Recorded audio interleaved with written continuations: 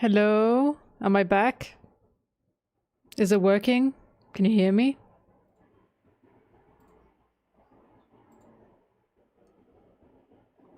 Hello? Hello? Anyone? Yes, no? Yes, no, maybe? Alright, I don't know what happened there. My internet is fine, so I'm not sure why it just collapsed. If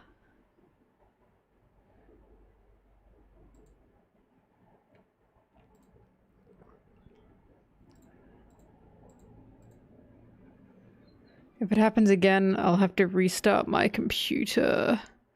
But I don't want to do that.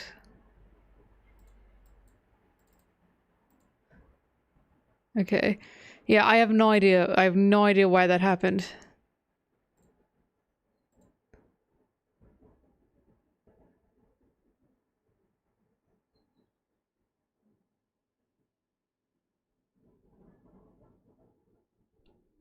I don't know.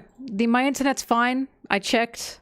I think my Streamlabs just decided to shit itself. I have no idea what that was about.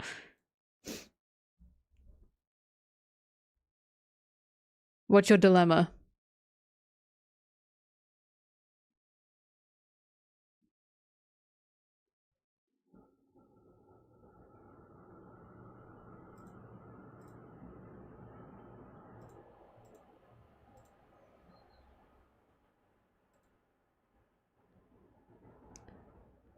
You got the widget up? Goody. Alright, let me put the music back on.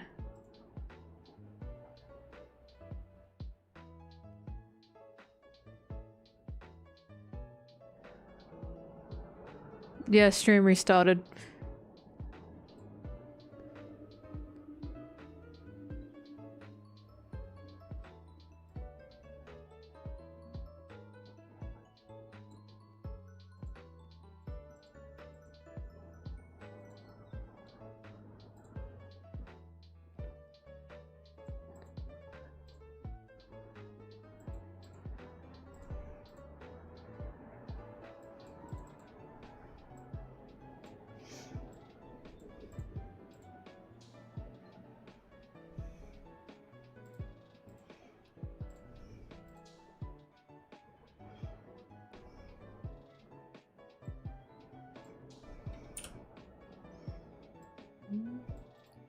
That's always frustrating when that happens, because it's just like, it's just Twitch messing up.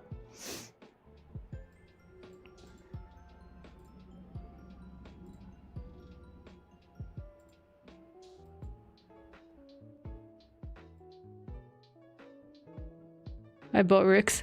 Glad you could join.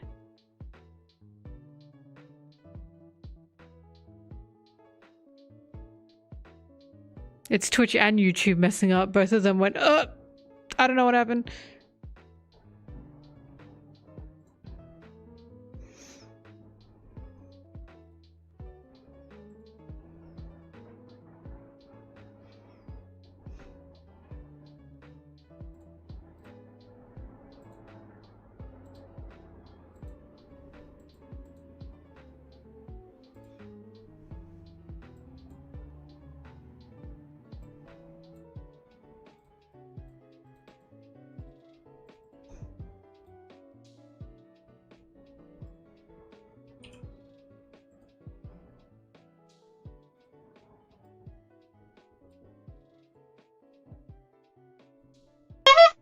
Thank you. I think it was Slayhawk.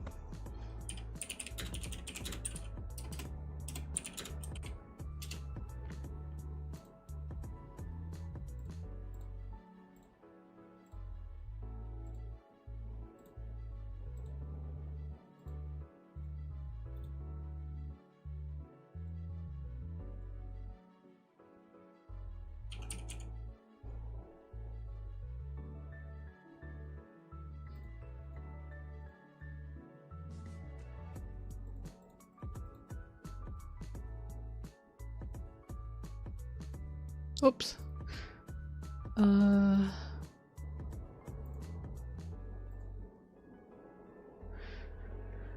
Sorry, I haven't been reading the chat. Something I learned while writing the script. I can't say too much because that gives a bit of the video away, but one of the things is, and I say it in the video, how Zoro's affiliation as a pirate and as a Straw Hat actually started after the Mihawk fight, because so many people use the, oh, Zoro said to Luffy, I'll kill you if you get in my way of being the greatest swordsman. That is redundant now. Like, that is no longer any kind of promise, like any kind of threat anymore. Because, like, then he's not loyal at all to his captain, is he, if he's thinking like that? And so many people look at the Thriller Bark scene and they go, oh my god, he went back on that. Oh my god, he went back on that the second he lost to Mihawk. That was the point. And I personally didn't truly, like, realize that until I was writing the script, and I went, fuck, like, once he declares Luffy the king of the pirates by saying, I'll become a master swordsman, is that okay with you, king of pirates? That threat to Luffy is done with. It's gone. It's no longer a threat. He's now no longer threatening to kill Luffy. Because their dreams are now intertwined. Becoming the Pirate King and becoming the Master Swordsman are two things that only work together now. So when people go, oh my god, he gave up on that threat. No, he didn't. He gave up on that after the Mihawk fight. That was no longer a threat that was there anymore. But you'll see, I explain it so much more, like, thoroughly in the video. Because, of course, it all ties together. It also ties to the fact that Sanji saw that as well. Because all their dreams are combined. Not just the Monster Trio, but the Straw Hats as a whole. Because I know everyone goes, oh, Zoro's like his immediate loyalty. Zoro didn't have an immediate loyalty. That's such a misconception. The loyalty he had was a deal. That wasn't loyalty. He's just a man of his word. And then after the Mihawk fight is when he becomes a more loyal man to Luffy.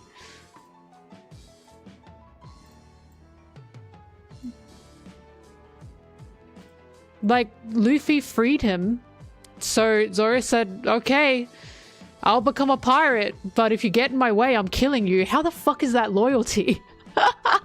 That's not loyalty. He became loyal directly after the Mihawk fight for multiple reasons.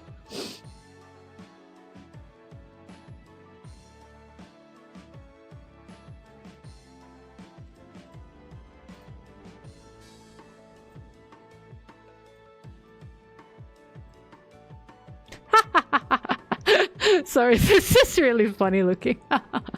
Let me see. But yeah, like I said, I explained it so much better in the East Blue video. Because ever since, like, the Thriller Bark scene and Zoro was like, I'm going to put my life up for, like, saving Luffy, I was like, this doesn't feel right when people say, oh, he went back on the thing. It doesn't feel right because Luffy and Zoro's dreams were intertwined. So him saving Luffy is not him giving up on being a master swordsman. That's not the point.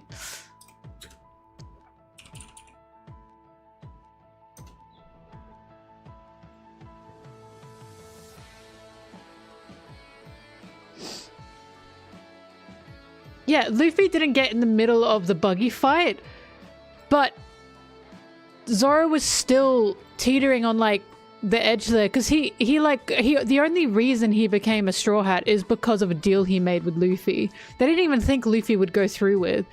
So he fought against Buggy, and he was like, okay, he seems pretty strong, I suppose. And then the only reason their dreams intertwined is because of the Mihawk fight. Like, Zoro was not a loyal man before the Mihawk fight. It was a deal that he made. And again, I don't think that's loyalty. That's just keeping your word. And then right after the Mihawk fight, after he nearly died, that was the point. He nearly died. He went, I can't become a master swordsman without something more. And that more was the dreams intertwining. And again, like, there's a reason Mihawk shows up during the Baratier. There's a huge reason for that. And again, this video will be addressing that.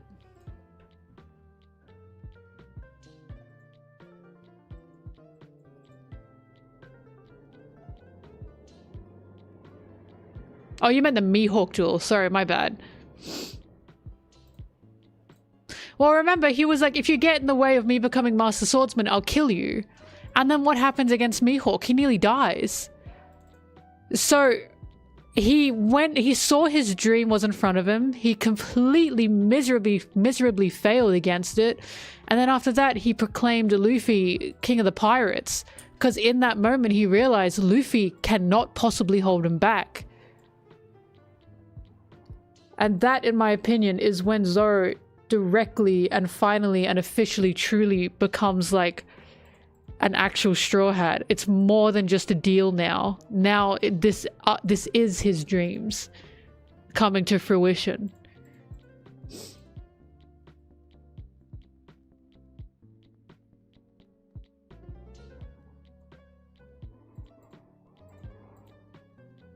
He was basically reborn after the Mihawk fight.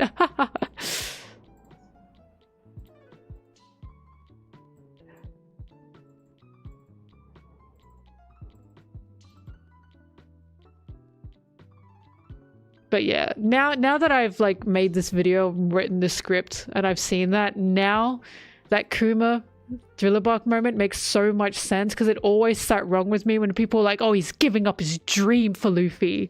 And I'm like, I don't think that's what's happening. Because he never promised to make Luffy the, before Mihawk, he never promised to make Luffy King of the Pirates. Then after Mihawk, he promised Luffy will be King of the Pirates. And that's important. So it's like he's not giving up his dream when he's giving himself up to save Luffy. Because Luffy's dream is his dream. Just as his dream is also Sanji's dream. Sanji also, like, that was the point. It all connected. Zoro wanted Luffy to be King of the Pirates. He's not giving up his dream for that. It's just that their dreams are intertwined. Sanji didn't want Zoro to die because Sanji wanted Zoro's dreams to continue on. That's also Sanji and Zoro's dreams being intertwined. It's all three of their dreams being intertwined. They cannot achieve their dreams without the other. That's the whole point. Yeah, my dream is nothing if I can't save my crew. Exactly.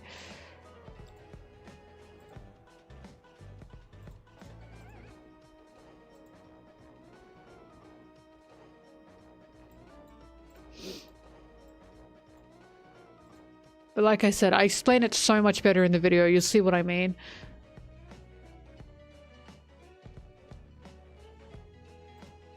And it's also why I get so peeved when people just remove the fact that Sanji was there. Like, Oda didn't put him here for a reason. Like, no one has considered why Mihawk shows up during Sanji's recruitment arc. No one considers why Zoro and Mihawk fight each other during Sanji's recruitment arc. Perhaps there's a reason for that. Like, Mihawk, he wasn't just put there because Oda was like, I'll just make Mihawk show up. Like, there's a reason for that. There's a reason Sanji's there. There's a reason he saw all that. There's also a reason Sanji and Zoro spoke to each other before the Mihawk duel.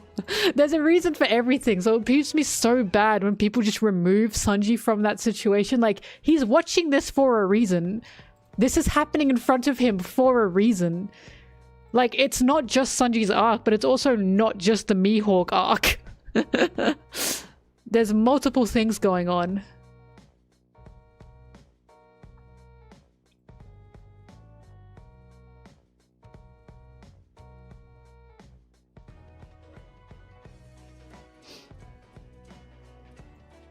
It's a matter of reading comprehension.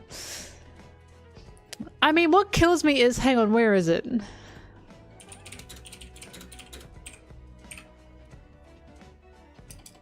Oh, do I not have the manga page?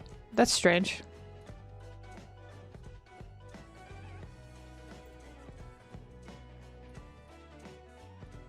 I'm not talking about just the live action. I mean people in general who just don't think about Sanji being there. Like, that's not important.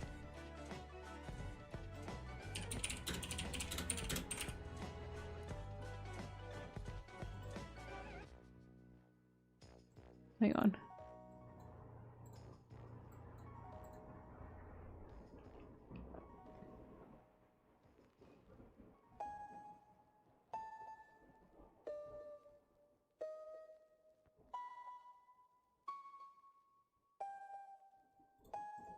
Yeah, because first of all, this, like, this is so important that Oda's even reminding us of the conversation that they had. This is early One Piece, right? He's even fucking reminding us of the conversation they recently had. As Sanji quite literally watches this happen and yells that. Right? And then... Hang on, there's one more thing.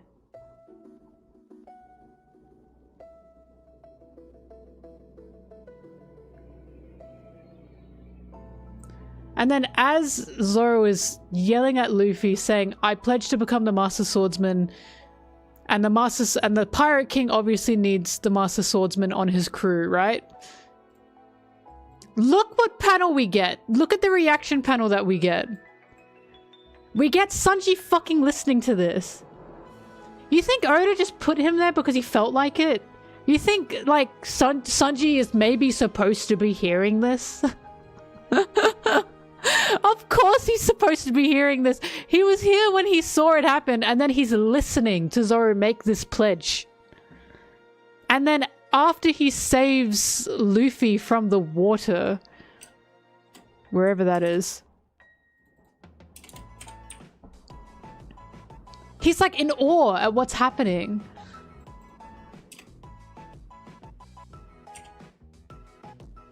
God, where is it?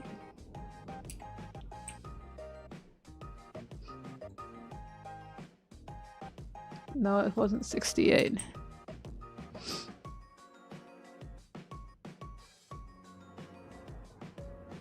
No. Oh, it must have been 66.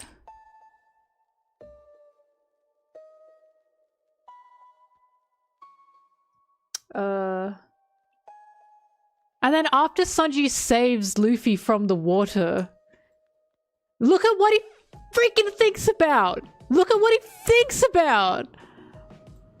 It's so important. We even see this twice. We see him yelling to Zoro twice. That's how important it is. You think Oda just doesn't think about this stuff? You think he just put that in and went, no, I'm just going to show that again. Like, this is so important. This is so important. This means something. It's almost like Sanji has a connection with these two and their dreams. And that's the point, right? It's almost like this has a point. A very important and crucial point for why Sanji even joined the Straw Hats. Like, it's just when people remove Sanji from the situation, I'm like, there's a fucking reason Sanji's watching that. There's a reason this is happening in front of the Baratier. This isn't just, oh, Mihawk Big Dick shows up. They're all connected. Oh my god. I just can't. I can't. I just cannot.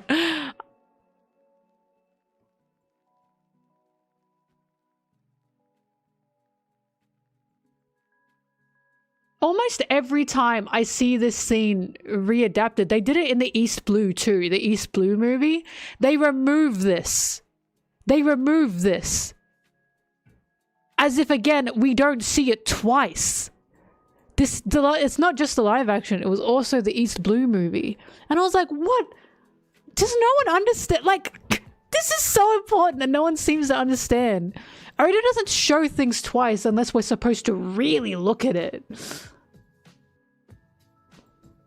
It's so frustrating. And it's like, how can you not see how important this is to Sanji and to Zoro and to Luffy and all three of them intertwining together?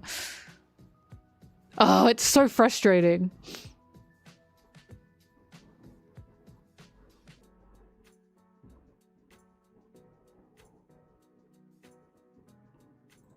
Anyways. Yeah, I don't know. It pisses me off so bad when people just don't mention Sanji being there at all.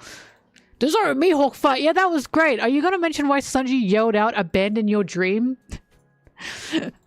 Are you gonna mention why Sanji witnessed Zoro pledging his allegiance to Luffy there? Like maybe there's a point that's happening in front of the Baratier and in front of Sanji?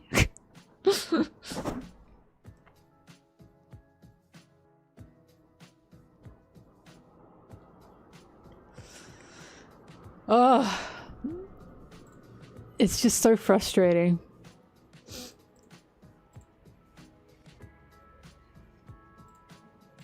I know a lot of people don't like Sanji and a lot of Sanji people don't like Zoro and all blah blah blah blah. But like you can't remove nor deny the fact that those three are intertwined. They will always be intertwined. That's the point of their writing. Luffy is the Pirate King and Zoro and Sanji are the wings for a reason. From what I know, Sanji was the second person to declare Luffy the Pirate King, next to Zoro. Oh no, I think Usopp might. No, well Usopp didn't declare it, I think. I think Usopp just got mad. But I'm pretty sure it was Zoro after Mihawk. And then it was Sanji and Zoro. Yeah, Usopp... Did Usopp declare it? Or did he just get angry? I can't remember. I think Usopp was the second. I can't remember if he declared it or he just got angry and said, "Don't make fun of Luffy's dreams."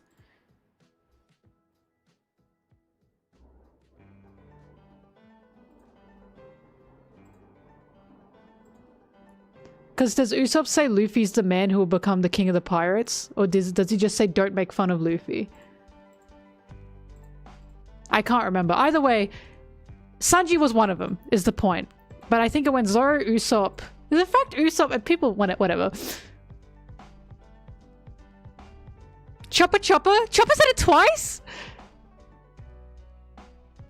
Alright. Well then Sanji wasn't the second, but Sanji was still up there. But the fact, that's awesome to hear then.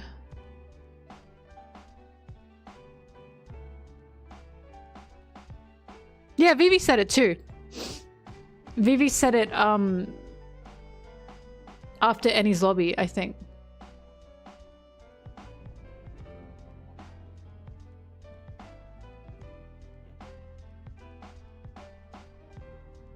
Yeah, Nami said it in one. Nami was the last one to say it, or the most recent one to say it.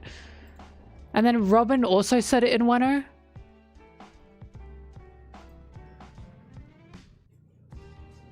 I don't remember if Frankie... Did Frankie say it? Either way, my point is they've all said it, and that's the point. So I was wrong. Sanji was not second to say it, but of course I just remember Sanji saying it because he got like a whole panel just for that. And that's when he was being kidnapped. Frankie has said it, yeah. I don't remember the chapter for Usopp, but it would be in the 180s, I think. 180s to 190s. I swear Brooke said it.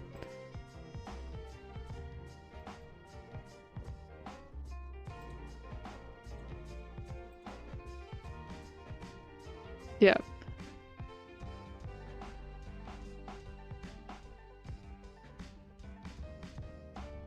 Yeah. So they've all said it. Alright. So yeah, that's not just a Monster Trio thing. Of course it's not just a Monster Trio thing. But either way, the fact that in Thriller Bark it was Luffy, Sanji, and Zoro, and it was those three. And the whole point was the connection is between those three. And everyone tries to remove one. It's always... They try to remove Sanji from the conversation, or they try to remove Zoro from the conversation, or they try to remove Luffy from the conversation. This moment is about all three of them. That's the point. All three of them with their dreams intertwining, and it's so frustrating. And it's like, I understand there are people that don't like some of these characters, but if you look past your dislike, you'll see that all these three are important. All three of them are important to each other, to the plot, to their dreams, to the story. That's the point.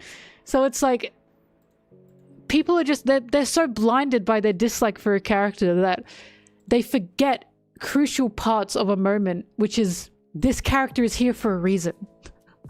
And it's like, oh my god, I'm begging you guys to realize that it's like, it's about the three of them. It's not about two, and we're not removing the other. It's about all three in the moment.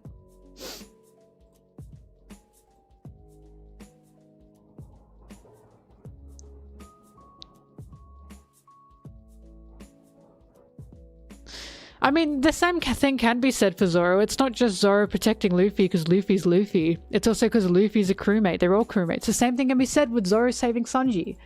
The amount of people that are like, oh, he knocked out Sanji because Sanji's not strong enough, blah, blah, blah, blah. It was about their heads on the line. Nothing to do with a fight.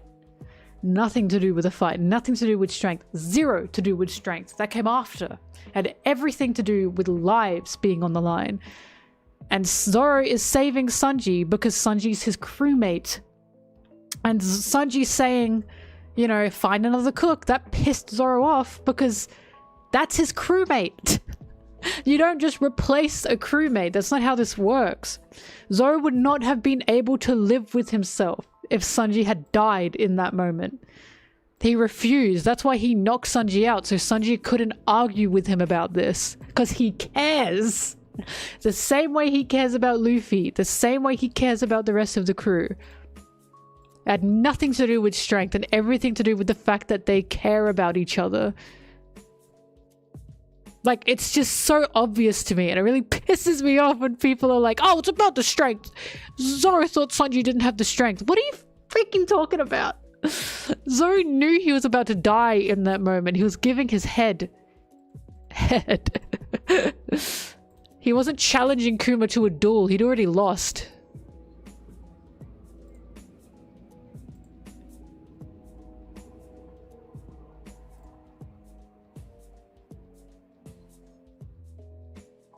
Yeah, this is also why the people that say Zoro would have killed Sanji in Whole Cake Island. No, he wouldn't have.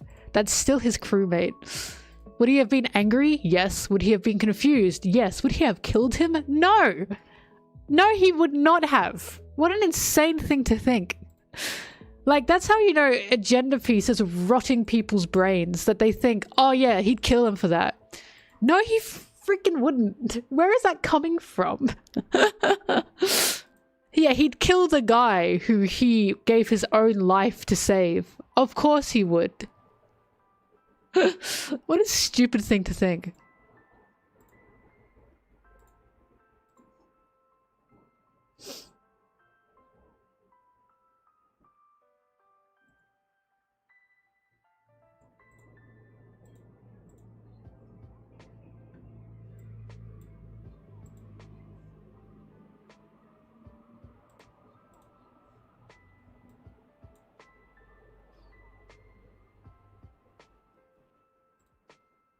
As always, I have nothing wrong with like a gender piece. If people want to look at One Piece through a power scaling lens, that's fine.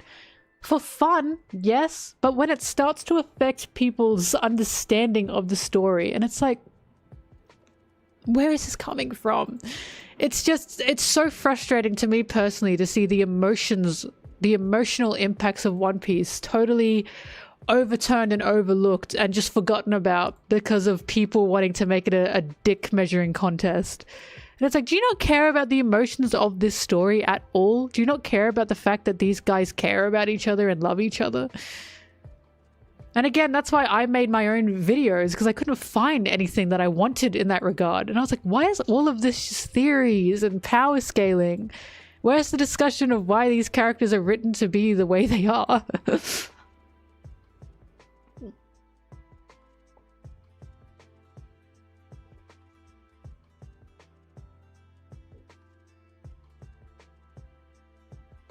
Oops. Agenda piece is fun. It's the same way shipping is fun. I've said this last stream. Shipping's fun.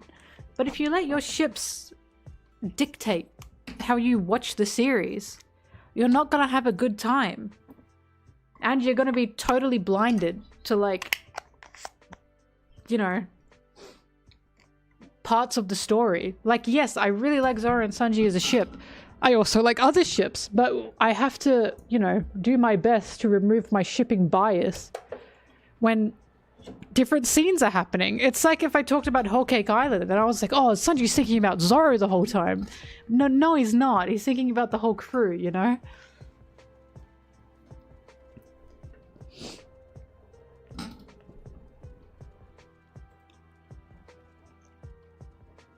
And that's why I say power scaling and shipping, same concept, different hat. Or like same hat, different person. Because it's the same. Both of those can ruin your perception of the story. Just do it for fun. And read the story as the story is.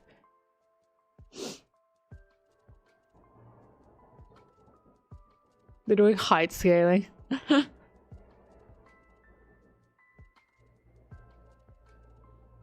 It's not just about age. I see men in their like late 20s to 30s that still power scale. It's 100% not just about age. It's literally just a lot. It's how a lot of them watch it.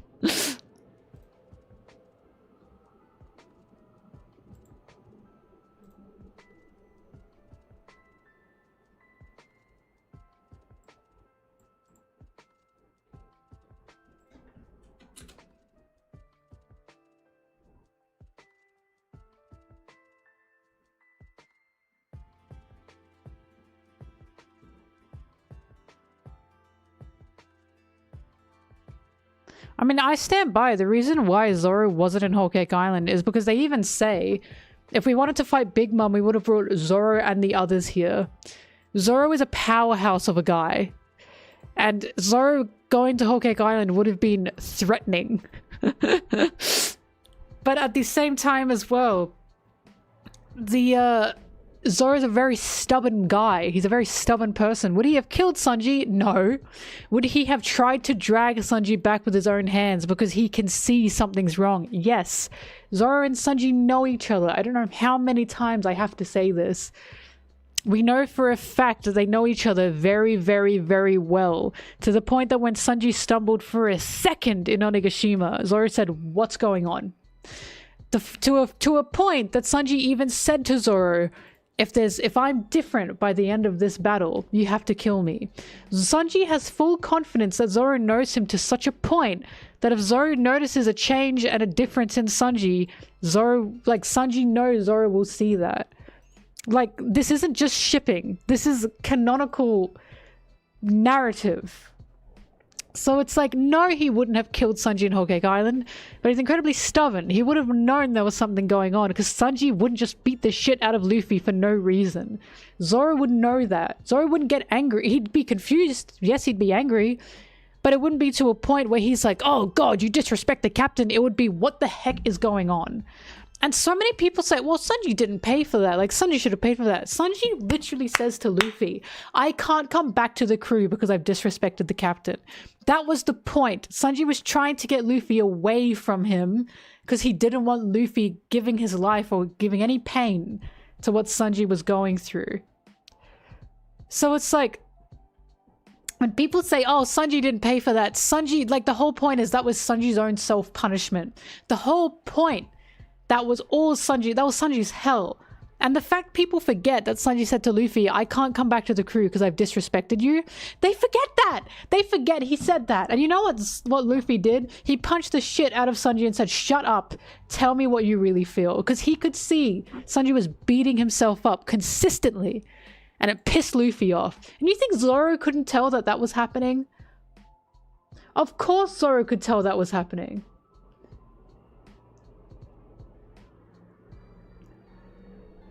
But, yeah, Luffy beat his ass to make him come to his senses.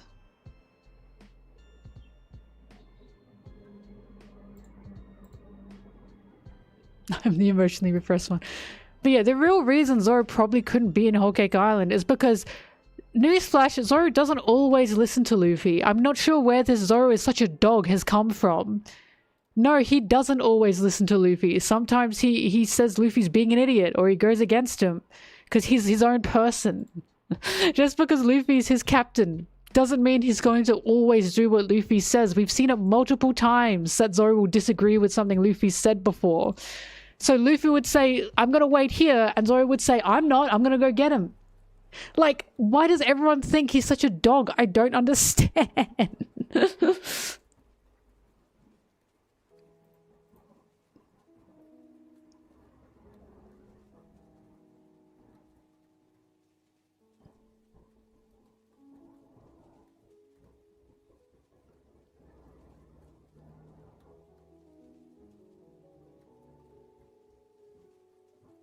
Zoro wishes he could be a dog. Like, the fact Zoro even was like, yeah, I'm gonna give my life up to save Luffy. They knew Luffy would hate that. They knew for a fact Luffy would hate that. Why do you think they refused to tell Luffy the truth of what happened there? Both Zoro and Sanji refused to tell Luffy what happened there. Because Sanji and Zoro both know Luffy would be pissed off about that.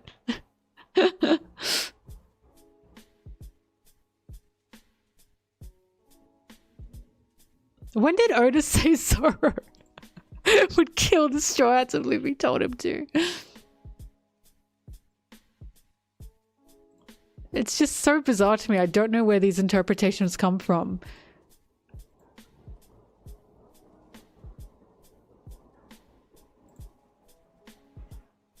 It's like well, the funniest one I remember is like, first of all, when Water 7 happened and Zoro was telling Luffy, shut up. Like, he wasn't doing what Luffy was saying there. And also on the train scene, when Sanji said, can I cause a riot on this train? And Luffy said, yeah, go for it. And you remember what Zoro said immediately after? He said, Luffy, what are you talking about? You should not let him go off. And then he grabbed the phone from him and said, can you hear me? We didn't grab the phone from him, but he talked over Luffy and said, Sanji, you are not going to go AWOL on that train because there's dangerous people there. And then Luffy told Zoro to shut up in that moment. But Zoro didn't listen to Luffy there. He went against him in that point. So it's like, yes, Zoro has ignored Luffy's orders once or twice. It does happen. He's not a fucking obedient lapdog. It really pisses me. That interpretation pisses me off so bad. That is one of the most misconstrued things about Zoro. He goes against Luffy several times. Even in Zoro, when Luffy was like, I'm gonna go get Sanji, and Zoro said, no, you're not. No, you're not. Shut up. Like, he was telling Luffy to listen to him and shut up. He was against Luffy at that point. Like, I don't understand where this obedient lapdog Zoro has come from. He's not an obedient lapdog. He cares about Luffy as he cares about all the crew, but he's not a lapdog.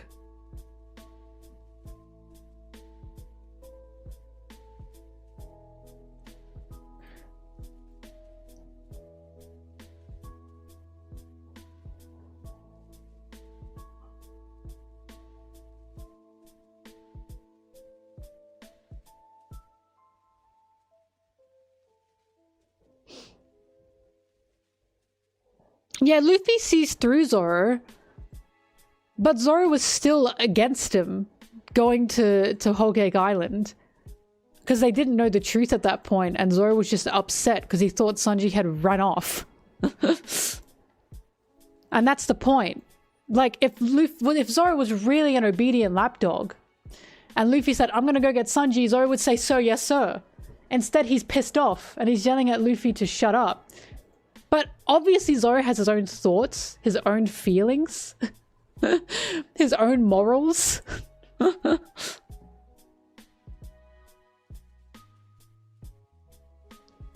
Like, everyone acts like Zoro doesn't have his own thoughts. It's so weird to me.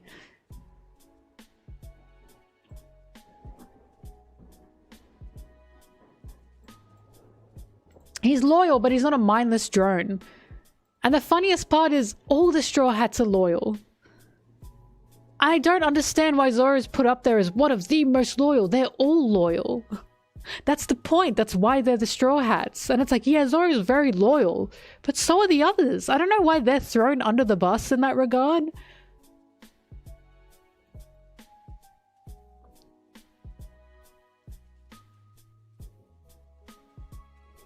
Zoro describing the crew with to Chopper wasn't canon. That was anime only.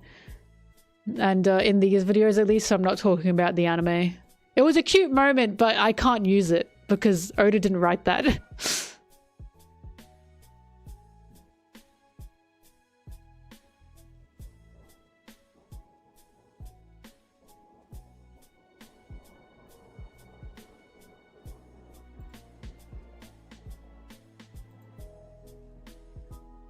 Yeah, Zoro also said he'd be the first to leave the crew. Why does...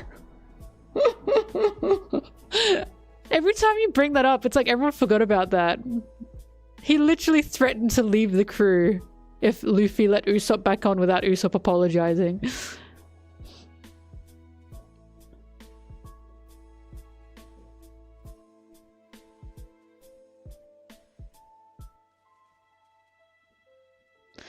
I don't know. There's so many misconceptions about a lot of characters in One Piece that I was shocked when I watched it. And I was like, huh? I was like, huh? This is so much different than what the popular, like, beliefs are.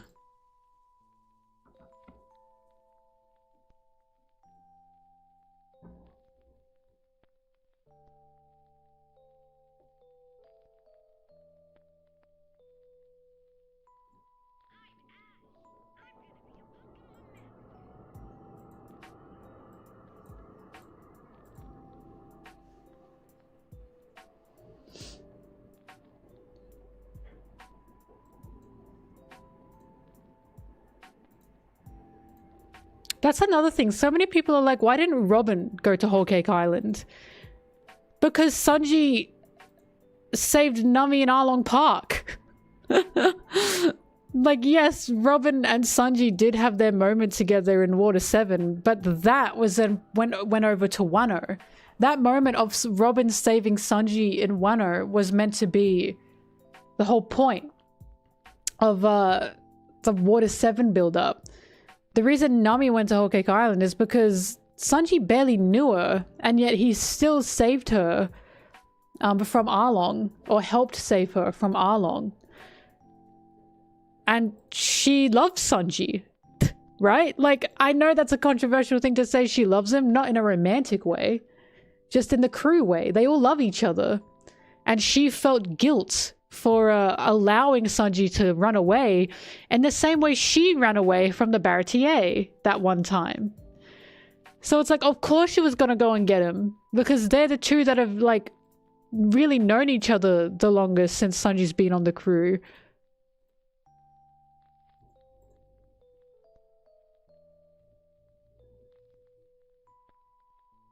And even in Egghead, we've got Robin saying, if Nami's in danger, there will always be someone there for her. Which is Sanji. Like, they like each other. And again, not romantically. They're very much protective of each other. They always have been. Especially when Nami saved Sanji in Eni's lobby. That was her seeing Sanji needed the help. Even though he didn't ask. She helped him because she could see that he didn't want to go against, like, his morals for some reason.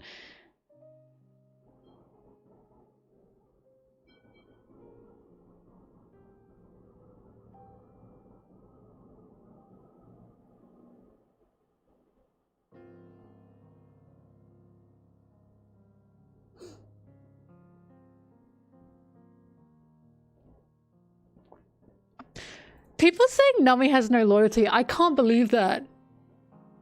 As if she wasn't trying. She was literally doing the same thing Sanji was doing on Whole Cake Island. Which was, she didn't want Luffy and the crew to sacrifice anything for her. Because she's scared of that. She was doing the same thing Sanji did. She was trying to get them off the island. Because she knew it would be a bloodbath otherwise. Like, I don't understand how this is so lost on people. It was the exact same. It was the exact same as Whole Cake Island and Sanji. Sanji ran off because he thought this was his own problem. But then he realized he can't escape. And then he realized if he married Big Mom's child under Sanji, under the Straw Hats, then the Straw Hats would become part of Big Mom's fleet, and he couldn't allow that to happen. This is like explained to us. Robin explained that to us. So he was trying to get kicked off the crew. Oh, it's so frustrating.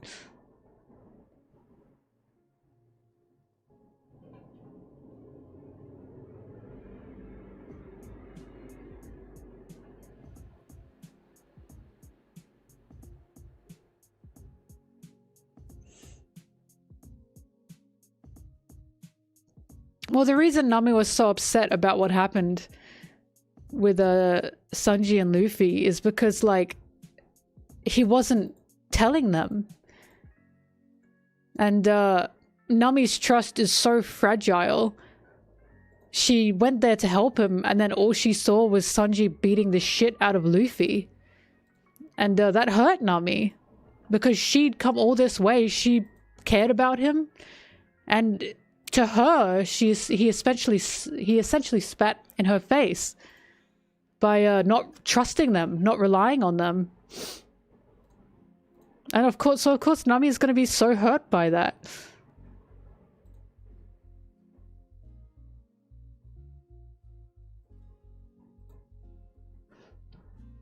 And this is why I say Nami is not the most emotionally mature at all of the Straw Hats.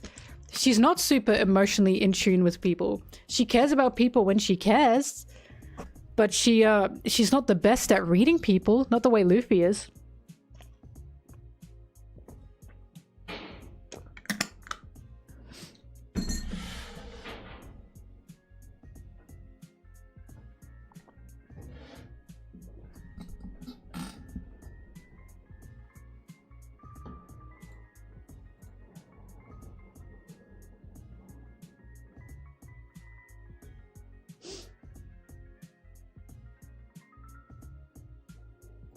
Well, Sanji's a very emotionally mature Straw Hat in terms of seeing and reading people.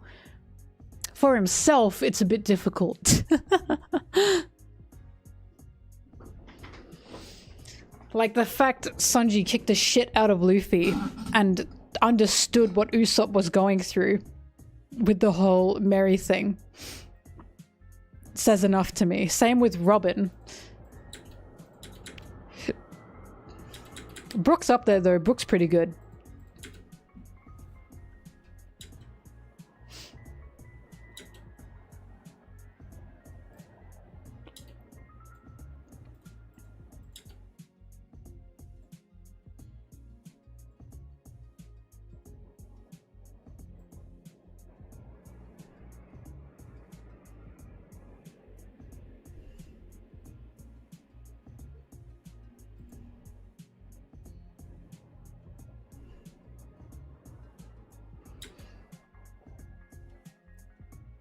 I'm not sure why Chopper crossed your mind. He's good at healing, of course, but I can't think of many moments where Chopper has emotionally read someone very well.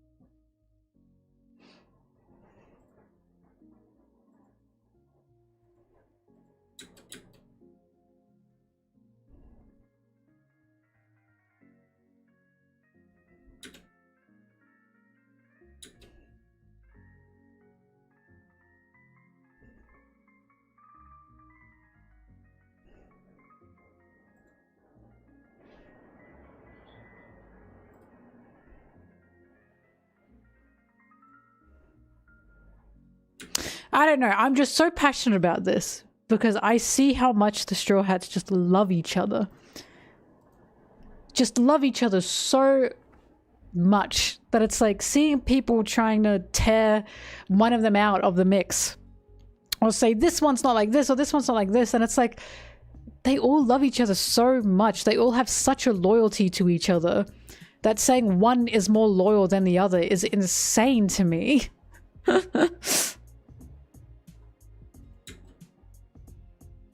It's like picking a favorite child, you know what I mean? You don't do that.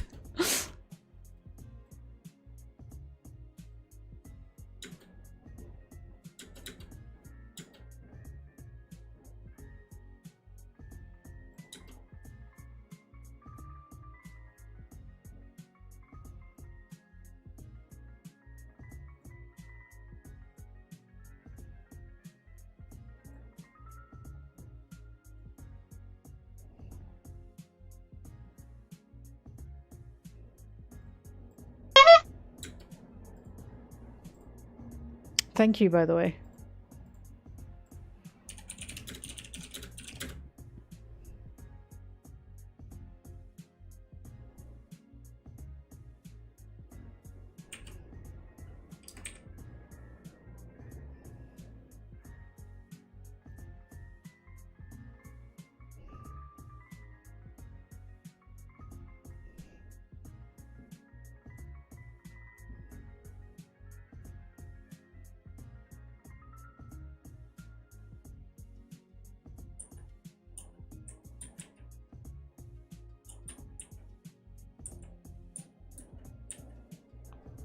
Do I seriously not have this manga page? I thought I did.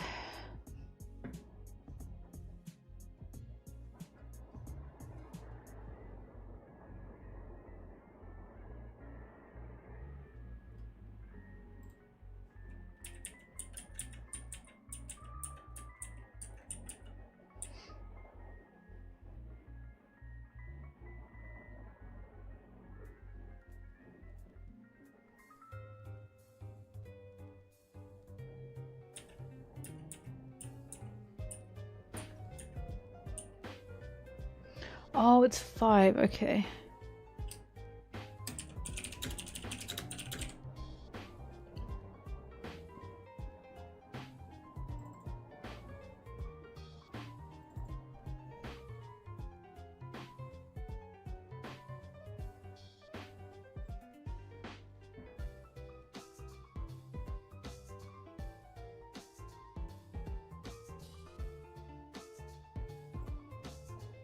All I know is if I have to keep saying this character's more loyal, this character's more loyal, I always have to be like, are we reading the same thing? Because I personally cannot pick a more loyal Straw Hat. I know everyone likes to jerk Zoro off for that, but it's like, like they're all loyal. Like they're all insanely loyal to Luffy and to the crew. And again, that's the point of the Straw Hats, that they're all that loyal. That's why there is no first mate. And I know that pisses people off, but it's a canonical fact that there is no first mate. And it's because they are all as equally loyal as each other. Like, you can have your headcanons, you can have your theories. I'm not saying you can't. But in the canon narrative of it all, there is a reason there is no first mate. And it's because they are all so loyal to each other and to Luffy.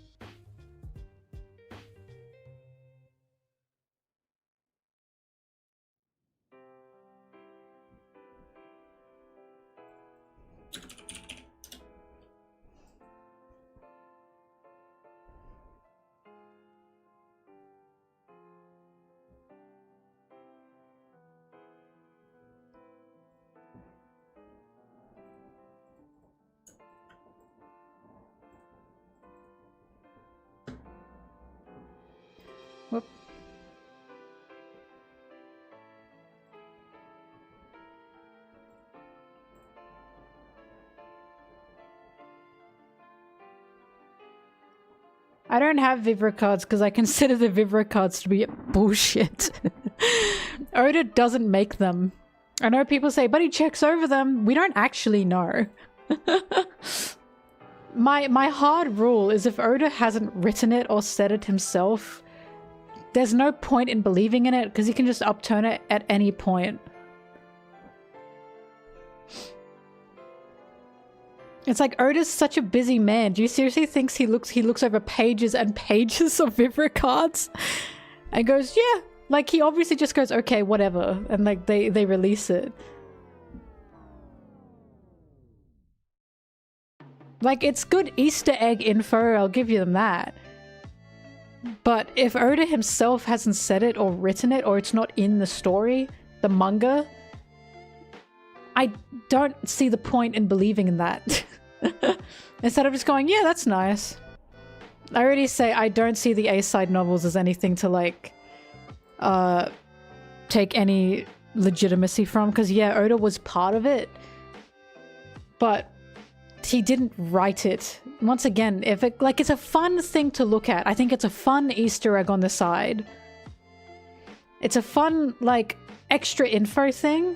But again, if Oda hasn't written it himself, if it's not in his story, I don't see a point in fully believing it and using it as like a canonical fact, because he can upend that at any time he wants in his story.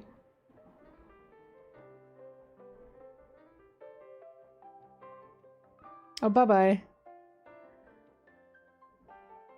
Like, I think the side stories are a fun thing. I think they're fun, but I wouldn't ever use them as any kind of narrative canon.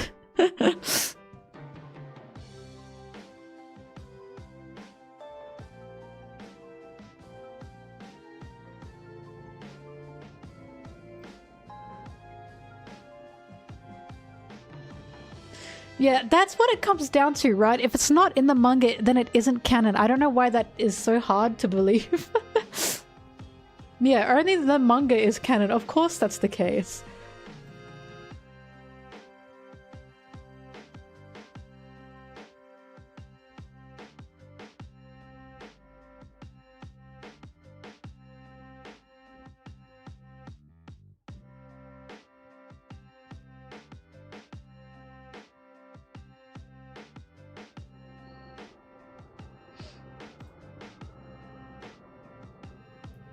Yeah, we got Zoro's family tree. That's so funny because that was so... Like, again, the SBS is also something you have to take with a grain of salt.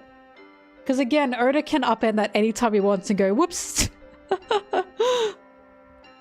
But the family tree is so funny because that really felt like Zoro going, oh my god, Zoro. That felt like Oda going, oh my god, shut up. Here's a family tree if you want it. Yeah, it felt like Oda going, fine, have it, but it's not important. It's not relevant. It's not relevant to the story. It's like when people got mad that Oda put kids' like backstory in an SBS, and it's like, it's obviously because it's not relevant. Like, there are things he has to choose what to put in like the manga. Things that will fit and what will not fit. That's one of them. There was no point. Like, it wasn't relevant. Otherwise, his manga becomes an info dump, and that's not what he wants it to be. All I know is whenever people say, but Oda approved this, so they use that as canon, I always use Shogeki no Sanji, and I go, and Oda approved, apparently, that Zoro gave Sanji Wado. Like, again, I can use this too. Zoro doesn't need a deeper backstory. The only reason people wanted Zoro to have a deeper backstory is because Whole Cake Island happened. And then everyone was going, oh my god, Wano's going to be Zoro's Whole Cake Island. And then that didn't happen because Zoro's point is not his past, it's his future and his present. Like, the monster trio is Sanji stuck in the past, Luffy stuck in the present, and Zoro stuck in the future. Zoro only runs forward. That, again, that's the point. Zoro clearly doesn't give a shit about about who his dad was, who his mum was. I don't think he cares. Again, otherwise we wouldn't have gotten his lineage in an SBS. I said it before, I'll say it again. Whole Cake Island has really ruined the perception for a lot of people. So many people are like, this is gonna be this character's Whole Cake Island. And it's like, I don't know how to say this, that's not the point of Whole Cake Island.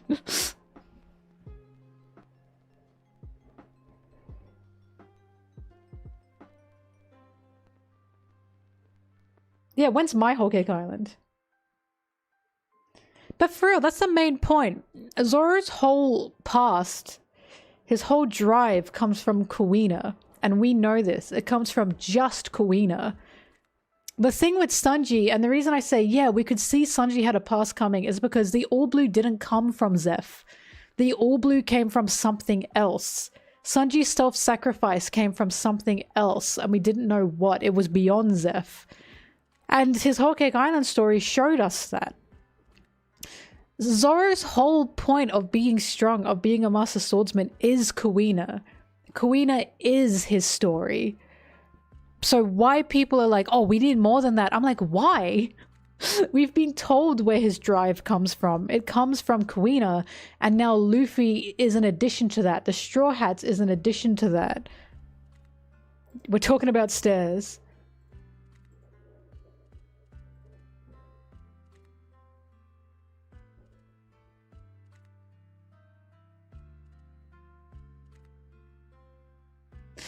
Whole Cake Island has indeed... Whole Cake Island has created a whole new agenda.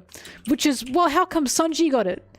Because it was built up from the start that something was wrong with Sanji.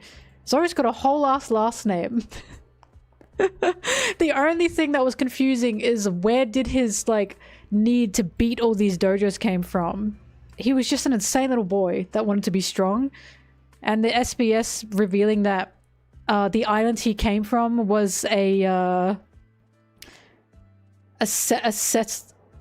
settled, like, a settling village of Wano.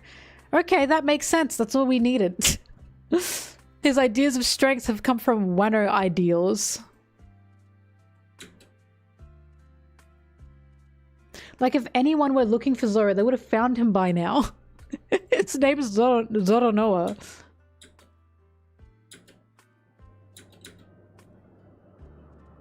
And that's why a lot of people think Nami is going to mean something, because Nami doesn't have a last name. But then the real reason Nami doesn't have a last name is because she was literally found as an orphan.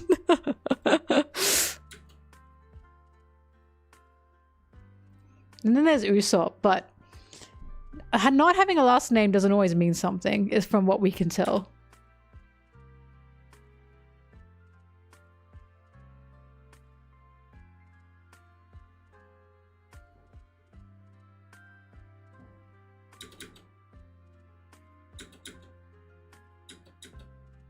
Yeah, see, and now people are saying Elbaf is going to be Usopp's Whole Cake Island. They said Wano would be Zoro's Whole Cake Island, Egghead would be Frankie's Whole Cake Island, and Elbaf would be Usopp's Whole Cake Island. Do you see where I'm coming from here? Egghead was not Frankie's Whole Cake Island. Wano was not Zoro's Whole Cake Island, which is why I keep telling to people. I'm sure Usopp will have moments in Elbaf, but calling it Usopp's arc, like, there's no reason to believe that. Outside of, yeah, he loves the giants. I'm sure Usopp will have moments in Elbaf. I'm sure he will. But thinking it's gonna be like Usopp's Whole Cake Island is crazy to me.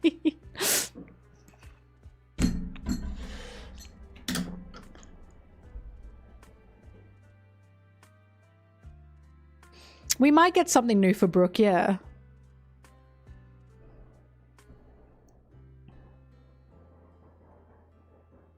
Nami's ability to predict weather patterns literally just came from the fact she studied weather.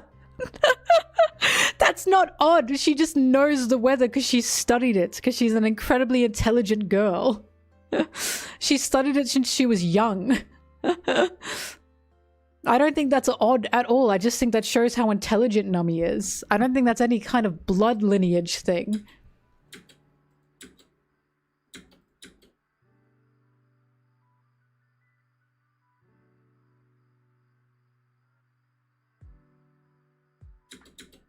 Like, the weather isn't a random thing. You can predict what the weather's going to do. We do it all the time.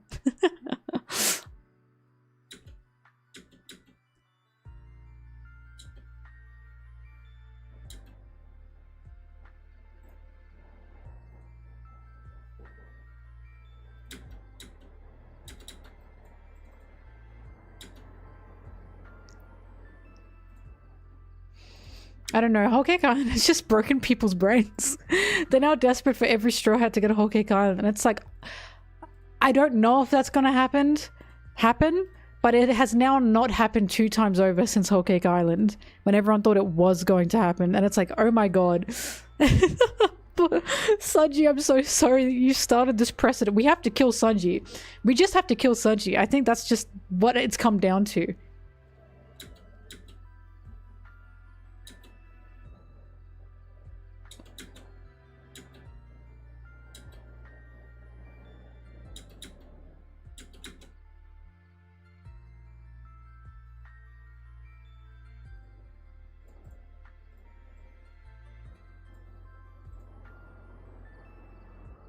The funniest thing about Whole Cake Island is it wasn't just Sanji's arc as well. It was also about Big Mom, an emperor.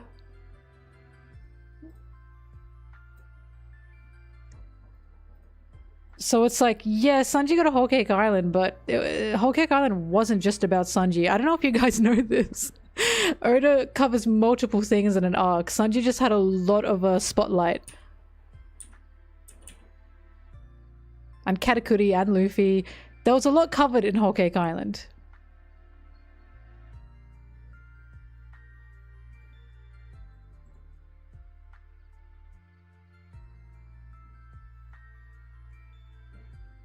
Hang on, I think a cat's out there.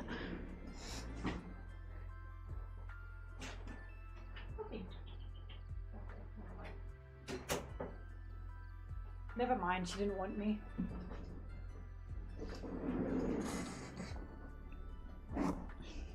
All I know is every time I've said I don't think Usopp and Elbaf is going to be Whole Cake Island, Usopp's Whole Cake Island, I've had people be like, but why?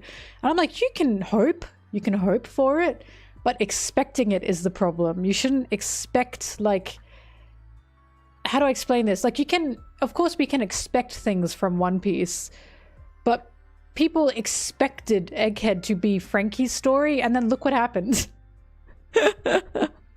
It didn't happen and it pissed people off. And it's like, the second you start saying, yeah, this is going to be it, and then Oda will write his own story the way he writes it, in a way that makes sense, mind you, and that will piss people off and they'll say bad writing. And it's like, the second you expect it and not hope for it is when you decide he's a bad writer, even though what he's written makes sense. It just wasn't what you wanted. And that pisses you off. So I keep saying, we can hope for Usopp to have a big Elbaf moment. We can hope. But I don't think expecting it is the way to go.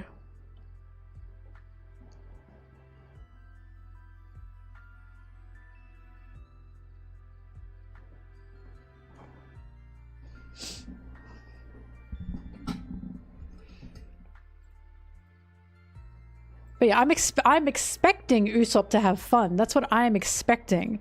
I'm expecting there to be a lot of happy Usopp moments. But I'm not expecting it to be Usopp's arc.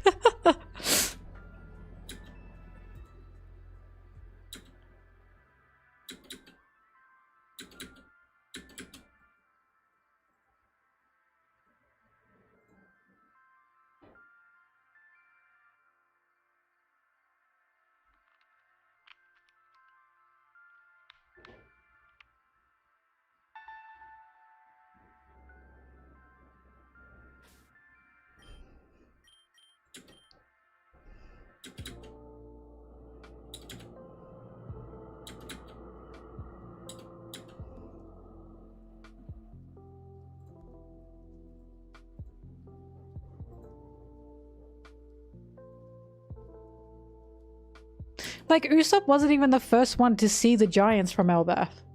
That was Luffy. Usopp felt that they were there, but he didn't meet them until the end of the arc. I feel like that says enough.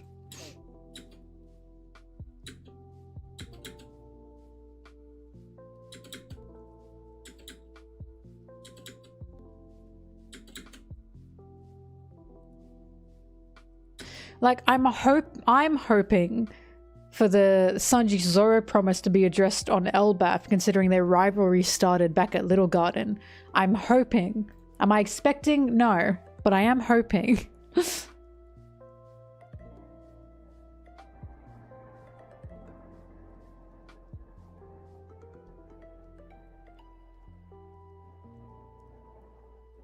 People will be mad if Usopp doesn't get the Whole Cake Island treatment. They will be.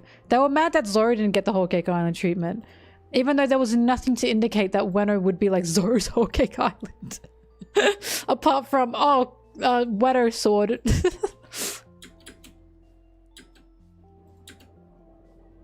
Hello.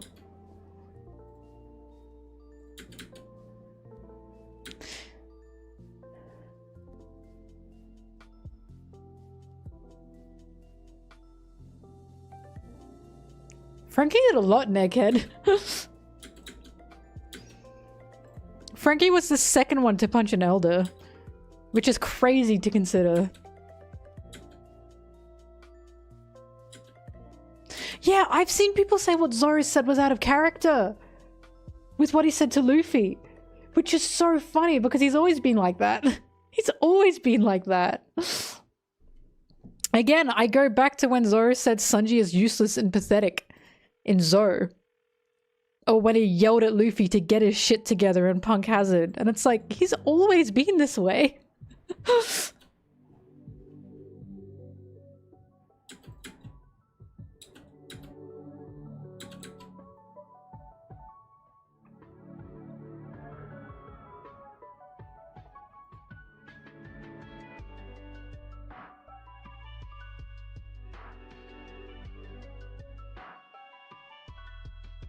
That line was so funny because this probably isn't the case, but when Sanji said to Zoro, again, he didn't even say it to Zoro, but when Sanji said, oh god, Zoro's a burden, he's a liability, and people were up Sanji's ass for that, it felt like Zoro going, you guys want to have no reading comprehension? Okay, Zoro, you're next.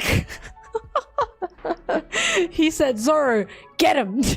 And then he made Zoro say something fucking heinous. And it's like, it feels like Oda's tired. All of Egghead nearly felt like Oda being tired. And saying, you guys want to keep saying marine level's a thing? Sanji, get their asses. Like, it felt like so much of Egghead was Oda being like, shut up. This is my story. Sorry, I keep doing this because my skin is so soft right now. I've got such beautiful soft skin. But at the same time, I don't think that's the case because I don't know how much Oda actually keeps up with what people say about a story. Especially, I don't know what Japanese Twitter like full on says. I only see bits and pieces. But all I know is it was Japanese One Piece Twitter that figured out that Boa and Sanji, as Snake and Sanji said the exact same thing. Which again, that's a bit scary.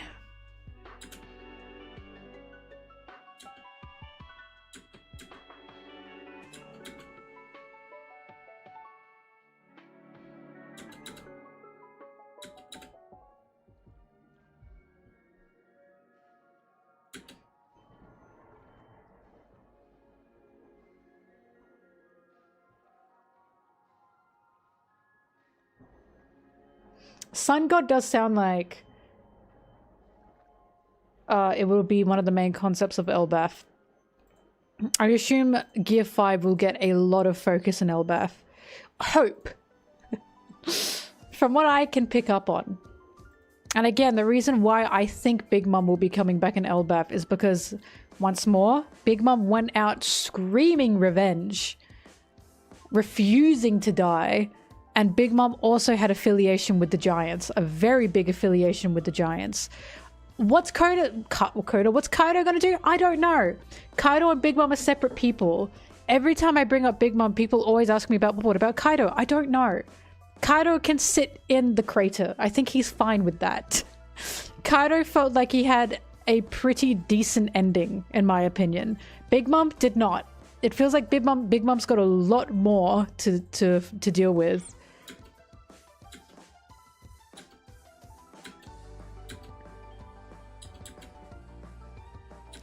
I'm also big interested in Elbaf because there's been so many instances of they're trying to make giants. Giants are so powerful. Like, I'm so interested in the giants and the political world of One Piece in terms of how the giants are not really fetishized, but how they don't have, it feels like their autonomy in One Piece's world is so removed from them because they're seen as so powerful that they're just seen as weapons. They're just seen as a race of weapons, even though the giants are probably just people like the rest of One Piece's world. So I'm interested to see what the giants' places in One Piece's society. Like, their strength is so desired, but they're also ostracized. Which, again, sounds about right in terms of, you know, how things happen.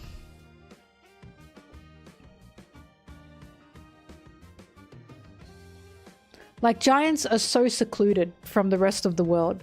And we've seen that one of the reasons is because if they show their face in the world, they're immediately, like, tried to take advantage of, which is so disgusting. Kaido was the same. Kaido was taken advantage of.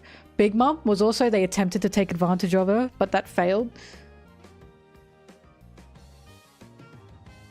They could accommodate doors. So I'm so curious to see if we're going to get a giants are like a little bit terrified of the world. Kuma as well, because they're so hunted down. The world wants to take advantage of them, that they stay where they are. But that's what I'm excited for.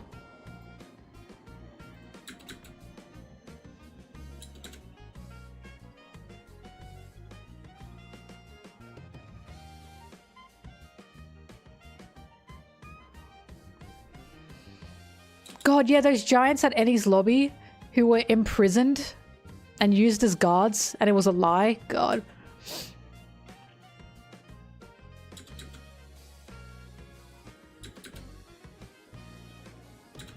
All I'm hoping is I hope Elbaf doesn't end with the world government nuking them to hell.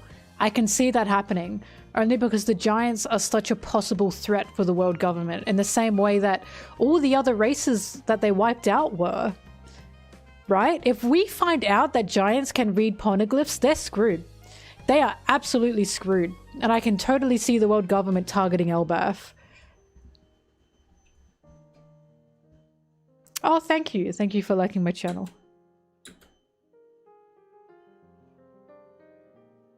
Yeah, Saul was there with the history books. But I can totally see the giants being a threat to the world government in the same way the Lunarians were, or the Three-Eyed People were, and they wipe out Elbaf with the nuke, because the Straw Hats don't know about that, right? That's only something that the Revolutionary Army knows at this point.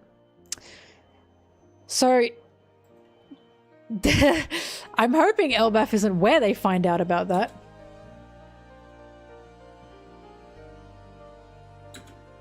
The world government never targeted Elbaf before, probably because Elbaf was too powerful. They were just too strong. Now they have this fucking geo weapon.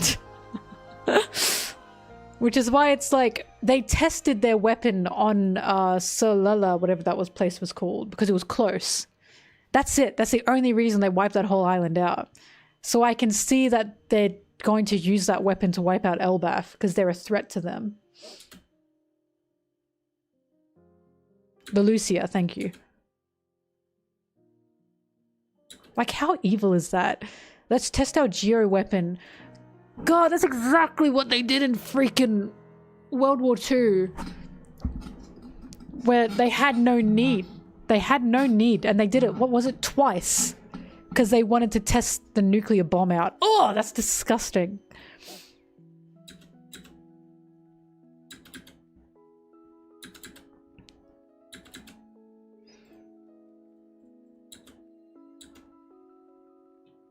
Never existed.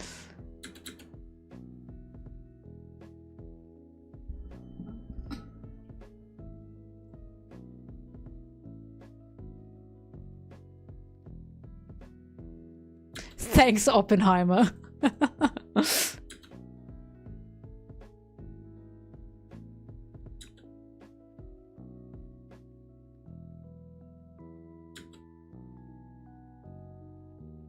Wait. Do the Straw Hats know? Because I think Vegapunk said something about it, but I think they don't. He just said that the world government... He said, I think the world government's in possession of a weapon.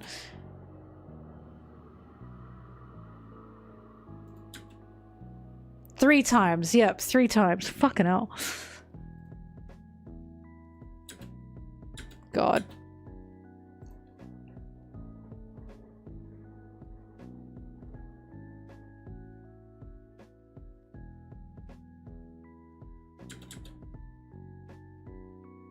I don't think he explained what it could do. But yeah, I feel like Elbaf is a threat to the world government. That's like... Jesus, you can see it, can you? Oh. But that's like one of the main points of One Piece, right? If something or someone is a threat to the world government, we have to consider that. Like, why are they still around? The Giants are definitely a threat to the world government. There's no doubt about it.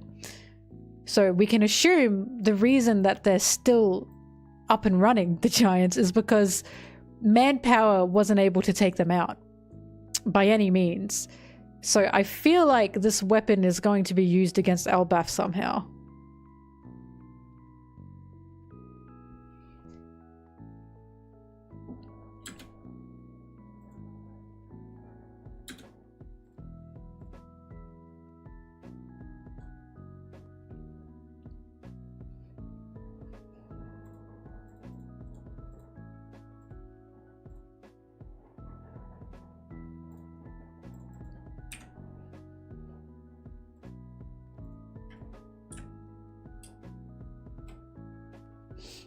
Luffy turns the nuke into rubber.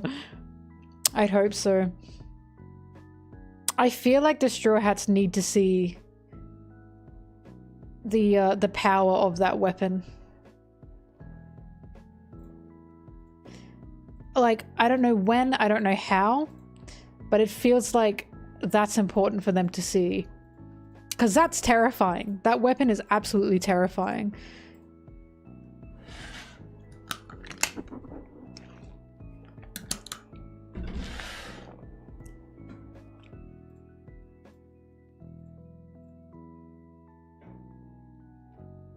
But again, I don't know. I have no idea. But I'm very excited for what Elbaf is going to tell us regarding Elbaf and history and the world government.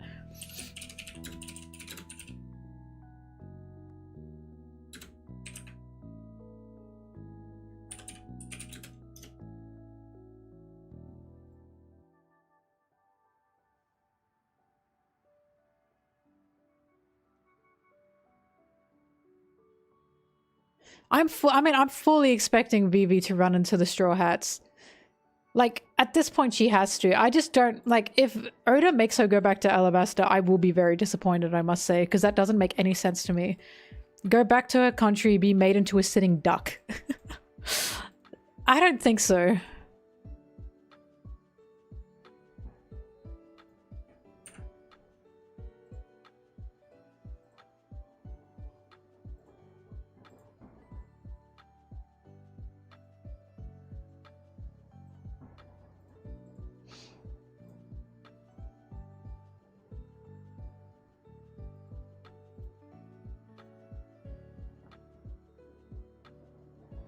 I mean, I'm still hoping for Vivi to be the last Straw Hat. Because again, Oda's cheesy. That's insane cheese to bring it back around from the very beginning. Vivi was the first prank Straw Hat.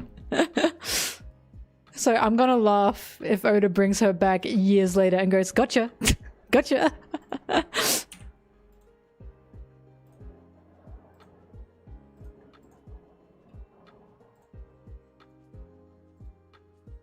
And then we found out as well that that robot, whatever his name was, the one that giggles, and he goes, hee hee hee, has the X on its forearm. And I went, this is it. This is it. This has to be it. MF, yeah.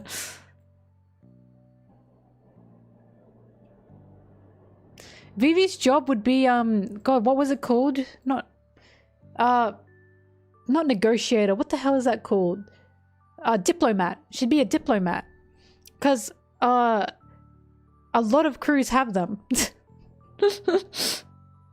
Because the Straw Hats aren't too good when it comes to talking to islands. Or she could be an information holder or something, because Shanks's crew has like the intel person.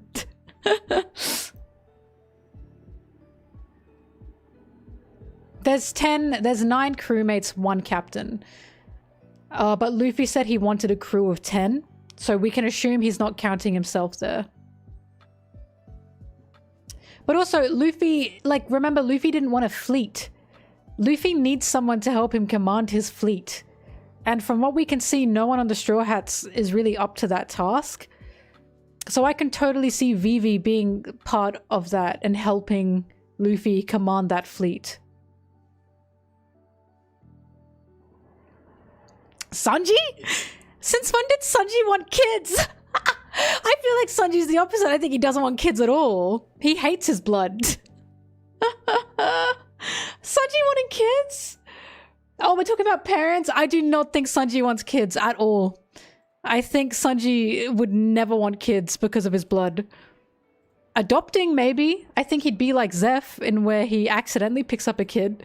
But I don't think he'd ever want blood kids at all. I don't think he ever wants to continue on the Vinsmoke bloodline.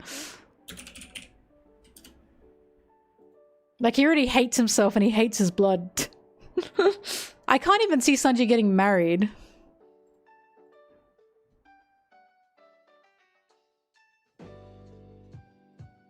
But also, I'm biased because I don't want there to be blood children from the Straw Hats. I don't want them settling.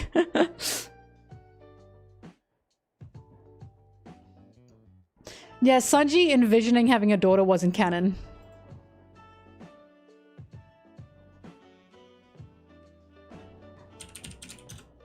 Sanji has never expressed wanting kids, ever. And also, Sanji said to Black Maria, I'm a man for all ladies, not one lady. But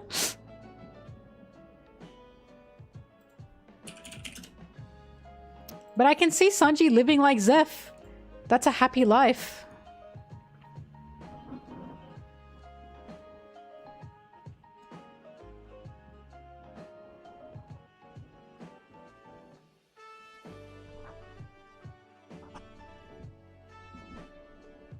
I can't see Nami having any blood children, considering what Bellamere did for her.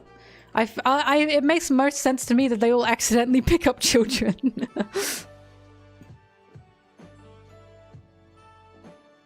Oof.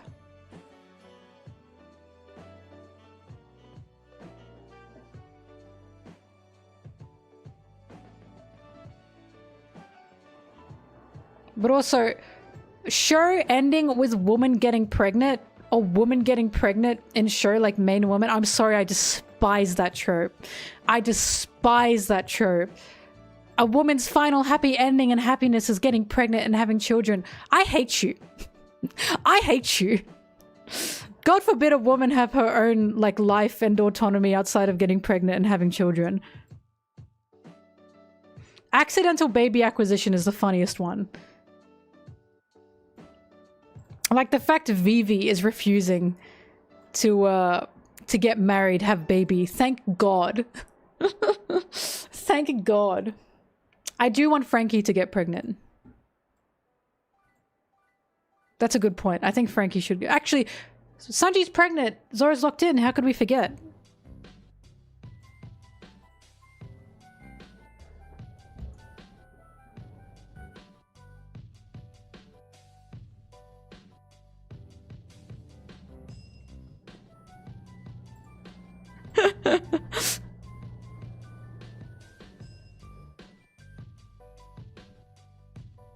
The Sunny is Frankie's son.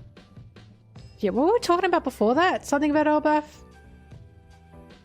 Oh, Vivi. Yeah, anyway, I can see Vivi being like a diplomat personally because Luffy needs someone to help command his fleet. And the other Straw Hats are not up to that task.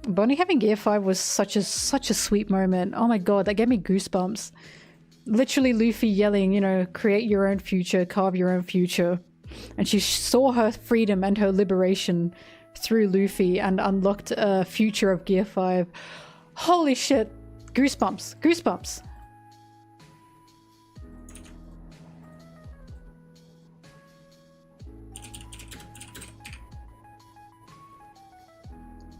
Why do I think Pell is alive? I'm so glad you asked. You do know the reason why Pell's alive, don't you?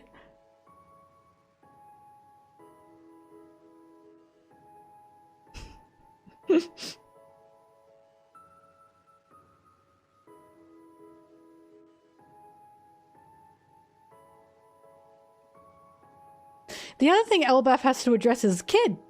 I'm hoping that Kid has washed up on Elbaf's shore.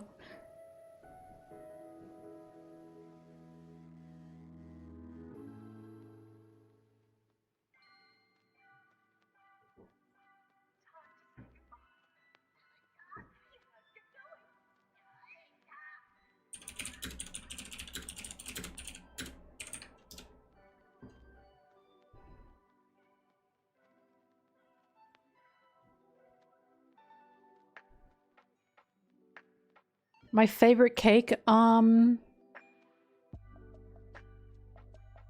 really like lemon poppy seed.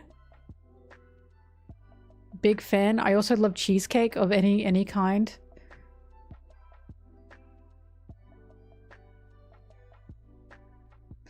Any kind of sponge or cheesecake, honestly. I'm not picky. Oh, I love shortcake. I love shortcake. Strawberry shortcake is so good. Despicably good.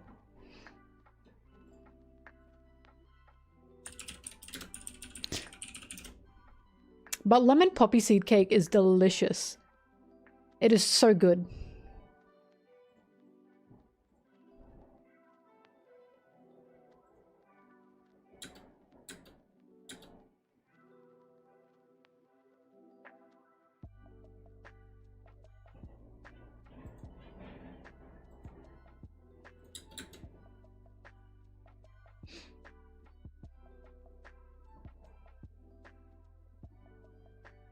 Poppy seed is an opioid.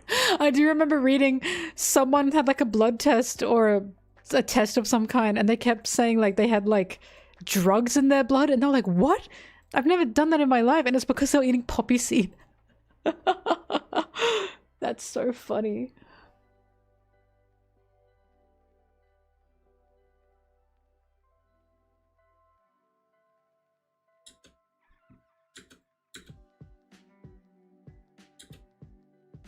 That was Seinfeld, but it also happened in real life. It was someone on, well, real life, but someone on Reddit was like, I had no idea.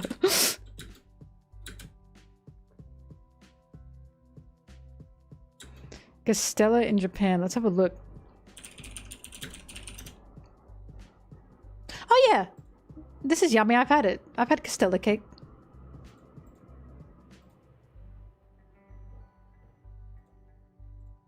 I had that after a Kyoto dinner. God, that was so good. Oh!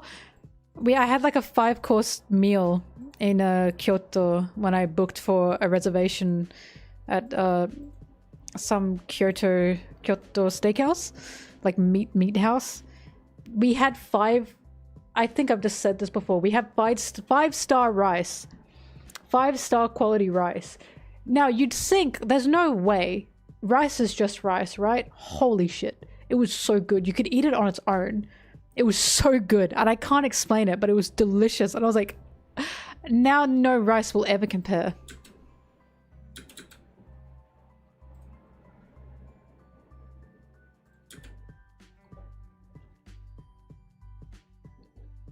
I like any kind of like melon food. Yeah, melon pastries, melon candies. Yummy.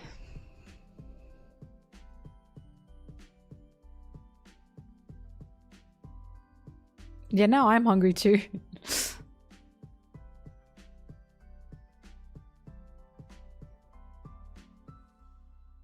My American food sucks arc. What was that about?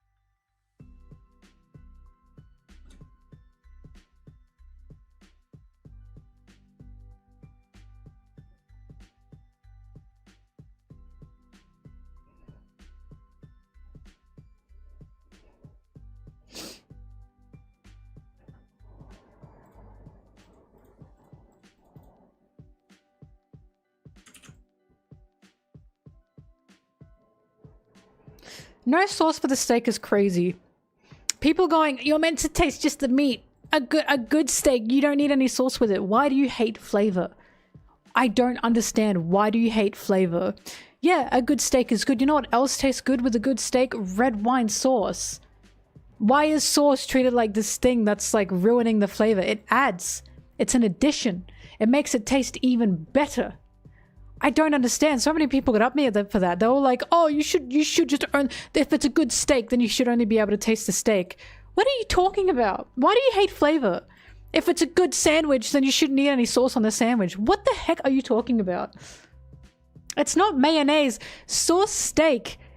It's like steak for sauce is not just like your cheap sauce. It's not like tomato sauce. It's not like mayonnaise. It's not like aioli. It's a pan-made delicious sauce that can be mushroom sauce, pepper sauce, red wine sauce, even a pan-made blue cheese sauce is delicious. And I am so sad for people that have not experienced that. It will change your life.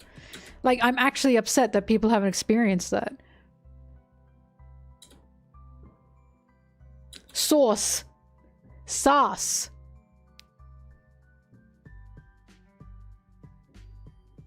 Hello. I'm glad you're enjoying. Sauce. Sauce. Stop making fun of me. Stop it. Mods, ban them. Oh, you did it too, you bastard. Mods, ban yourself.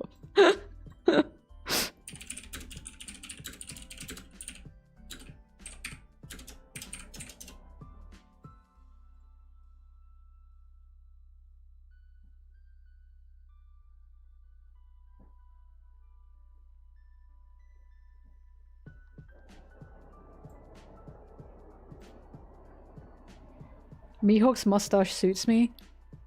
Wee wee? Oh my god. I always thought so.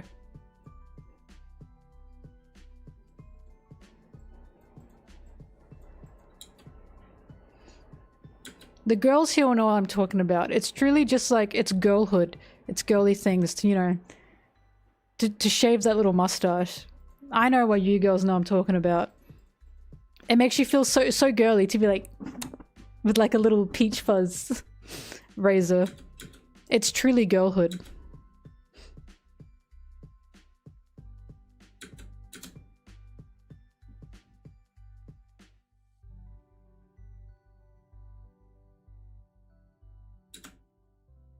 Also, Japanese mayonnaise is delicious. Kewpie mayo, ugh.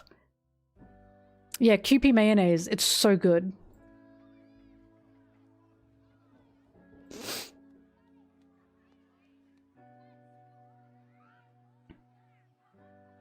Kewpie mayonnaise is so insanely good. The amount of people I've converted to Kewpie mayonnaise is crazy.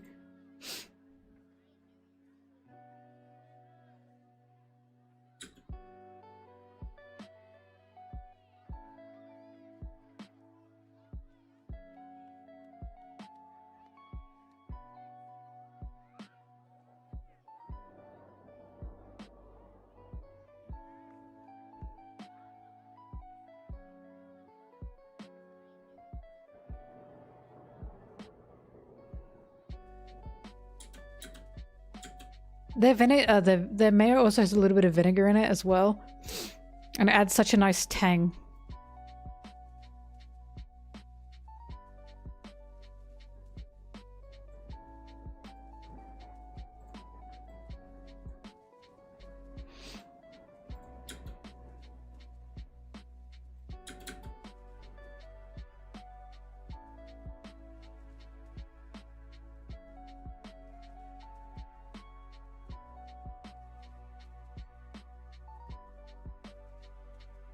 Don't bring up Mario Party. I really want to play it, but I have to edit.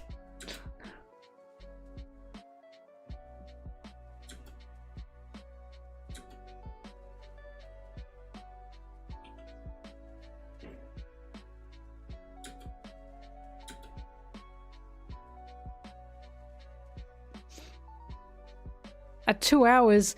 Oh, that's so far away.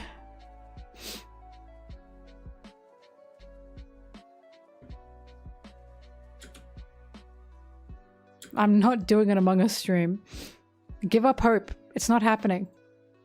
Stop trying to make the Among Us stream happen. It's not happening.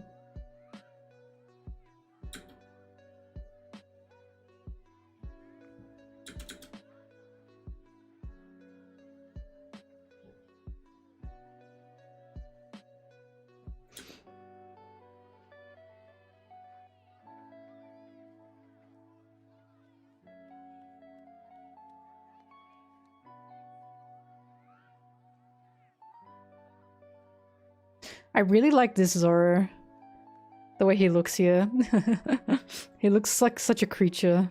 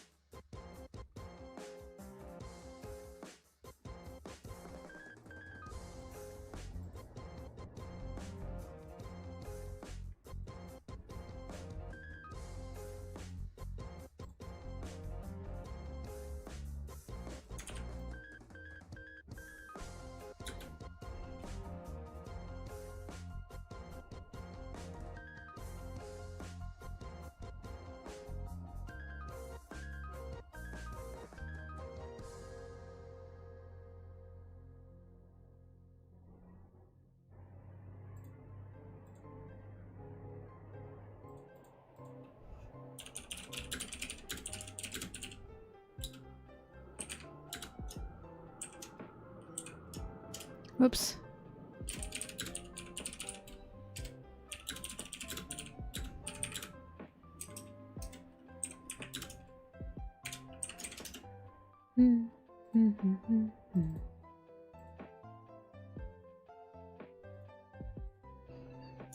Mihawk looks kind of like Kya. He looks kind of cute here.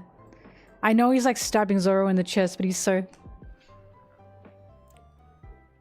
He looks so girly pop.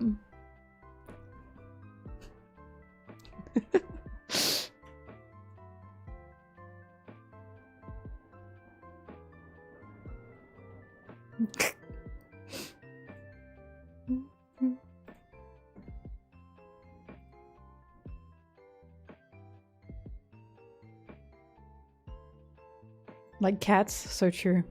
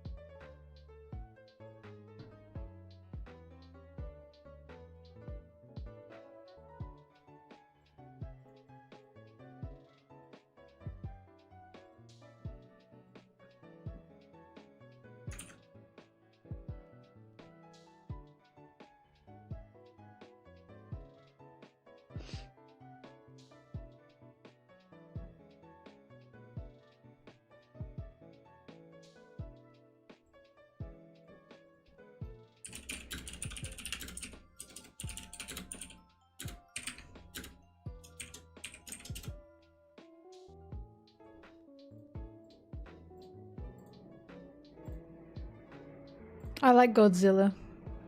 I think he's cute. She's cute. I think she's cute.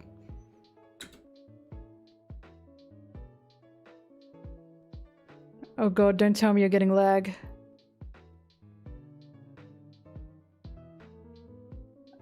I hope it's just you, because I can't see anything. I'm scared. The stream broke down last time. Oh, thank god.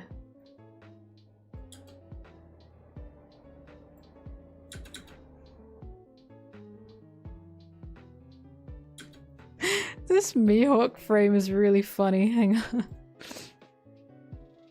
This one. Hey, get a load of this. What do you think of this?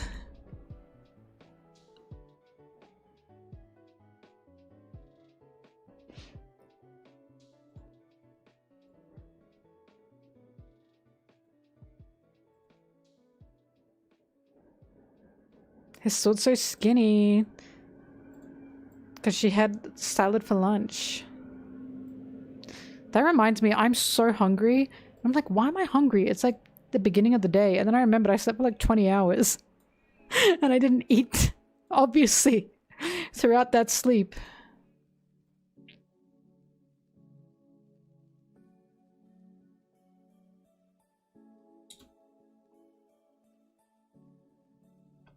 I'll get something to eat after this.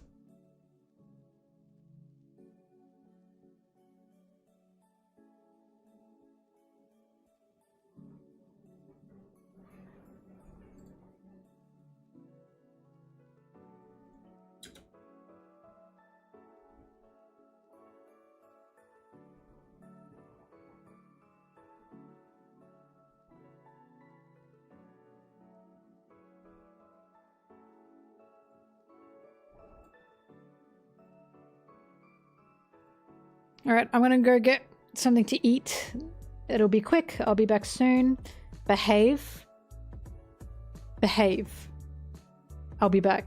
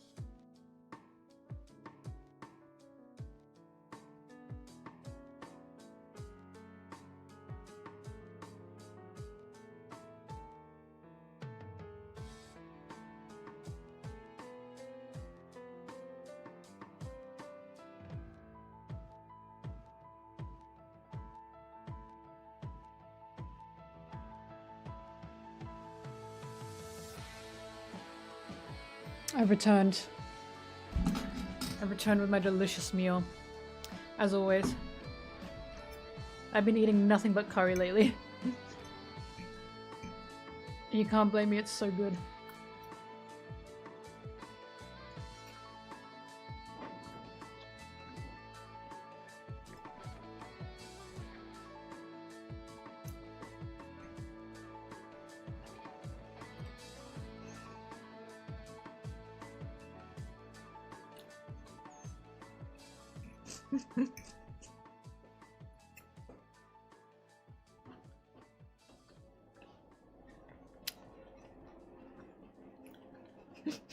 What have you been doing in here?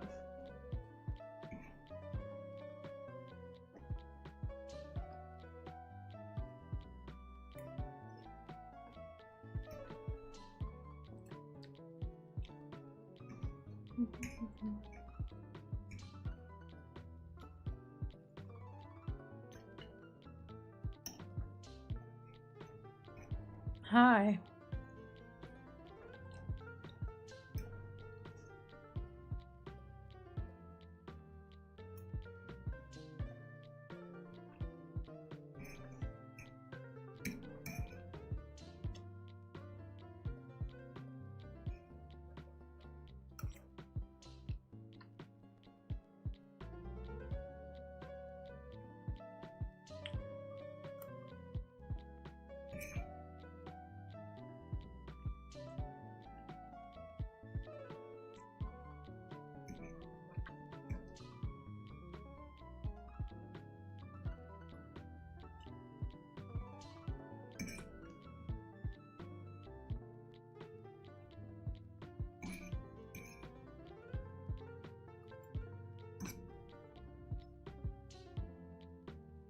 Nightbot was meowing.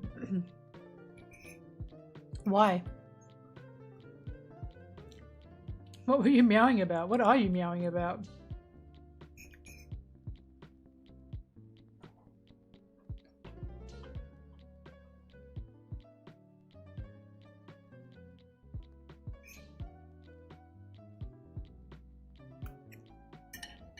The curry to rice portion?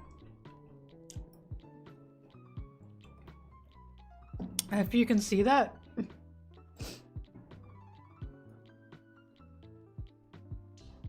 Does it look even?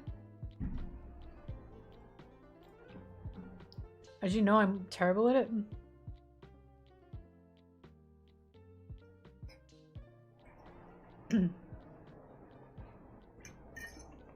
More rice?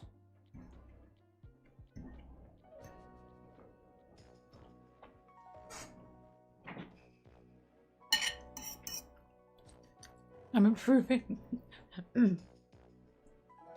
I'm one of those people that when I eat a food that like I really like, I eat it for days on end until I get sick of it, and then I switch, and that's my cycle. It doesn't say monthly.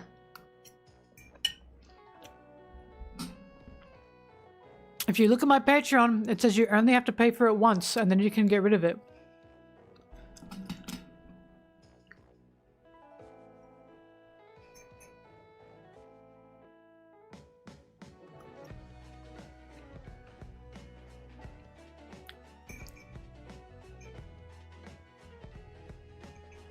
Read the tier. Yes, you are dumb. Read the tier.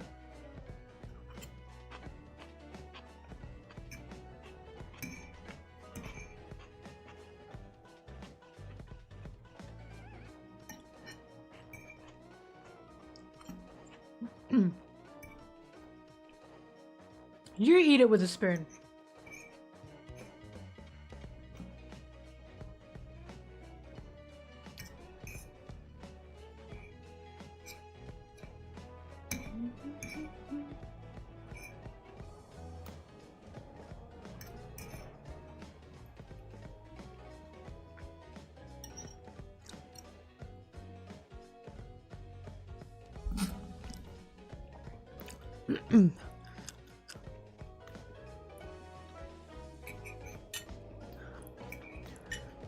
You can only get into the Discord if you pay for the sub yourself.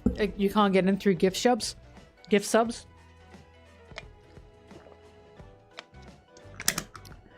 If you're connected through Twitch sub, you should be able to see that in your Discord.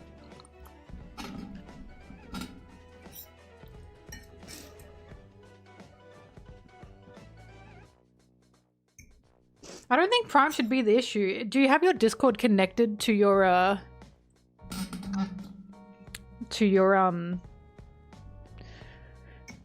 Twitch connected to your Discord? You should be able to see it. If not, send me a message through Twitch.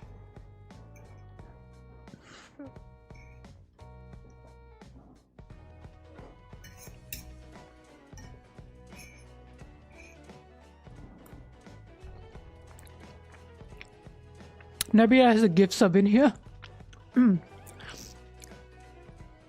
But you have to be 18 plus. If you're not 18 plus, you will be kicked out. Only because I'm not babysitting. And also because it's just safer for any poor child. Patreon's another option, yeah. Patreon's cheaper.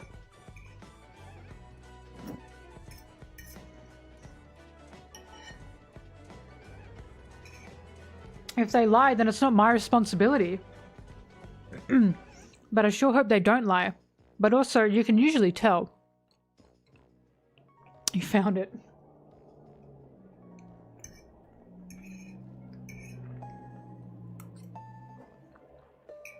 But the point is, I don't want to be responsible of any minors in my Discord, because the issue with that is, if I let minors into my Discord, well, there are people in my Discord, I don't know everyone. And there's been so many horror stories of minors being in Discords and then they're taken into DMs by other people in the Discord. And then terrible things happen. And I don't want to be responsible for that. Like, it's genuinely protecting minors and kids by not letting them into my Discord.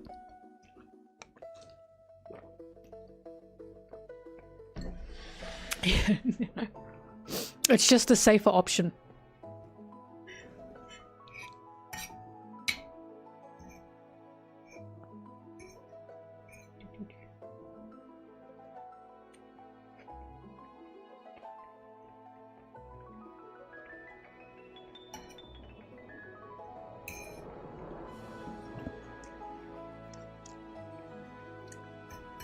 Yes, that's the problem of the freaks that want to message minors.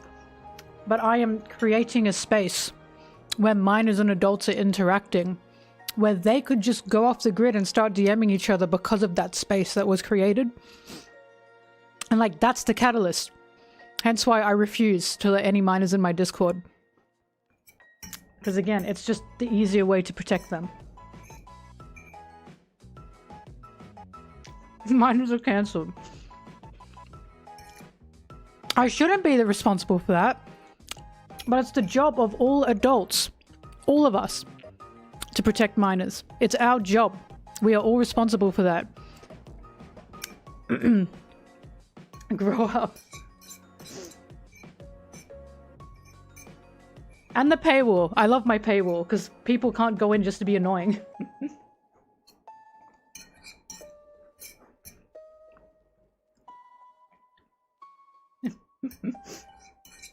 Oh, sorry, the person that said I should be eating this with a spoon? That I should be eating this with a spoon? I don't like any of the spoons in our house. I love this fork. This is my fork. All the other spoons in this house, I haven't been able to go out and get a spoon that I like. But I don't like the spoons that we have.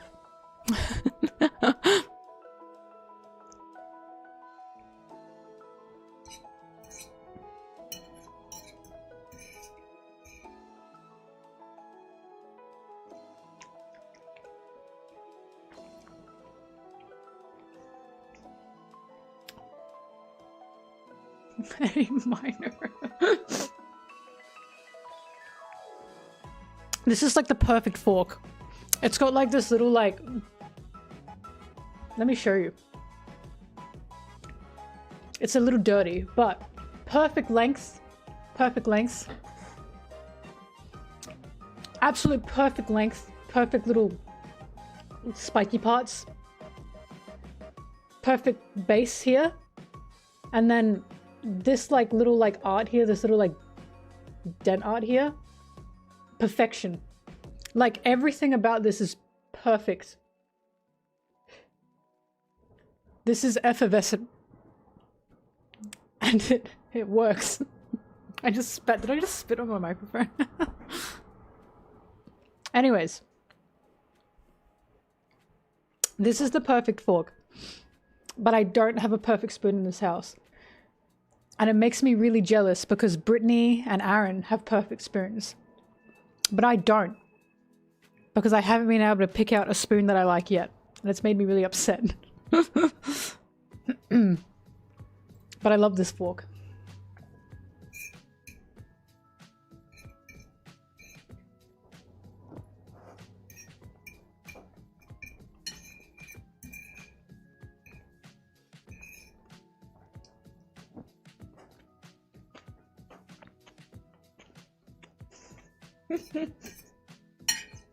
Spoon shopping stream. Oh my god, I might have overestimated the amount of curry. This is a first.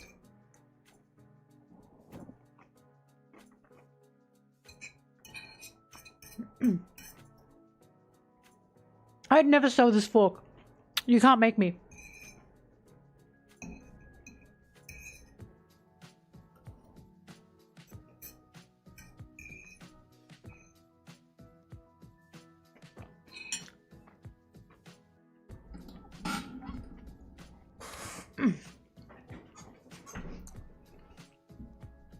I'm nearly done with the curry and then I can keep editing.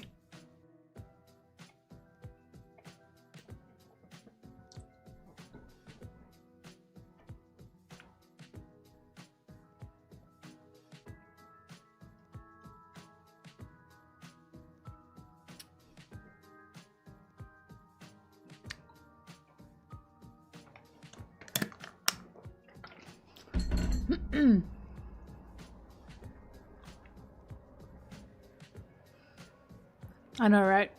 I didn't know I had a YouTube. That's crazy. I have a YouTube? No way. That's not me on YouTube, by the way. That's someone else. She just looks and sounds like me. It's really weird. She stole my name and everything. I've like messaged her to like stop doing that. But she won't stop.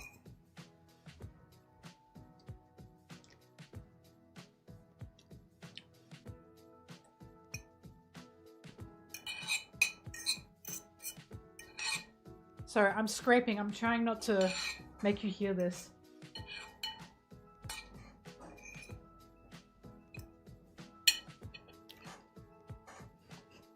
The other Mel from the Mario Party incident. That was so funny, as if that happened.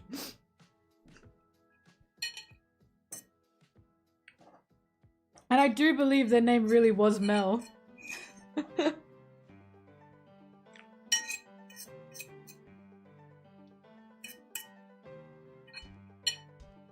In my defense, I thought that was someone doing that just to have fun with me. But I think their name really was Mel. Because their name was Mel on YouTube. Note to self, make my game name Melon and not Mel.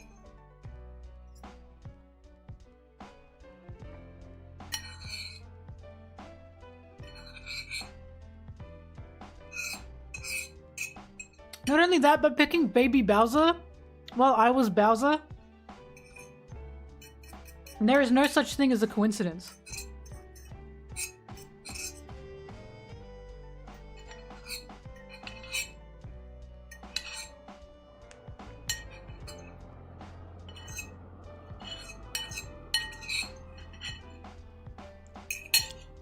Bizarro Mel.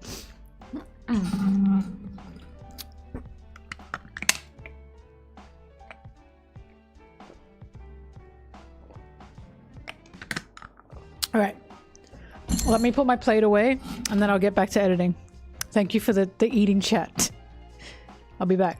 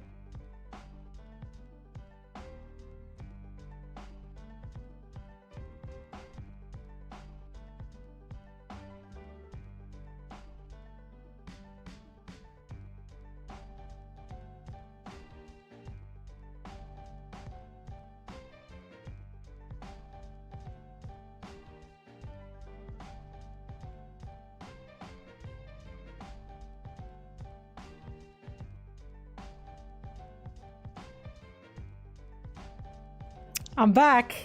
I can see you.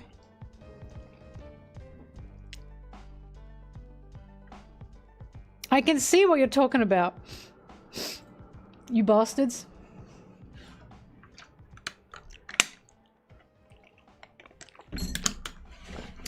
While I was playing Mario Party, someone commented, I never guessed you to be a Bowser girl. And I was thinking, I wonder why. I wonder why they wouldn't have guessed that. And then I'm like, I guess my outward appearance doesn't specifically scream Bowser.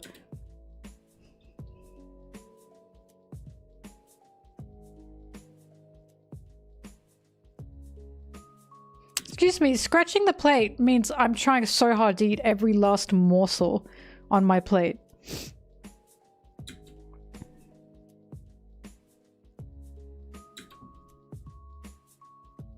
Peach is my second choice though, to be fair.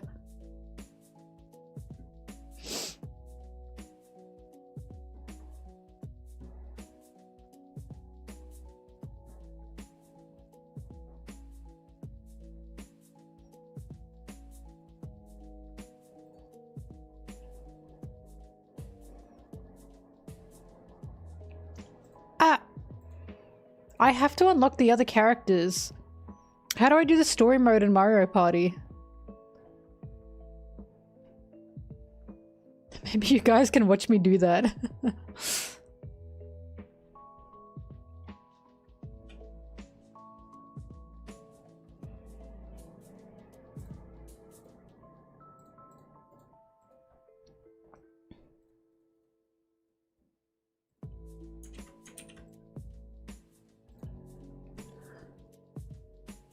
It doesn't take long. Okay. When I started this stream, I was at here, I think. Yeah, 8. So if I get to 113 and you guys are still around, where's 113? You know what? If I get to here, this is exactly it. If I get to here, I think I can do another Mario Party. But it might be late for a lot of you. And I think my Vegas just crashed. Nope, never mind. I'll speed up. You guys gotta make me edit. Demand for me to edit faster. Stop distracting me.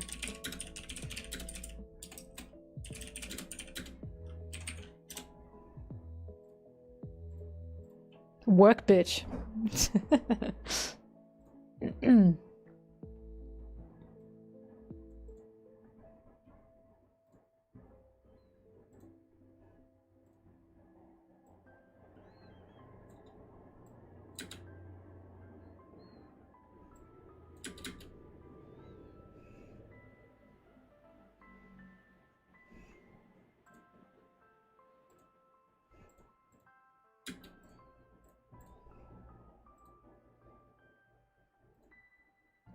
Ba, ba, ba, ba.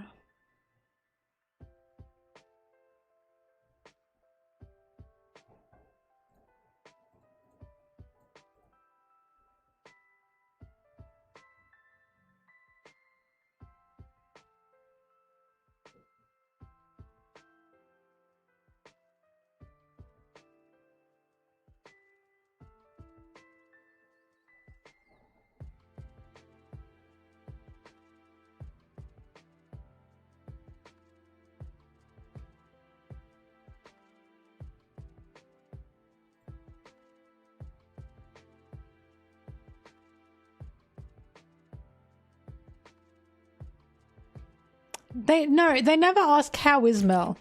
That's what they never ask. When will Mel? Why is Mel? What about how is Mel? None of you care. None of you care, and it's sad. I put my blood, sweat, and tears into being your little jester, into being your monkey in a cage. And look at how you treat me. It's so sad.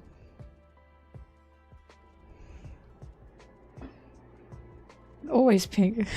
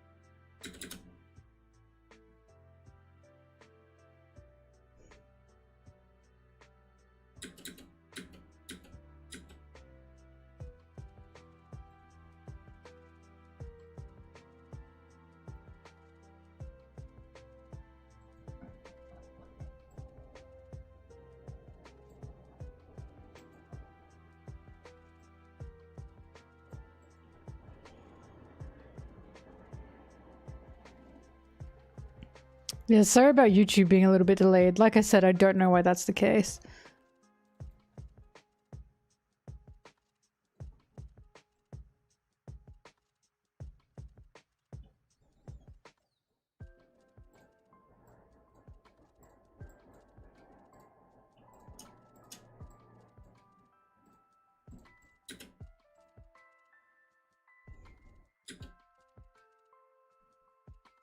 Thank you. Yeah, a lot of the editing is the longest part.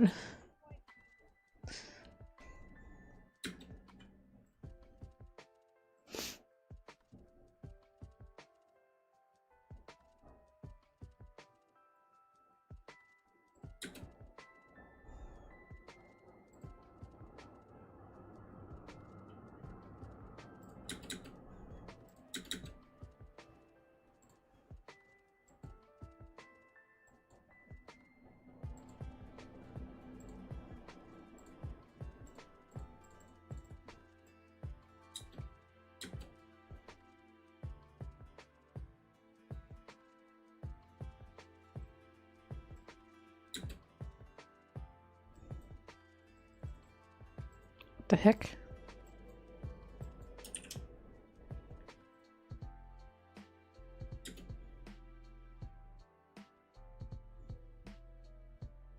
Ah.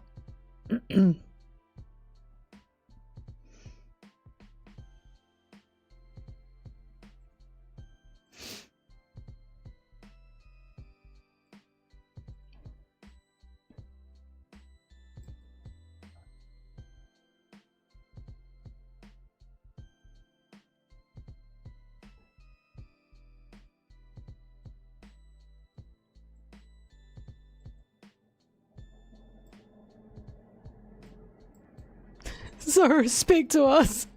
I don't know why that's so funny, sorry. Zoro, are you serious or joking?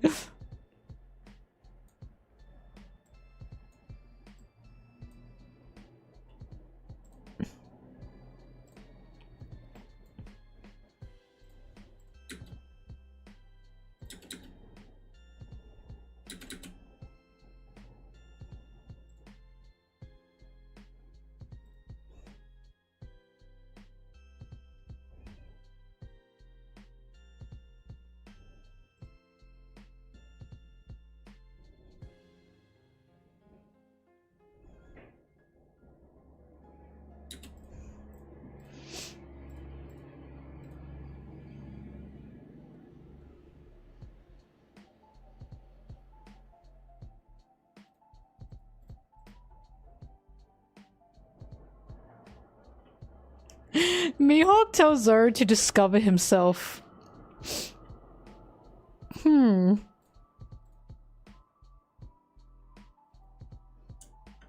Discover yourself. Find a boy that you like, Vorono Zoro. Kiss men on the lips.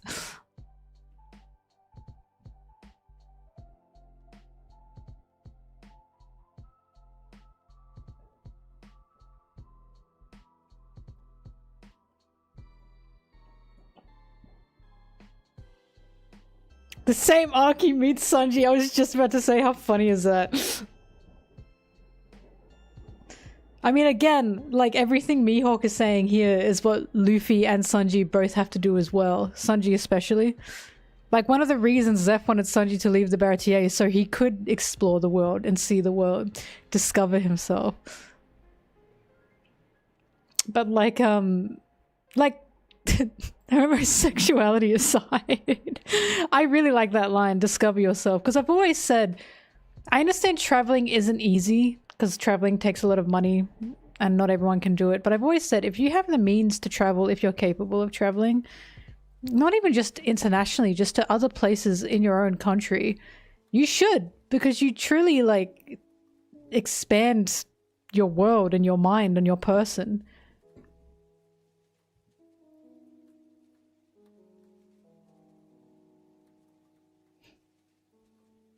So I big like that line. I really do.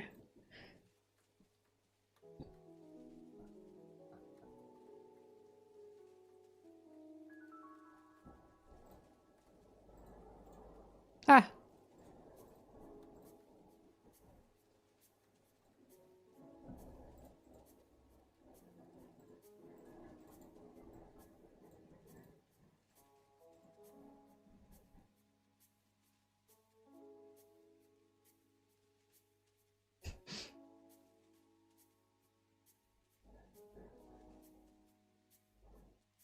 By riding a bike around.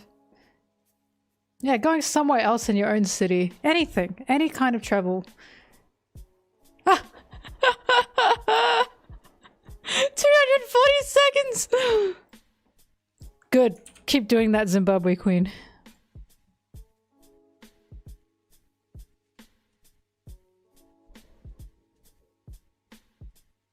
God, I wish I had a timeout square. It would be so funny.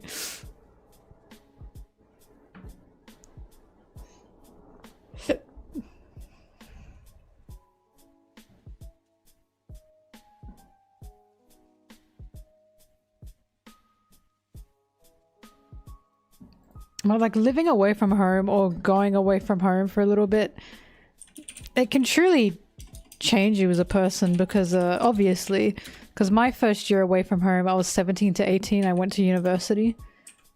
And like that, while that wasn't the best year of my life by any means, it still like made me as independent as I am. And not in a negative way, I still love my parents very much. Oh, that's the wrong chapter.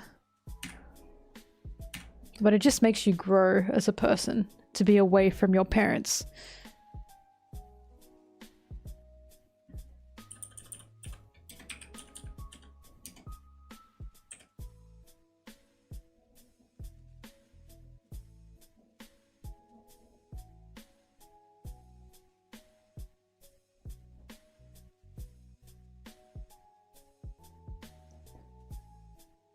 Oh, you saw the panel? Yeah, sorry, I got the number of the chapter wrong when I named it. Do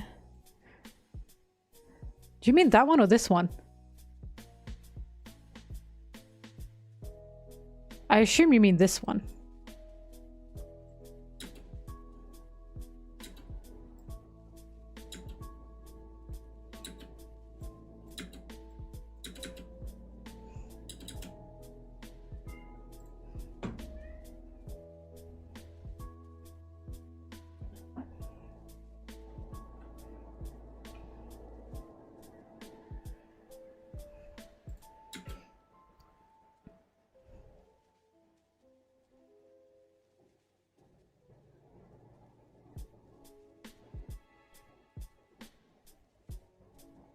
Is Brigley back yet?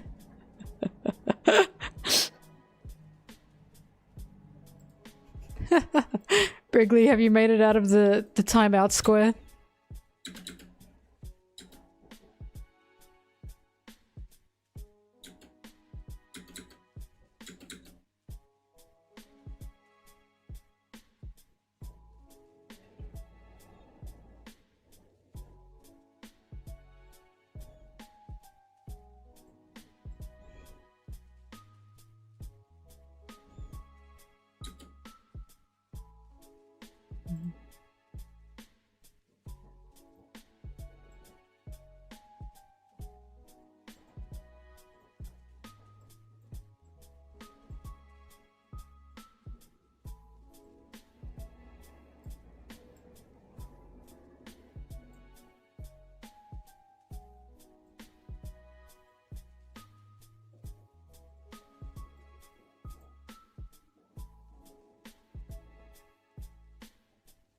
Yeah, going out with your friends improves your mental health. Who knew? Like going to the gym improves your mental health as well. Who knew? Whoa. Sorry, I'm not making fun of you. I mean, I had that experience as well. And I was like, whoa, I feel better. I love life. That's crazy.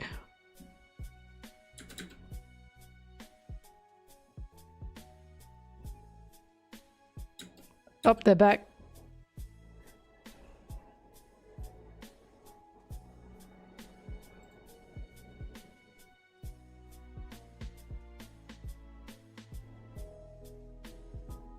No, Brickley. 960 seconds! Oh my god, how many minutes is that?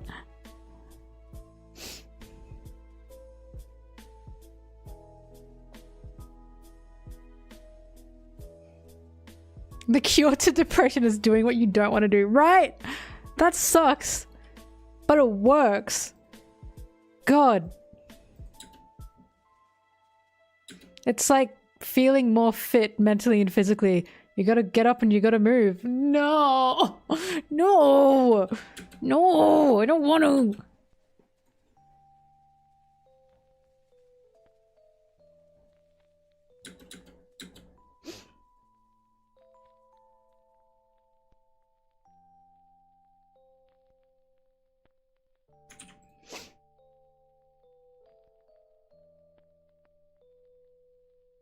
Keep saying Mel. If Brigley comes back and does it again, leave him be. I'm sure they're having a giggle about this. Don't let the trolls win. What happened to trolling? What happened to trolling?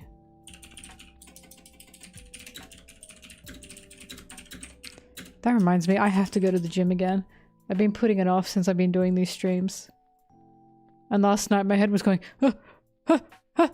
And I was like, oh, it's because I haven't been to the gym for like 3 days.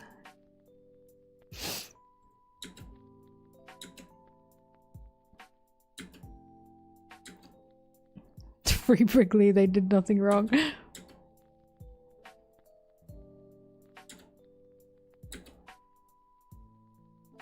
You can make everything in your house, but like the gym for me is only like a 2-minute walk away. It's not bad at all. And I do enjoy the machines.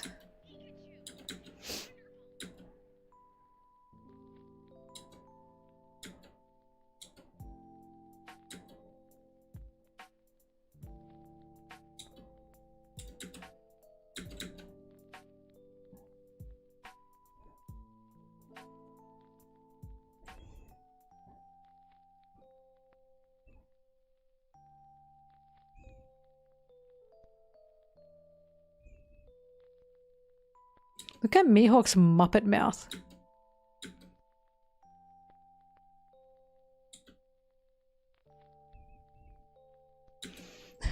That one, like, it was like a bot-made gym wet and creepy. Is the what was it? Wet or creepy? What was that? Yeah, wet or creepy. Creepy or wet. I think about this all the time.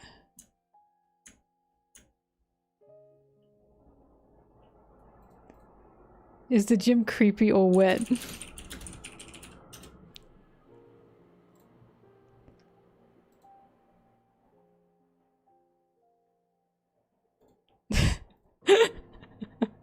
Like what?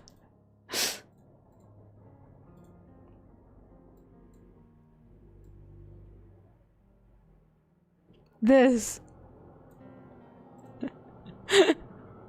Looking for a new gym. Ask the gym receptionist if their gym is creepy or wet. She doesn't understand. Pull out illustrated diagram explaining what is creepy and what is wet. She laughs and says, "It's a good gym, sir. Buy a membership. It's wet." I believe this wasn't even made by a person. I think a bot made this.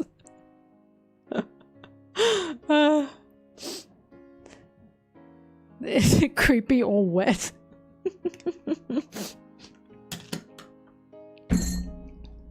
You're not getting a redeem timeout. No, that's not happening.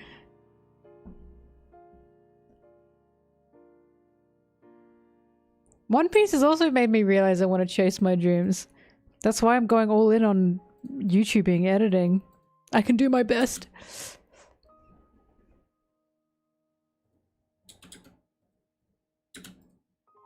Is gym creepy or wet?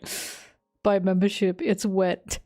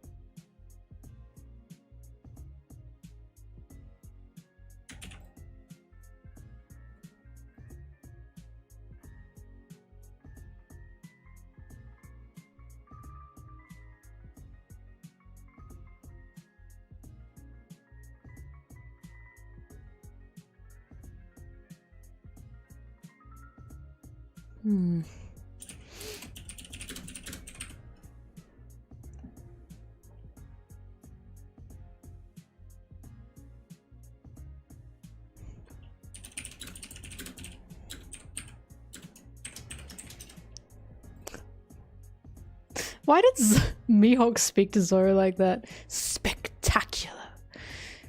Marvelous. Sensational. Shut up. You are so annoying. I love Mihawk, but oh my god.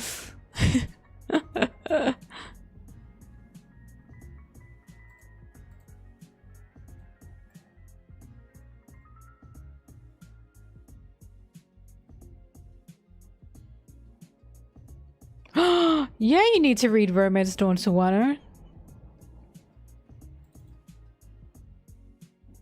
Wait, I'm pretty sure I have this page. 52, 52, 52. Ah! I know it. Oh my god, I have both of them!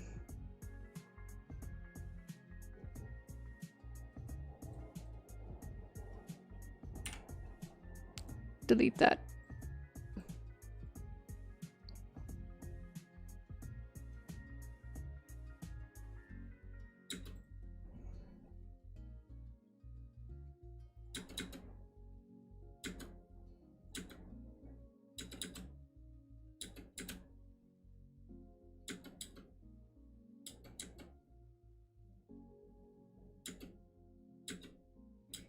I think Hattori is just a guy that hangs around Lucci. I think Lucci gives him seeds and he goes, yummy! So he hangs around Lucci.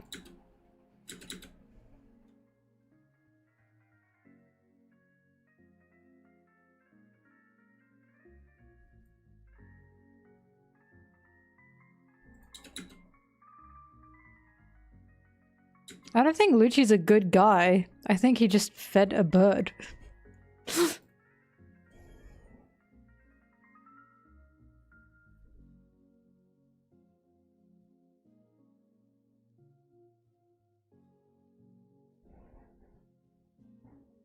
Gonna be a good guy to feed a bird.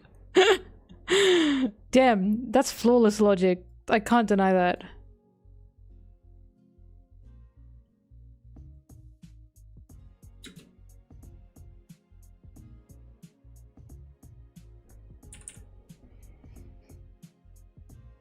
No, Crocodile's obviously a good guy because he loves and feeds animals. Even if he was feeding his animals with people.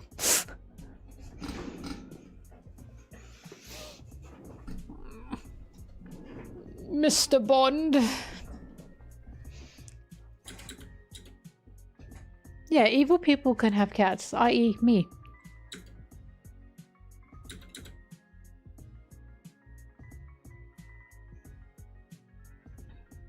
Hang on, none of the Straw Hats have a pet, and no, Chopper is not a pet. None of the Straw Hats have fed birds or looked after animals. Suspicious.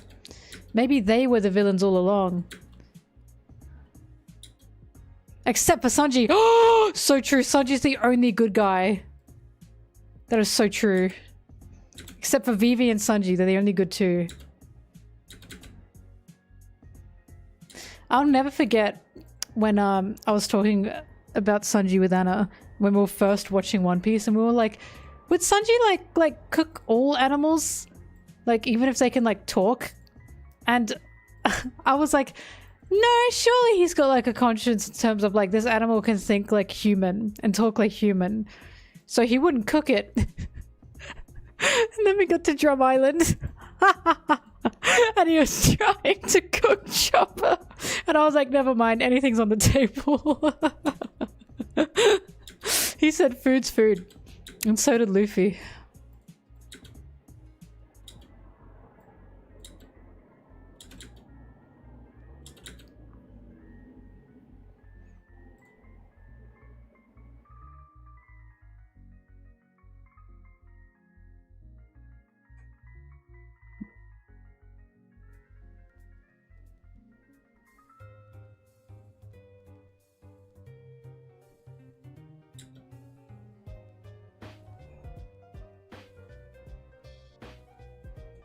Didn't Otis say that Buggy's fruit is immune to Hucky?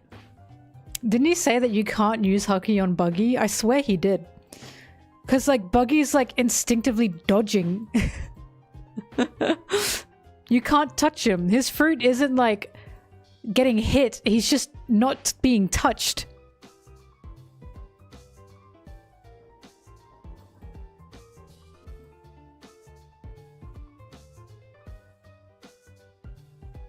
Yeah, you can kick him with Hucky, obviously. That's what Luffy did. Luffy kicked him in the bowels.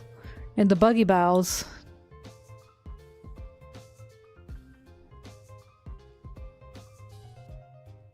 Mihawk's threatening him because Mihawk's just scary.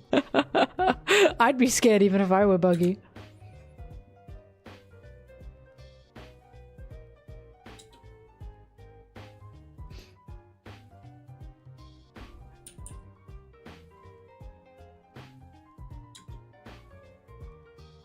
Wait, hang on. Sorry, I know I said I'd edit. Wait. Someone said Ultra Instinct. He reminded me of something that made me like laugh my ass off at like 3 a.m. It's probably not that funny.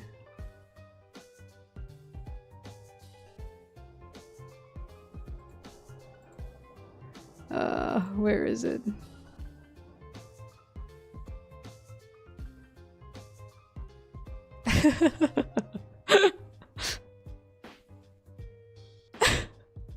Hang on, I gotta download this. It's about Hero Academia. But I'd never seen this man in my life. Hang on.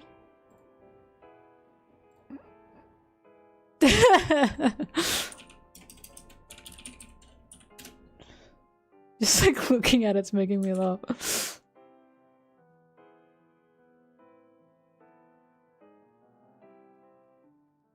You'll see, don't worry, I just gotta download it.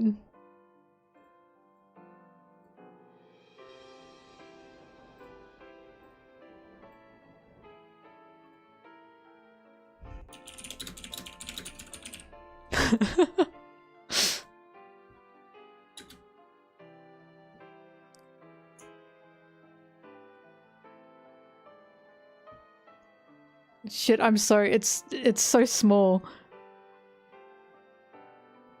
But I need you guys to hear it with the audio too. It's so stupid. Okay, hang on. Can you see that? To this day, I don't know what his quirk is.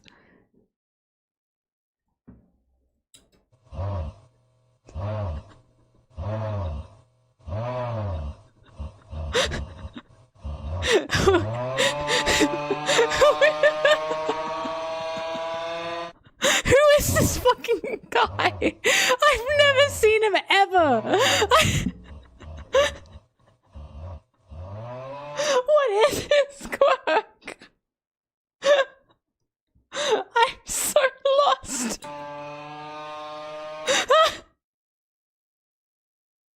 I don't know. I don't know. Who is this man? Is he only in a movie? He's not even like canon?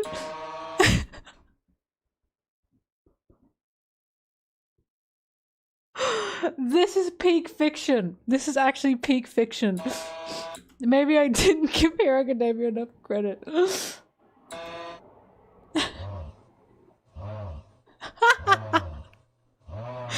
is he?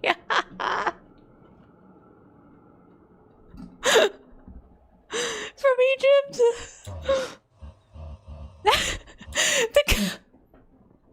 The comments were so funny because someone was like, wait a minute, if quirks develop when you get older, did he just get thinner and thinner as he got older? Did he just suddenly become paper?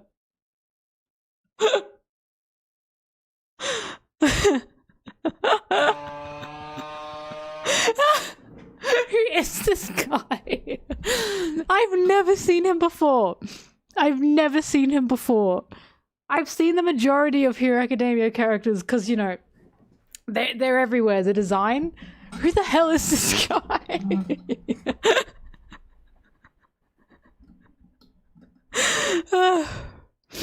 The perfect character.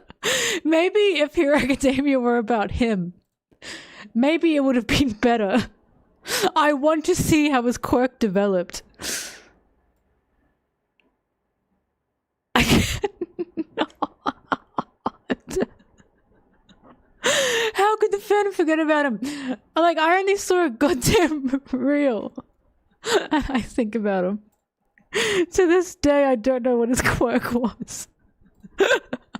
How do you arrest him? Oh, that was so funny.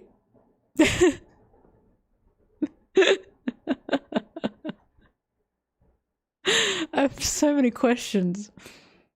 I have to make a video about him. Oh god. Alright, let's go back to Zelda.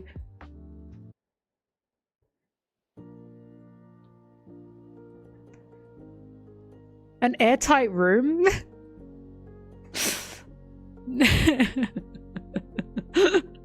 I now think about him a lot. What is his quirk?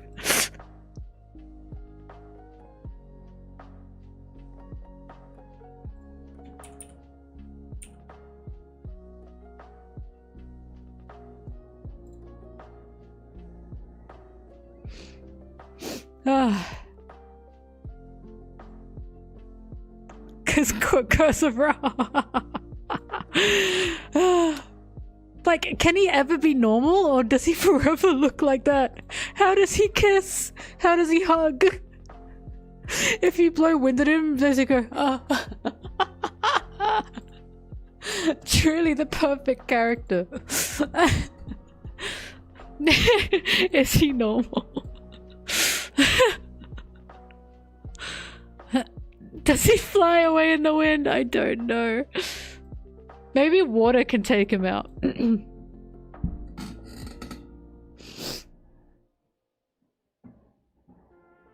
yeah, Zara and Sanji aren't on screen. Sorry.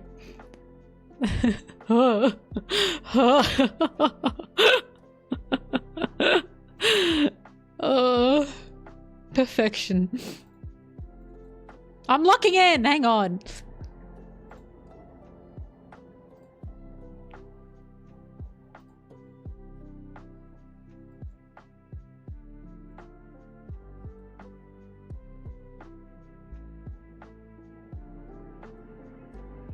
I don't have a tiny Luffy because the artist of this like only made these two.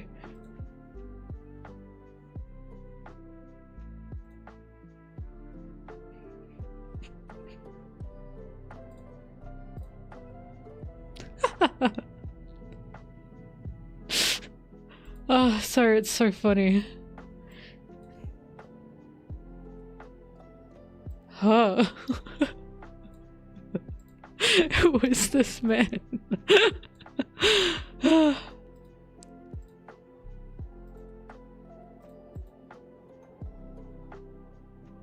It's just so funny. Like, why did no one post about him? Why did no one in Hero Academia make him like a popular guy? He's perfect.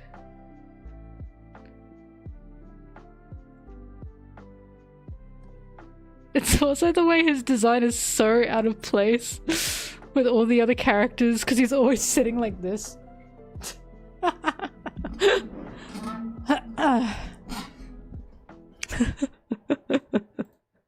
To this day, I don't know what his quirk is. Oh, guy killed me. I'm glad. I'm glad you guys found it as funny as I did.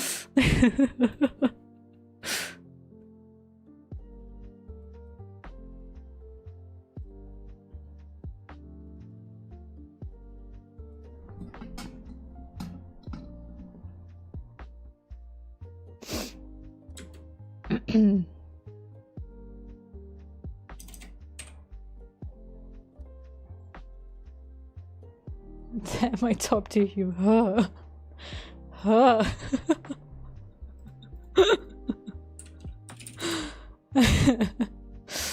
Uh.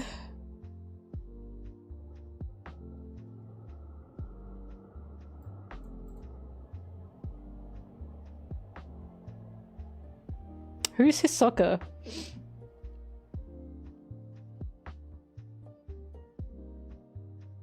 Hisoka? Who is that?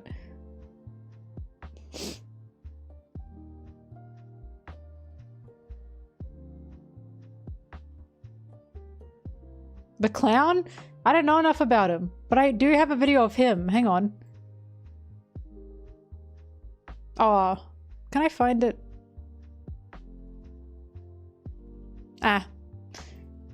I had a video of him, but I don't want to show it.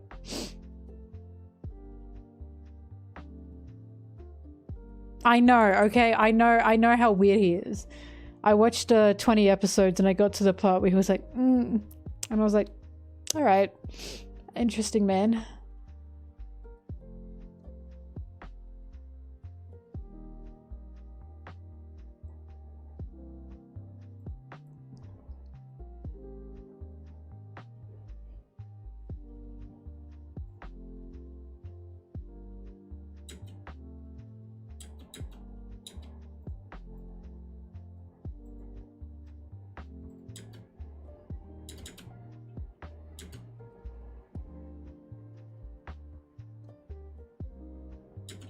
I would also say Sanji's Oda's favorite Straw Hat. I think his actual favorite Straw Hat's Usopp, I think is what he said. But he puts... Sanji has gotten a lot of spotlight and attention, especially in Egghead. He did a lot in Egghead. So, yeah. He's definitely got an affinity towards Sanji.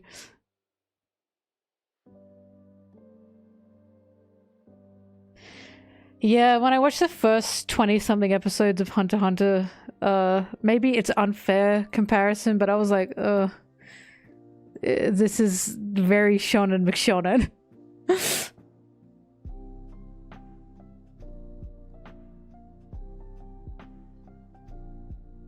And by 20 episodes of One Piece, I'd already liked it, so I think I've decided it's just not for me.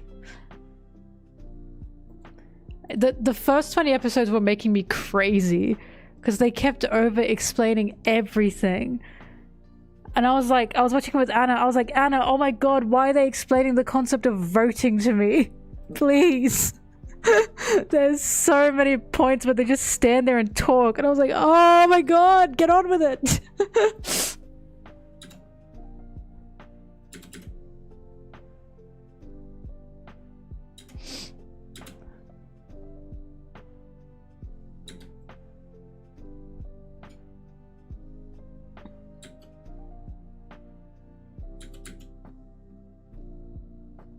No, a lot of people enjoy it. You're not weird for that. Tons of people love it.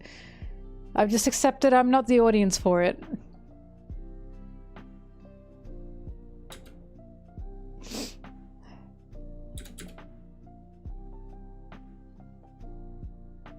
I also tried to watch JoJo and I didn't get into it. As I've said to you guys, I've tried many shonens and I couldn't get into them. I've told you, I'm just not a fan of shonen, I've realized. Which is why, again, the fact I like One Piece, how in the world was I meant to, expect that? I watched 3 seasons of JoJo. I watched the one that everyone says is the good one, which is Jotaro. But I was much more invested in the second part with Joseph. Much more invested. And then I was like, okay.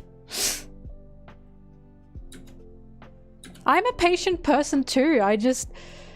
Shonen just has just shonen tropes that aren't for me. If I were not a patient person, I wouldn't like One Piece.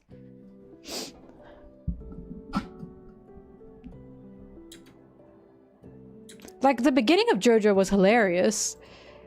I loved Caesar. I really like Caesar. And then, I don't know, they just lost me. They lost me at the 3rd part, and I was like, eh.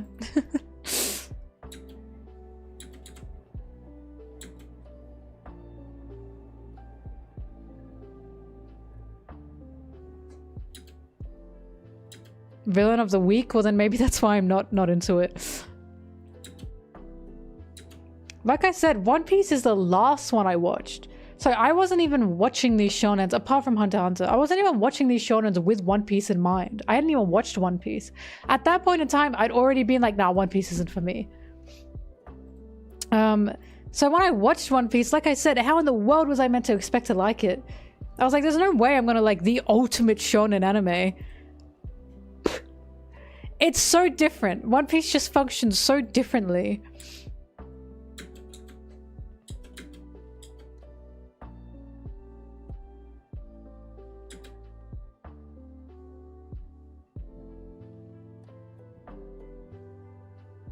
I'm sorry, I'm not picking up JoJo again. I think 3 parts is enough for me. I've gotten my taste. I realize it's not for me. It's a bit too much for me, I think, is maybe the word. Like, I apologize, JoJo fans. I'm not going to be a JoJo fan.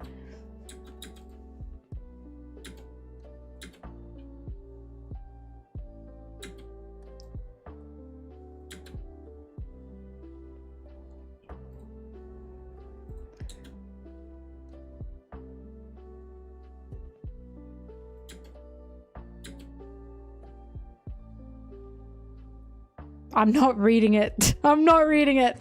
I struggle to read. Like, not in terms of me reading. My attention, like, it's difficult for me. I can't explain it. Like, the reason I can read One Piece is because I know reading through One Piece will be totally worth it. But when it comes to stuff like JoJo and Hunter x Hunter, I feel like I'll just be like, oh my god. I might have something. I might have something, but I've got a job. I can't think about that. Not into Naruto at all. Also tried Naruto and I was like, oh my god. I'm sorry. I didn't get much through Naruto. I think I also watched 20 episodes of Naruto and I was like, How can you be shocked? Anyone who has watched One Piece and then watched Naruto has been like, yeah, One Piece is better. Anyone who has watched Naruto and One Piece. I have never met a Naruto fan who's also watched One Piece and has proudly said Naruto's better.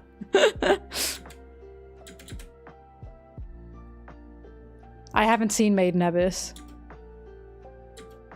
You say Naruto's better than One Piece? Bruh. I know what happens in it. You can't be serious. Ban them! Mods, ban them!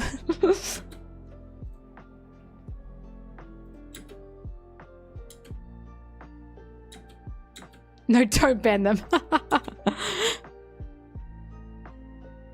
All I know is I'll never forget asking my friend Micro Rockets. Because Micro Rockets is so into Naruto. And she's even said to me, Mel, because she's watched both Naruto and One Piece, and she said to me, Mel, don't watch Naruto, it'll just piss you off. And I was like, oh, okay. And then we were in the Naruto museum together. Like, I don't hate Naruto. I just know that I'll be very confused and be like, what? But, we were in the Naruto museum together in, because I went to Japan with Micro Rockets in, Mount Fuji... What is it? Fuji-Q is what it's called. We went to the Naruto museum and like you could sit in a room and watch like parts of the anime. They had no manga in there, by the way. It was just the anime. I was really surprised, and so was Micro Rockets. I was like, why are there no manga art? Why is it just the anime? And she said, I don't know. But I sat in there and watched the Naruto Sasuke fight, and I said to her, so why'd they start fighting? And she said, well, it was after the war, and I think Sasuke wanted to be Hokage. I was like, what? I said, after the war. She said, yes. And I said, was he originally like fighting with Naruto on his side of the war? She said, yes, I think so. And I was like, wait, hang on, so why are they fighting? She had to look it up because even to her it sounded preposterous. And like, from what I can determine, he just wanted to make them fight and he didn't have like a real proper reason for it because it sounded stupid.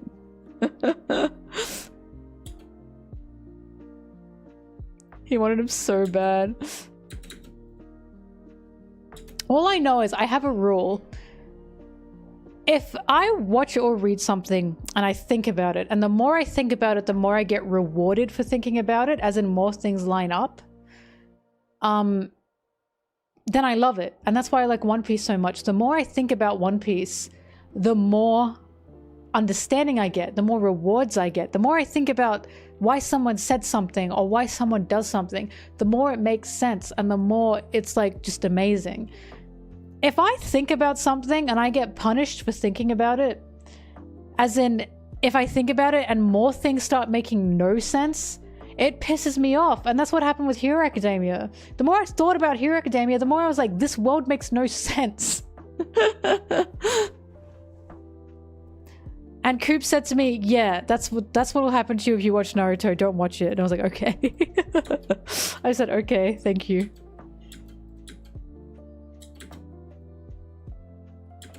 I've been told about JJK, yeah. Prickly, no, caught in the crossfire. Oh yeah, I love Berserk. I've read Berserk. Not all of it yet, but I love Berserk. Vinland Saga, I have not read. Or watched.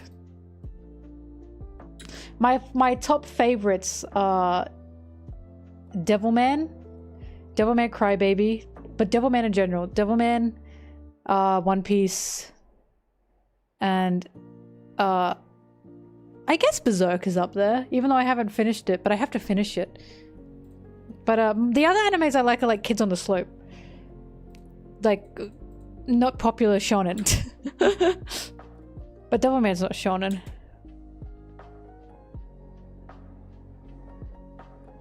And I will read Chainsaw Man when it's finished.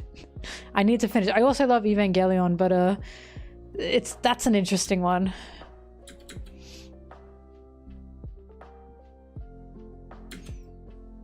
It's not that the Naruto world doesn't make sense. From what I've been told, a lot of the writing decisions do not make sense. There's a difference.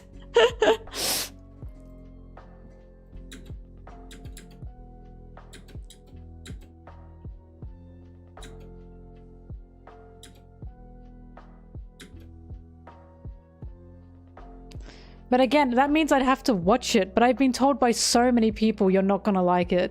I tried 20 episodes of it. I'm sorry, I'm not gonna watch something just so I can go, this doesn't make sense.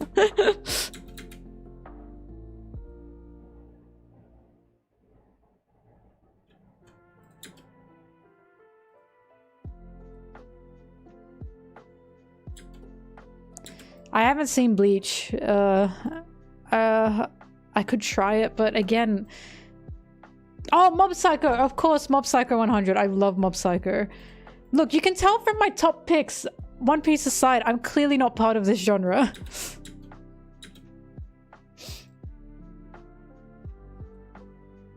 Haven't seen Gintama.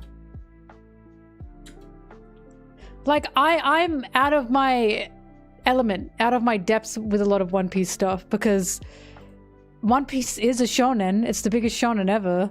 And I liked Yu-Gi-Oh too, but Yu-Gi-Oh wasn't good. It was just funny. Yu-Gi-Oh was just a fun, silly world. But Yu-Gi-Oh also had some nostalgia behind it. I've got no nostalgia behind One Piece. I went into it expecting it to just be shonen McShonen. And then I watched it and went, what the fuck? This is awesome. Oda's just insanely good with his characters and his world. And his story. Like, Oda doesn't leave a single stone unturned, and he purposely will leave stones unturned to get back to them later. He's just very obviously so intentional with what he writes.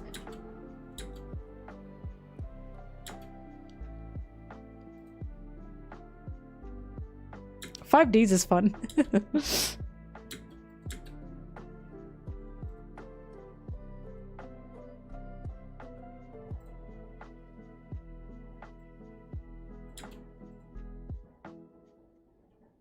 I do like Five Nights at Freddy's. So true, I love Five Nights at Freddy's.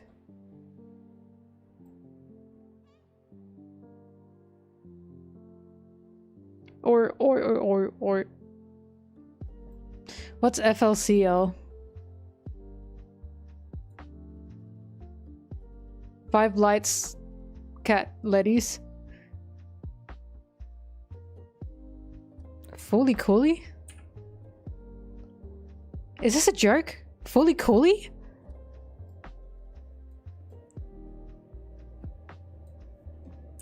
Fully Cooley? Is that a real thing?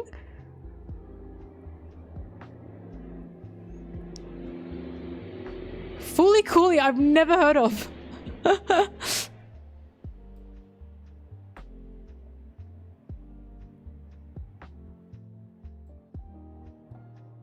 The FNAF movie was fun.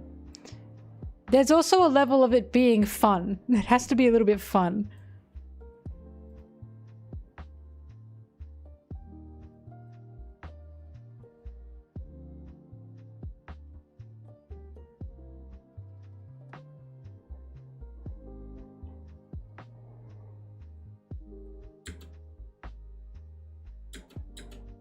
Look, all I know...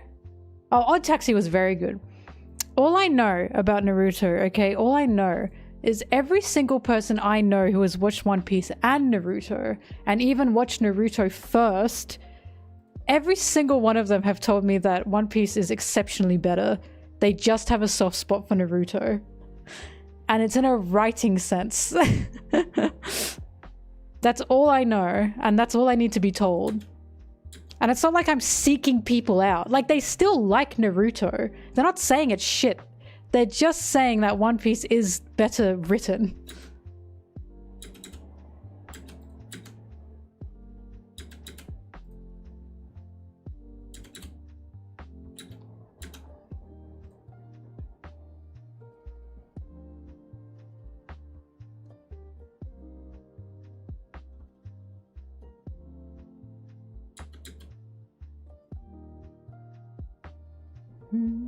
Oh my god, Boruto. They have dinosaurs in Boruto. Did you know that? They've got like a raptor.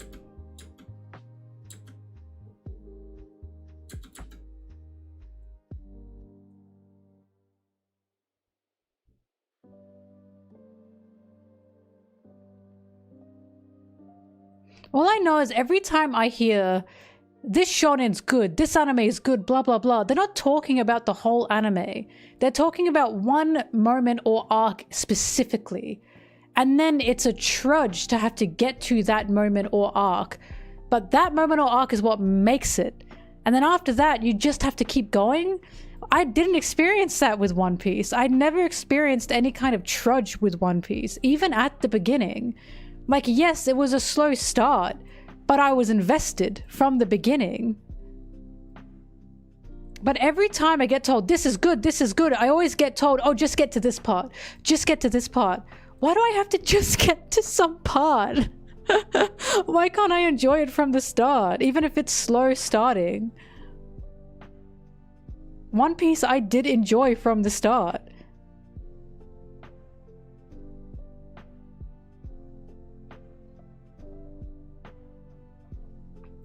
Just get to the end.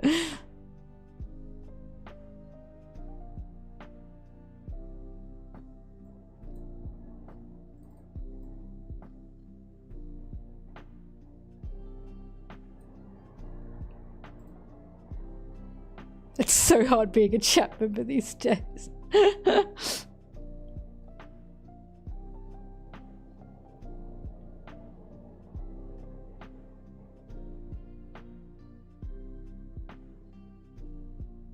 Like, you know the meme that it's like One Piece only gets good at episode 500 and something? Because that meme is everywhere. I was like expecting that to be the case. I was so surprised when I started watching it. And again, a character like Zoro wasn't at what I thought he was gonna be. A character like Usopp is actually treated with so much love. Sanji's whole story just blew me away. Nami blew me away even more. I was like, oh my god, it just keeps getting better. Like, that meme is definitely not made by anyone who watches One Piece, because no one who, I mean, there will be some people who are like, oh, just get to Enies lobby or something, which is so untrue. One Piece is just, it's so good nearly all the time. I'd say its only slow points are at the very start, but then it just keeps getting better.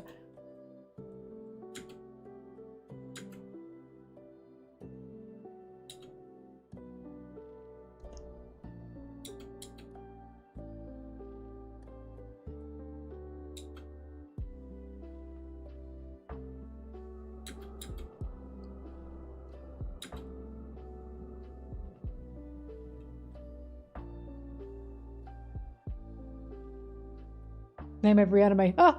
But yeah, my top favorites are Devilman, Mob Psycho,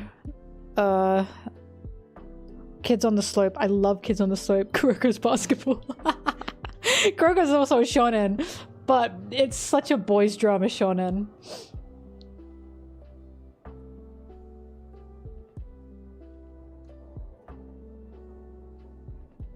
Haikyuu. Haikyuu was good and fun, yeah. Haikyuu was very well written. What else? I'm trying to think. There's more that I like. I'm just trying to remember them.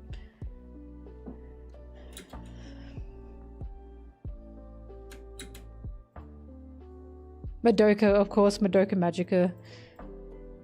Damn, broke my heart, that one. I haven't watched anything beyond that. I've only watched the first, like, installment of that.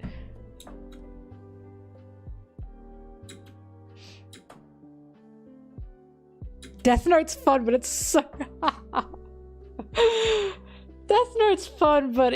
Oh, Blue Exorcist. I did watch the first season of Blue Exorcist. Oh, Blue Exorcist was one of my original loves. Because Rin Okamura, the original Catboy, I loved him. I loved him. He was so cute. I know I have to read the manga for that, though. Written by a woman, by the way. That's the difference.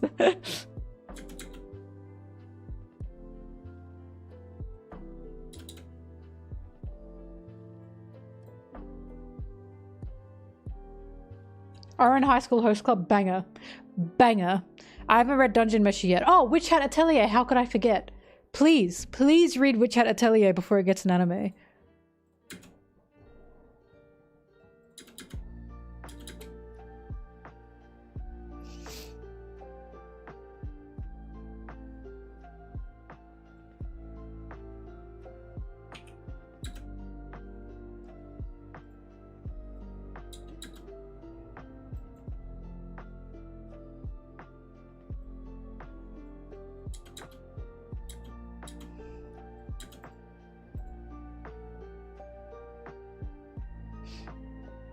Ready, ready, ready for the takeoff.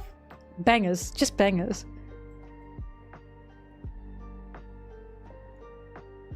I don't think Blue Exorcist is fantastic. I watched it when I was little, but it was cute. Like, I don't think it's like the best of the best, but it's nice. I'd say it's a good watch.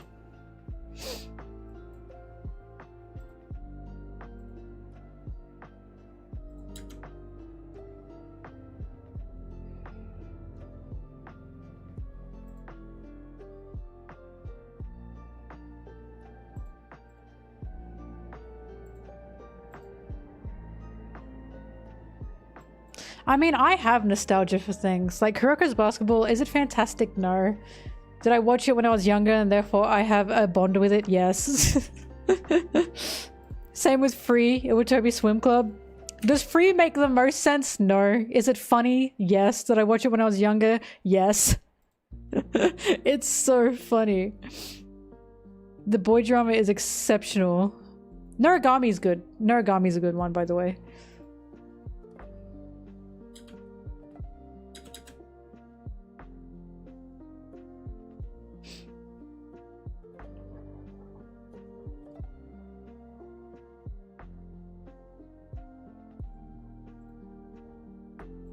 And I always bring up Kids on the Slope because that's such a fantastic anime.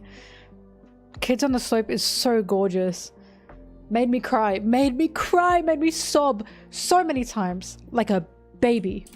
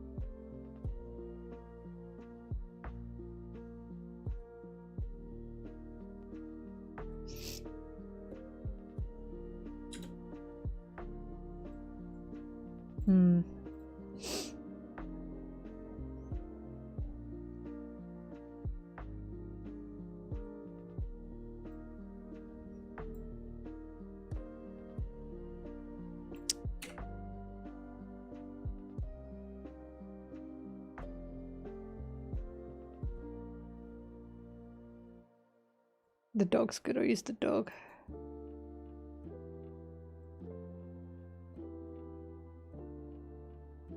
Wait.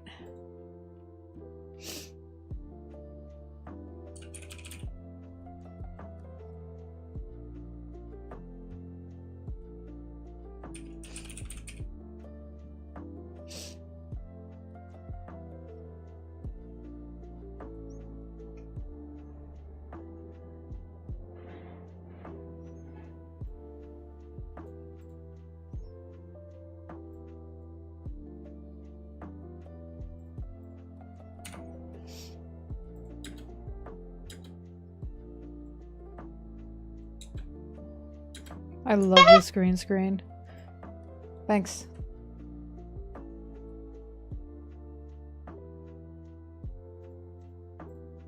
Oops.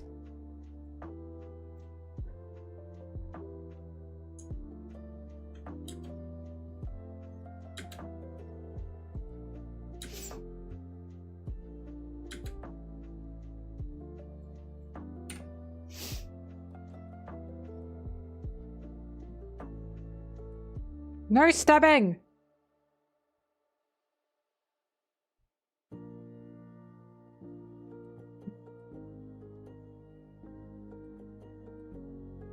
I have seen Invincible, yeah. Season 1 was a lot better than Season 2 in my opinion. I haven't watched all of Season 2, but as I watched part 1 of Season 2, I was like, this isn't hitting as hard. Like I said, there's a problem with me and things where they have questions and then they reveal the answer to the question way too soon. And then I'm no longer interested.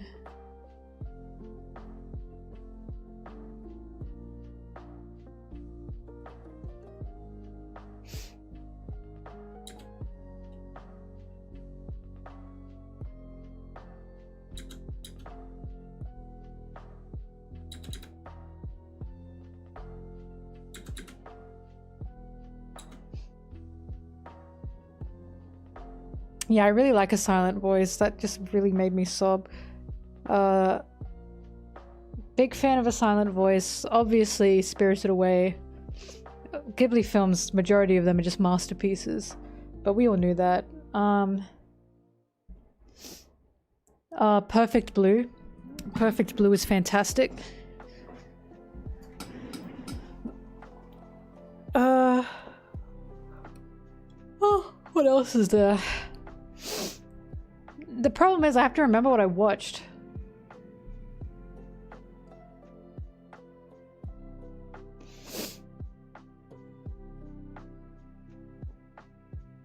I haven't watched Paprika yet, but I really want to. I have it downloaded and everything, I just haven't watched it yet.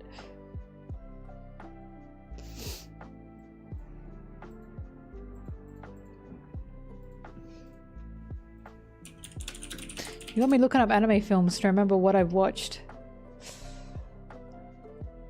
One Piece Stampede.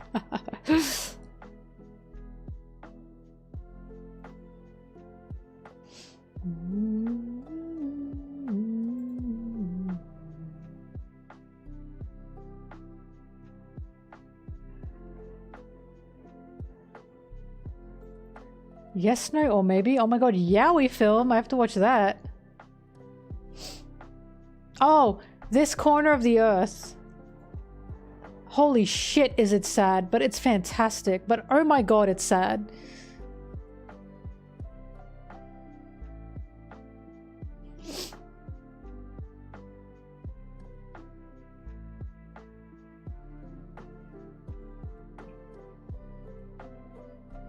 Do, do, do, do.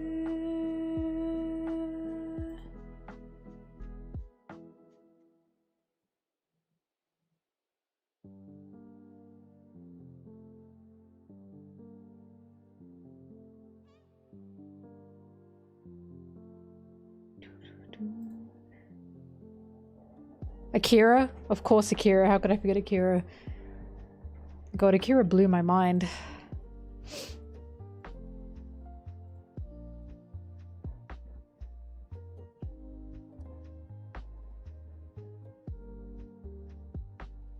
Yeah, the Akira climax. Oh my god.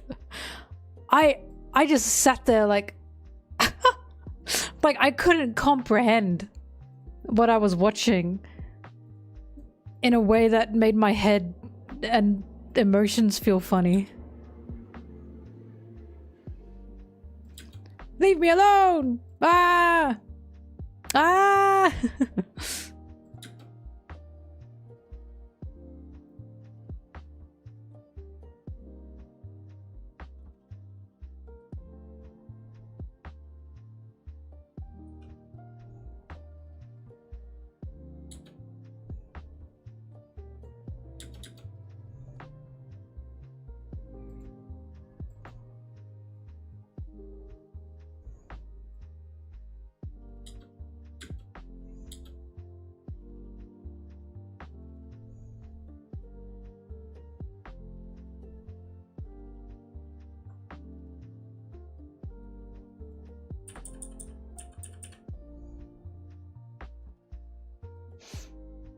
There's also a movie called Classmates, I think. Doc Yosei is what it's called. It's gay, but it's good. The animation is gorgeous and the story is very sweet.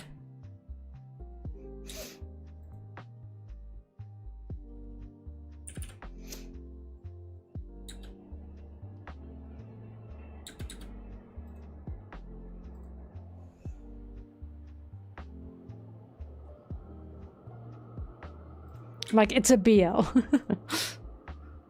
But it's very sweet.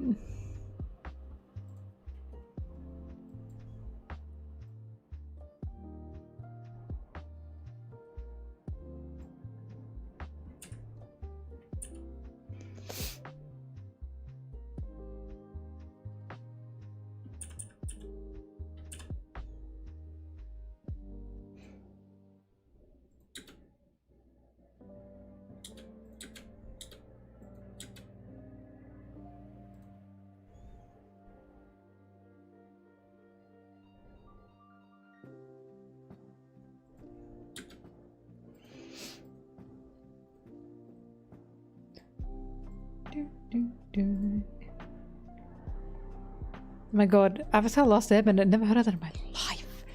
Never heard of that.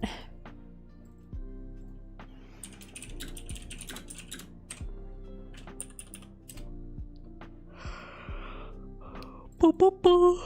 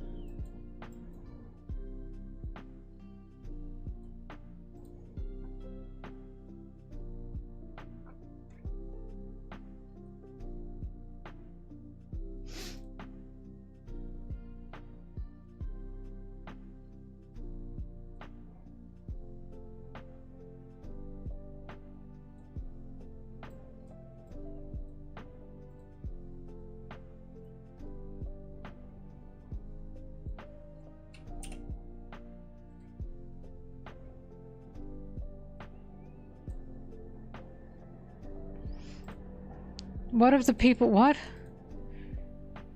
What are the people saying?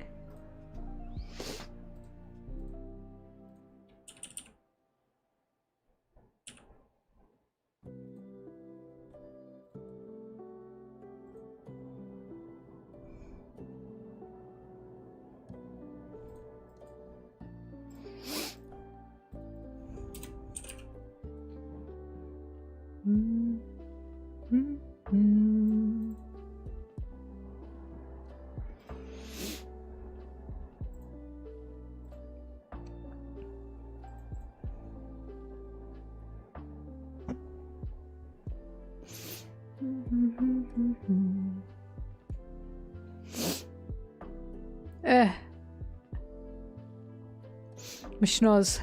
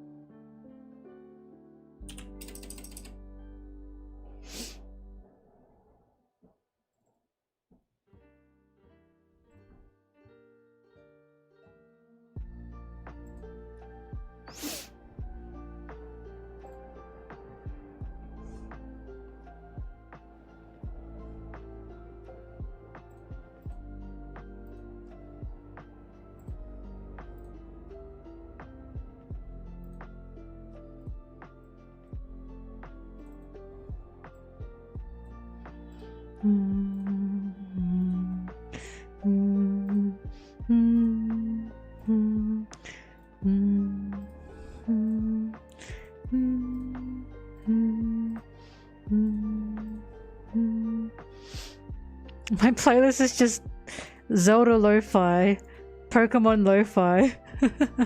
But thank you.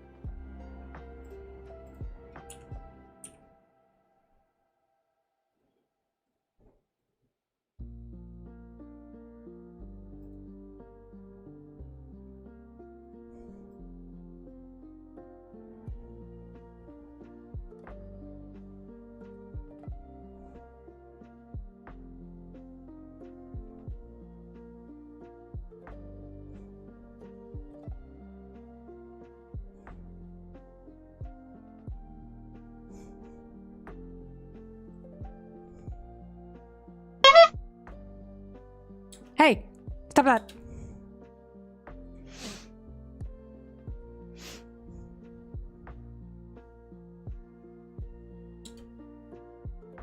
These are the officials. I think these ones are.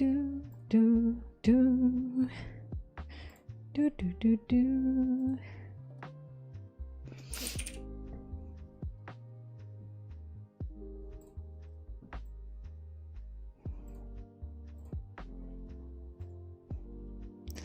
All right, we're halfway off of Mario Party.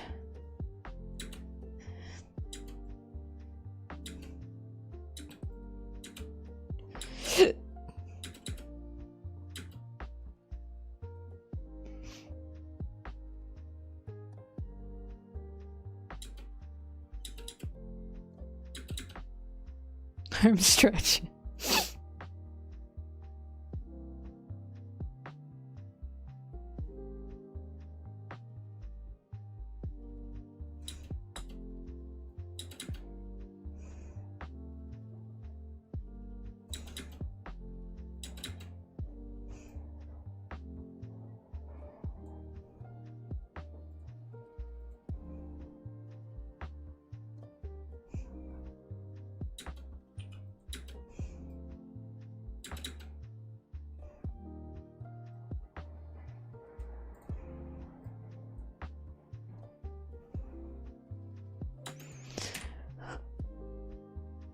I gotta change the song. Ah! Sorry, I gotta pick a song. I hate doing this! I hate doing this.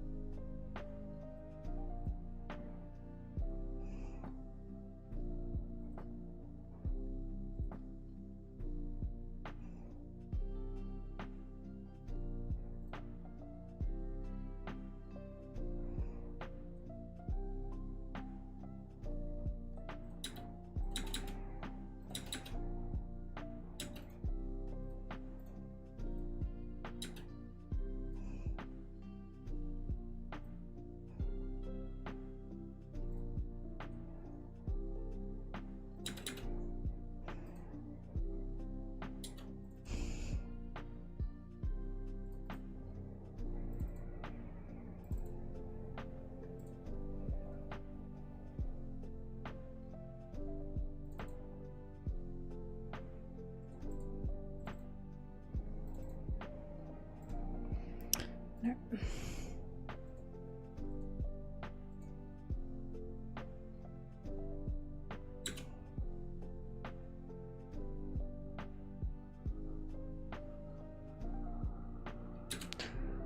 Oh, my guys are gone.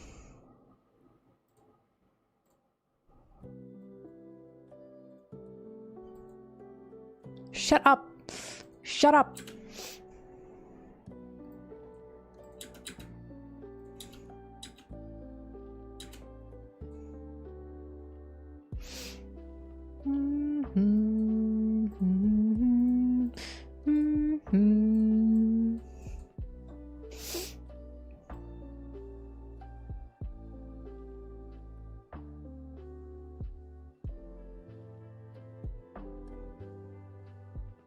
That's a Sunji body pillow on my bed. Every stream, there's always one.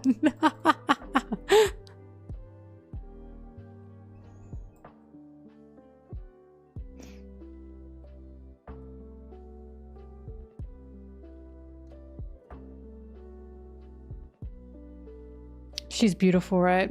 I love her. I love her so dearly. So, so dearly.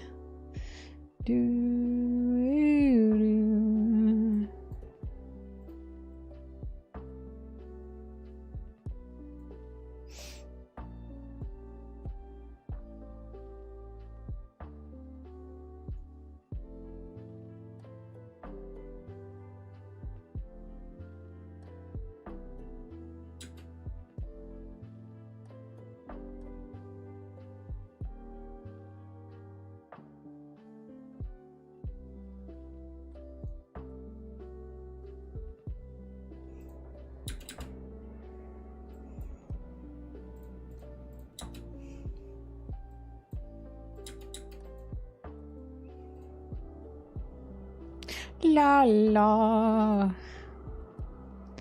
La la.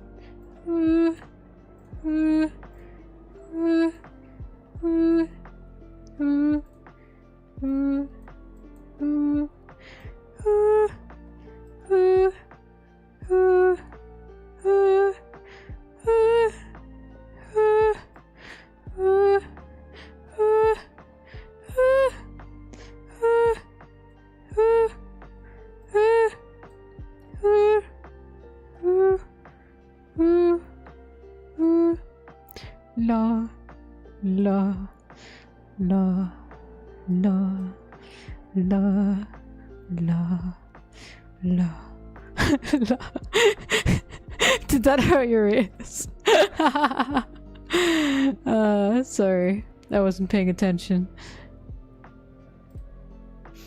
Imagine getting woken up to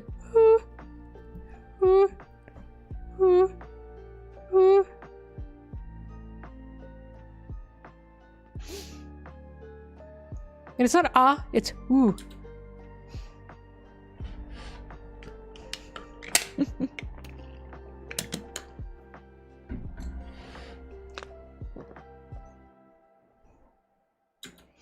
Oh.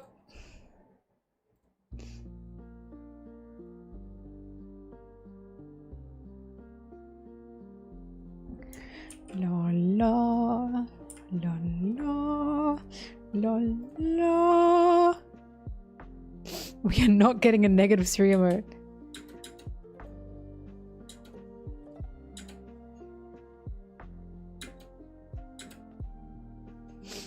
La la la la la la la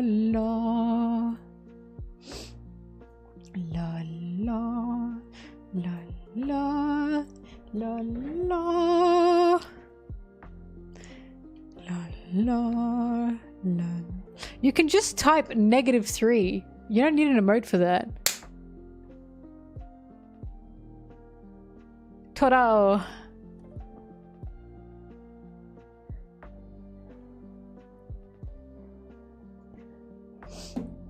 Be creative. Make your own emote then. Why do I have to do all the work? Maybe someone make it and I'll determine if it's emotable. Stop making me make things. Look how much work I'm already doing just to please you.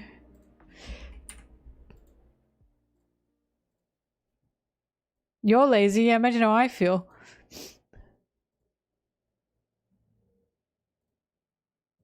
You're not pleased? Damn, I'll work harder, but it's not going to be through a -3 emote.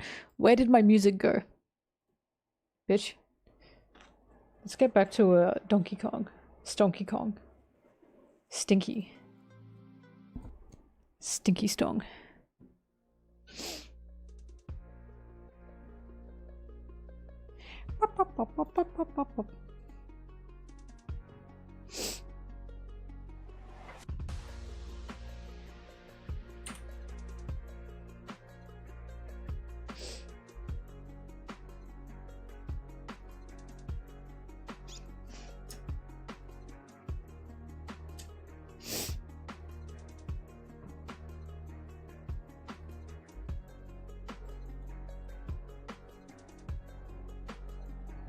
You're welcome. Finally, some recognition.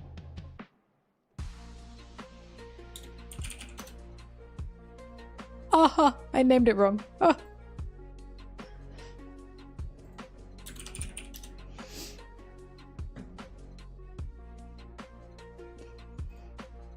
Pop, pop, pop, pop, pop, pop, pop, pop, pop.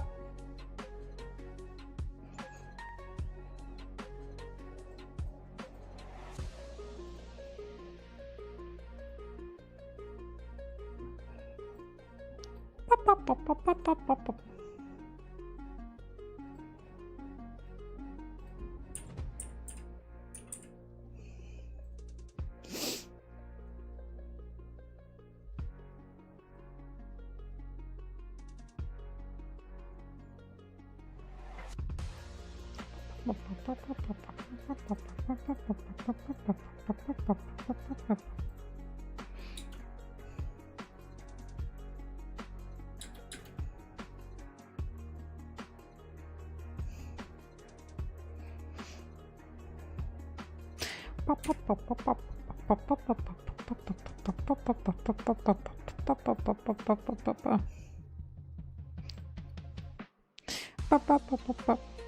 Lie to me.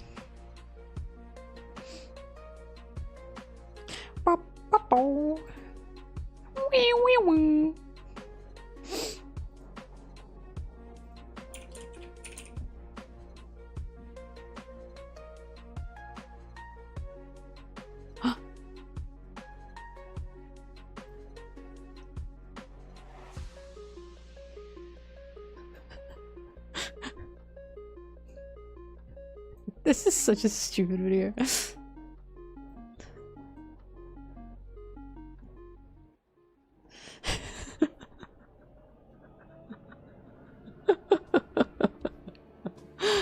Sorry, I was looking for fart noises and I found that.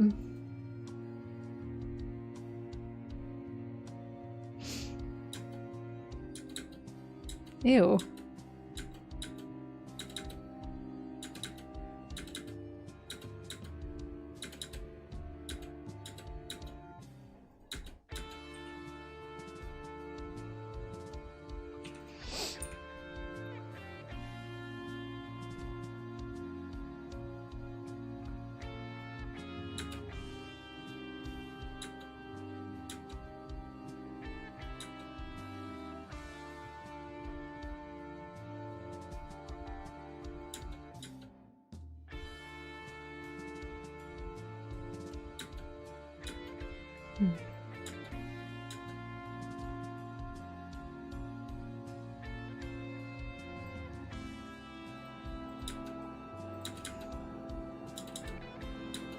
That's what I was looking for.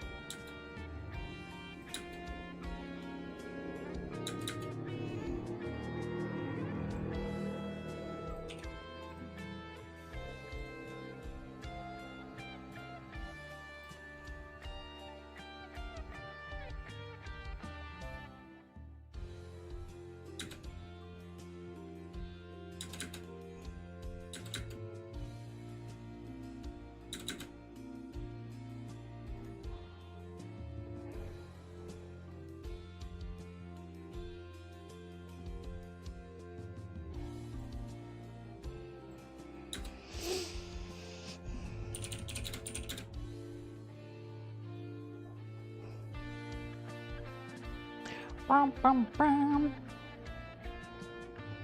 Bum bum bum bum bum bum bum. Ba ba ba ba ba ba ba ba ba ba ba ba ba.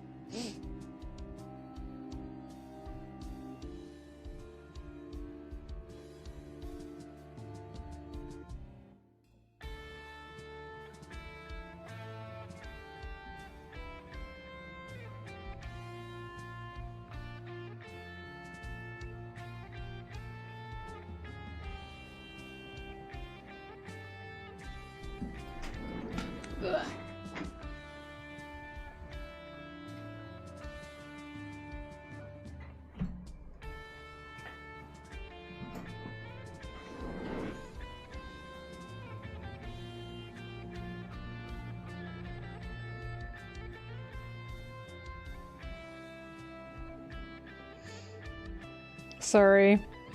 My optometrist messaged me and said, you gotta do an eye test soon. I hate doing eye tests. I hate doing eye tests. I feel like a fool. I hate doing eye tests. You know why? Because my eyes are always dry. And they always go, your eyes are dry. And I go, yeah, I know. No matter how many goops I put in, no matter how many drops, they're dry. Without fail. Your eyes are dry. Thanks. This is like the billionth time I've been told. Stop telling me that!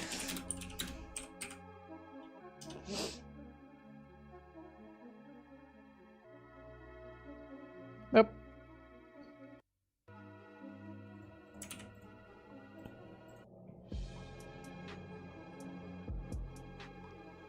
Cry.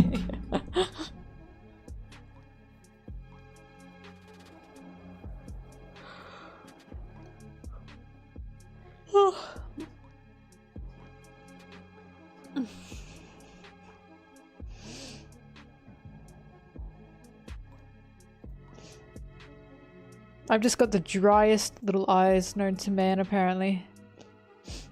Your eyes are dry. Yeah, eyes are dry.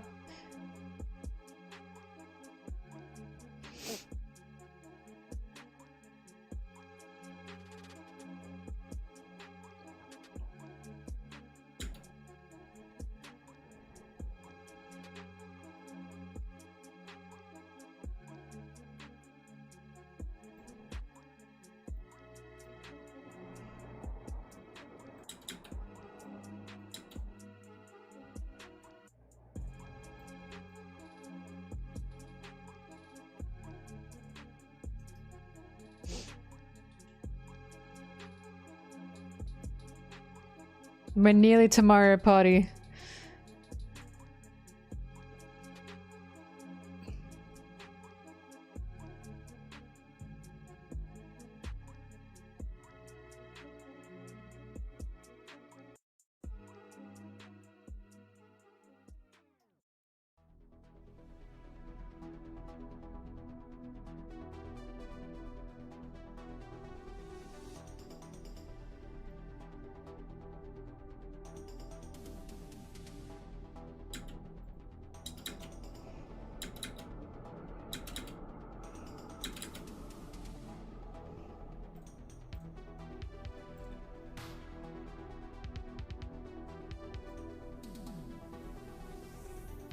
Sanji manga page.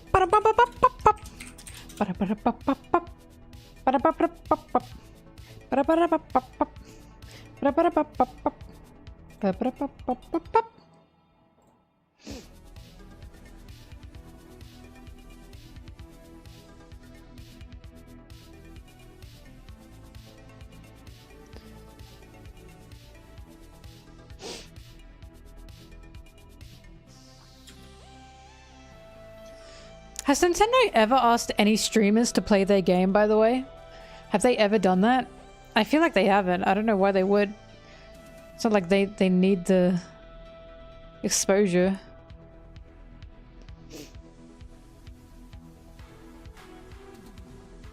Nintendo doesn't smite streamers.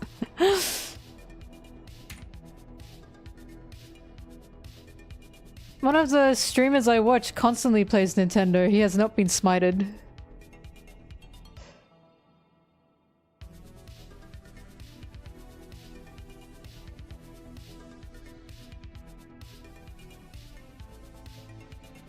I've said this before. I know Nintendo is not like the best company, but compared to game companies, what have they done?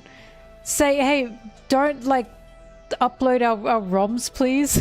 And also, like, they've done some shitty things, but like, compared to like, what, Blizzard? They truly have not done the worst of the worst, and like, I'm always surprised, because I saw that they like fined that one guy for uploading ROMs, and everyone was going, oh my god, you can't even upload and play ROMs. Turned out what was actually happening is he was making you pay to play the ROMs. That is illegal. That is illegal. So it's like a lot of that was taken out of context. But they don't do mass layoffs. Well, I mean, from what I've heard, that while they do crunch their workers, they're not one of the worst to work for. So I was always like, I don't understand why Nintendo's always getting the shit when it's like compared to other big gaming companies, all they've really done is exercise to sometimes a bad extent their fair use or like their copyright, right? Like, yes, that's annoying, but they haven't done anything like dastardly and monstrous.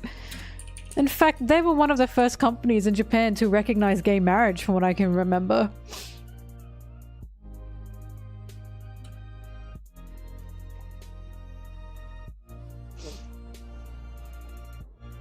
Nintendo's actually very good. I'm not a bootlicker by any means, but every time I see people complain about Nintendo, it's never about the company itself. It's always about the properties they have. And I'm like, I think I'd rather people argue about the properties they have than the company itself being absolutely shitty. And it's like, yes, it's super annoying that they don't release their old games to the extent that they should. But if that's the only thing, like, to really complain about, I think it's not the worst company in the world. It's just more annoying than anything.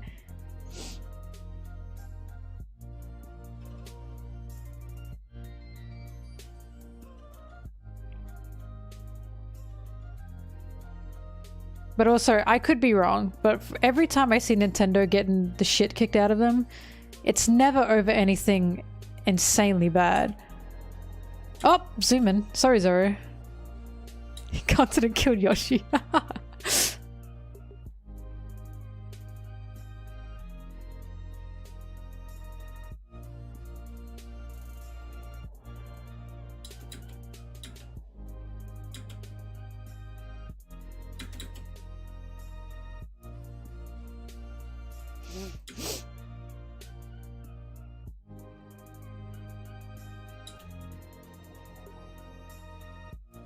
Yeah, Nintendo sins are just being annoying. That's the best way to put it.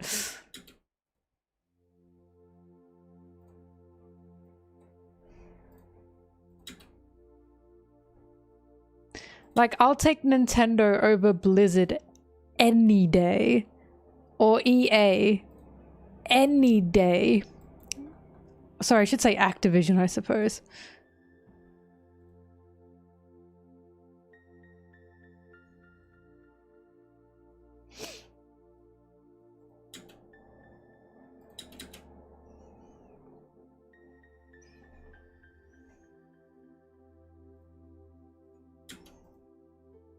Why Mel? What'd I do? Oh god, you're on YouTube now. Get back in your box. Get back in your square. Stop it.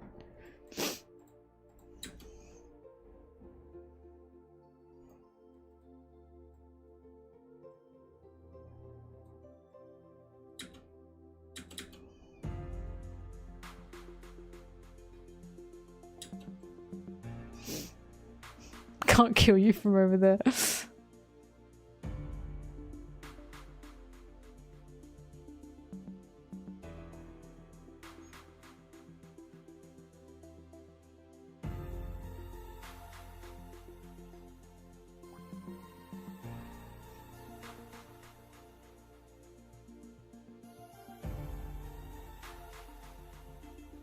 Those guys effed around and found out. All I know is every time I see Nintendo forcing legal action, it tends to be because something did happen.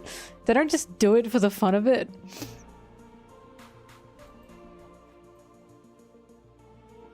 Like, Nintendo, I'm begging you to stop the leaks, please. There has to be a way. I hate leaks so much, they piss me off.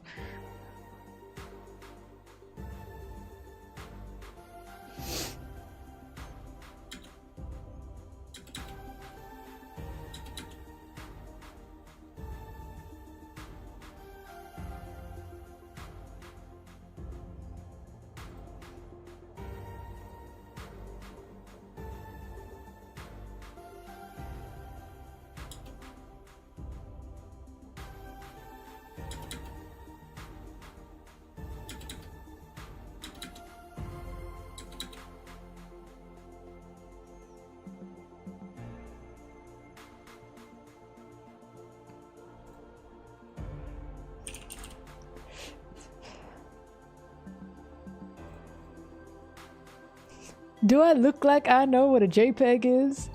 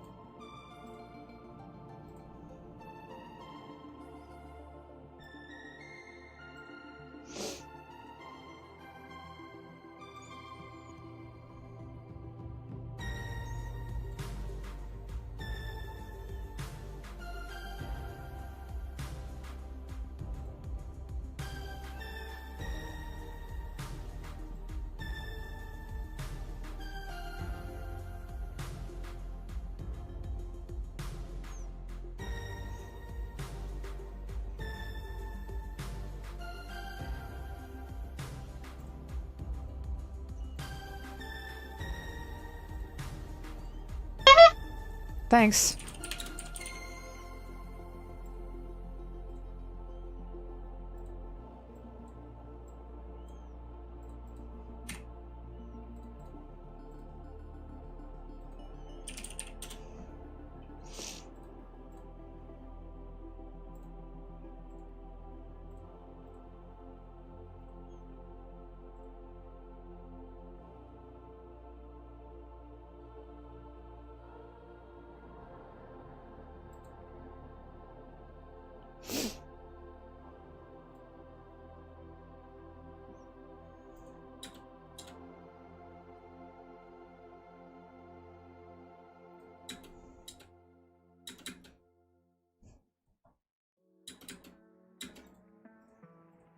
Boom, boom, boom, boom, boom.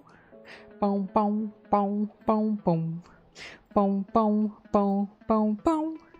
Boom, boom, boom, boom, boom, boom, boom. Boom, boom, boom, boom, boom, boom.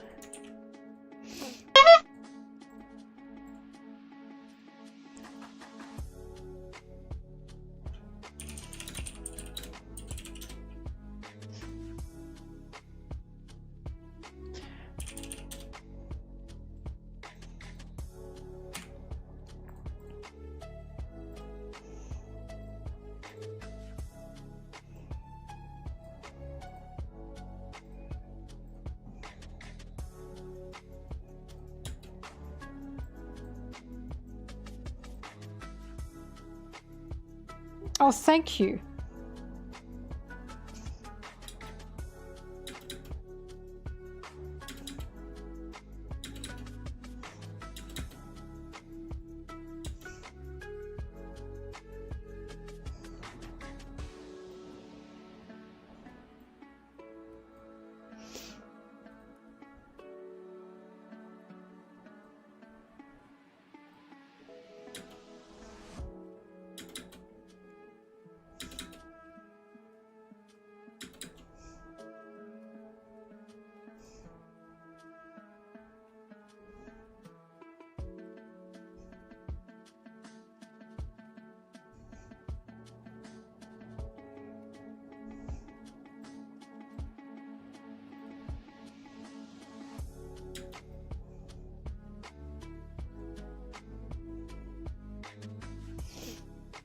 I haven't even played any Dragon Age game. I'm sorry.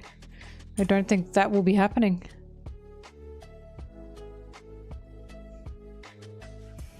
Why should I go play them? Give me a reason. First question, is Luffy in it?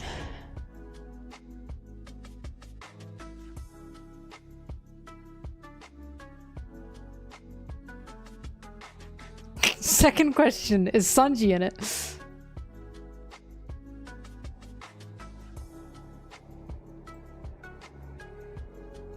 Alright, so if you are telling the truth, I'll play them. But if Luffy and Sanji are not in it, I will hate that game. And I'll hate it, I'll despise it. Because you lied to me.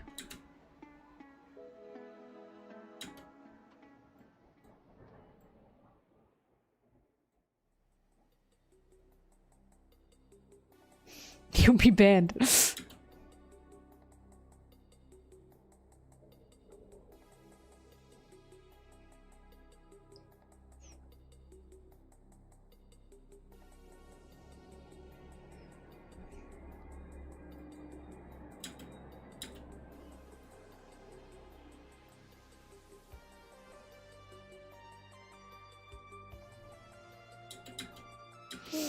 Na, na, na, na.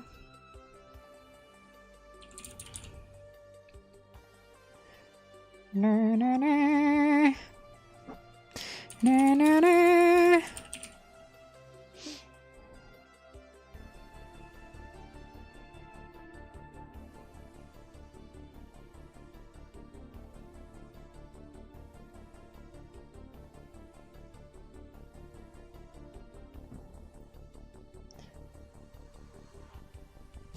My heart says 48.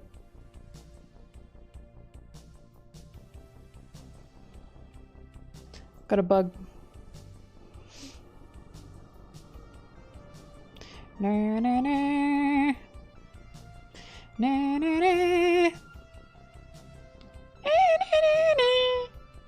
My heart was wrong, it's 49. Na na na. Na na na. Na na na na.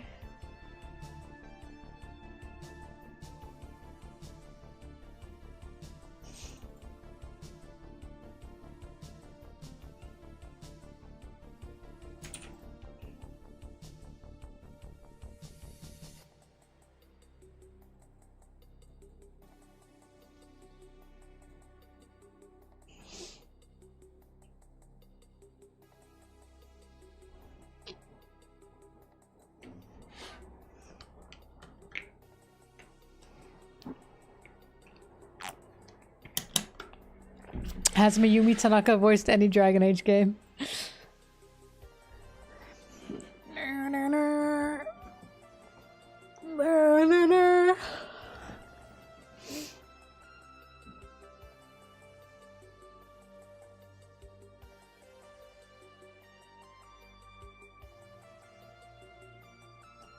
Ow! Oh, my knee.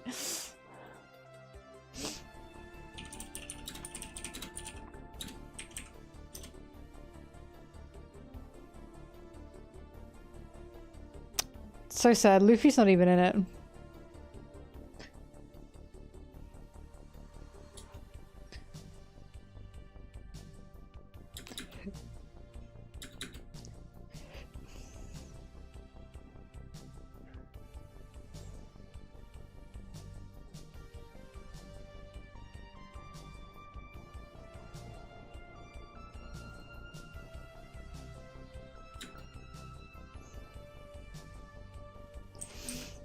Meh, meh, meh. Meh, meh, meh. Meh, meh, meh, meh.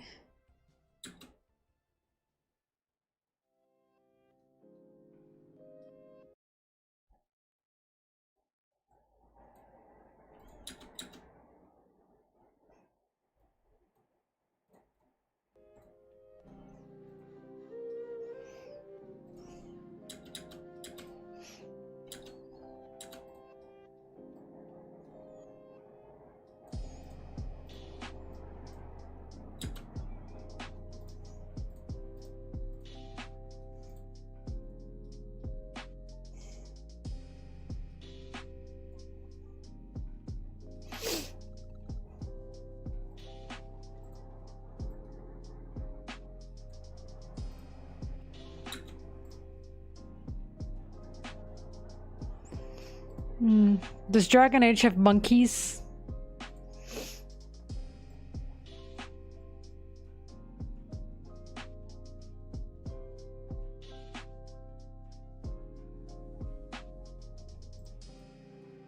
No, what's even good about this game? No Luffy, no Sanji, no monkeys. That's literally my criteria. Does it at least have cats?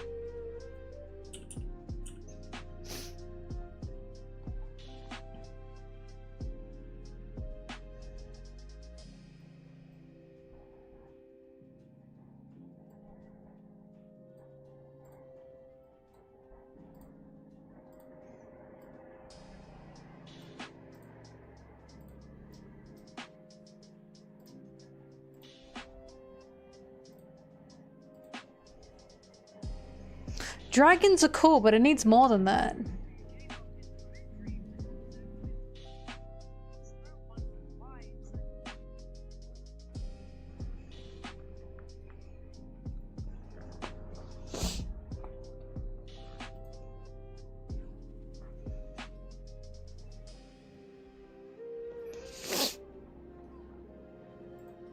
A dog company, not a cat company. That is such an L.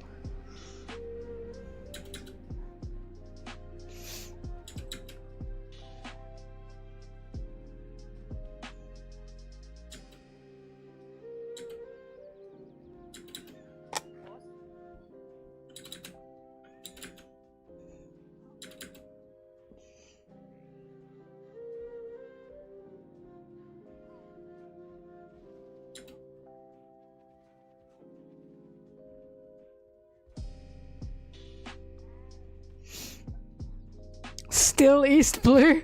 It's gonna be East Blue for a while.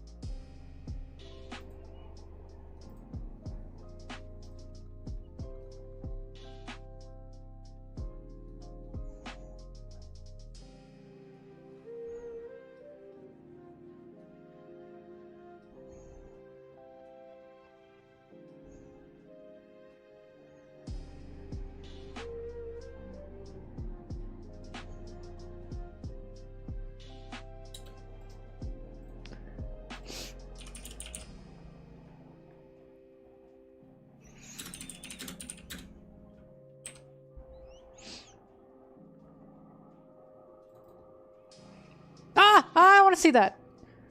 I'm not ready for that yet.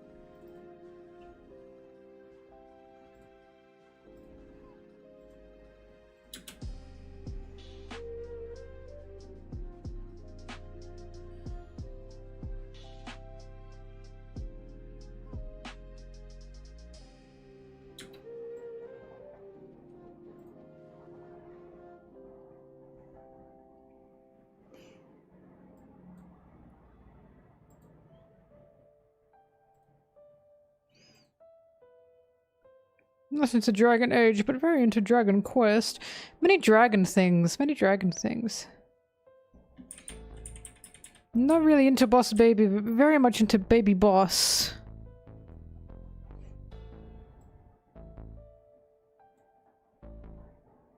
Sorry, I don't know why. I don't know why I made fun of you for that. I mean, I didn't make fun of you.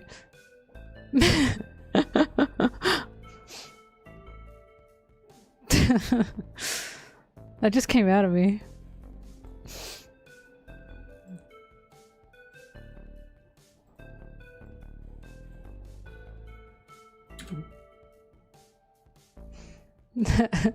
Good, because I wasn't making fun of you.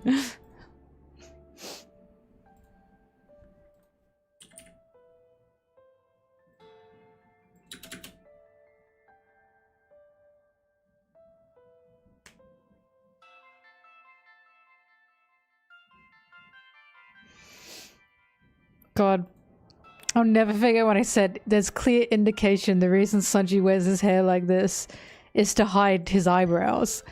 And then I got someone saying, where do they say that? Where does he say that?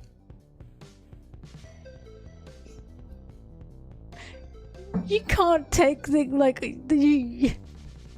What do you mean?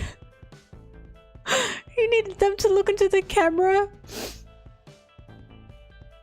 Just the subtext is so lost on people. Like Sanji having that little beard and the mustache. Does he ever say it's because he wants to be like manly like Zeph? Like he's clearly trying to grow a mustache because he likes Zeph. He likes Zeph's, like he admires him. He wants to be like him. That's why even though he's got these little like this pathetic little lip hair, he keeps it. It's because he admires Zeph. And he wants a beard like Zeph because he thinks that's what a man is. Does he ever say that? No. Does he need to say it? No. It's just so obvious. Literally peach fuzz, yeah. Like he had like 4 whiskers when he was 19. They were pathetic. But they were probably his pride and joy. Because he thought, I'm a man now. Does he? Like, no, he doesn't need to say it. Kill him.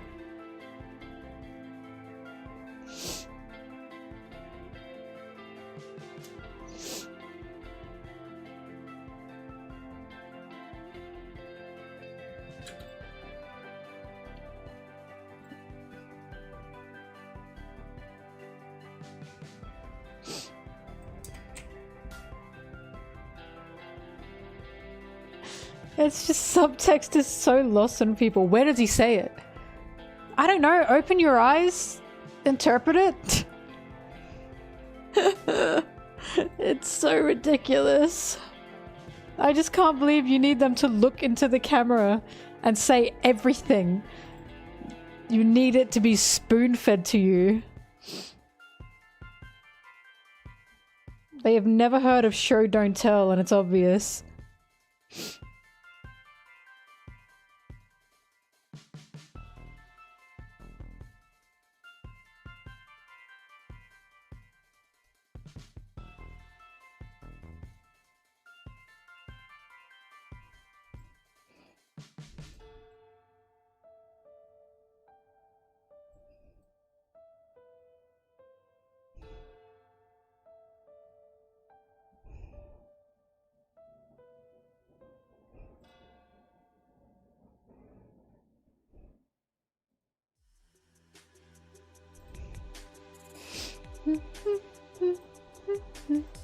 Hi.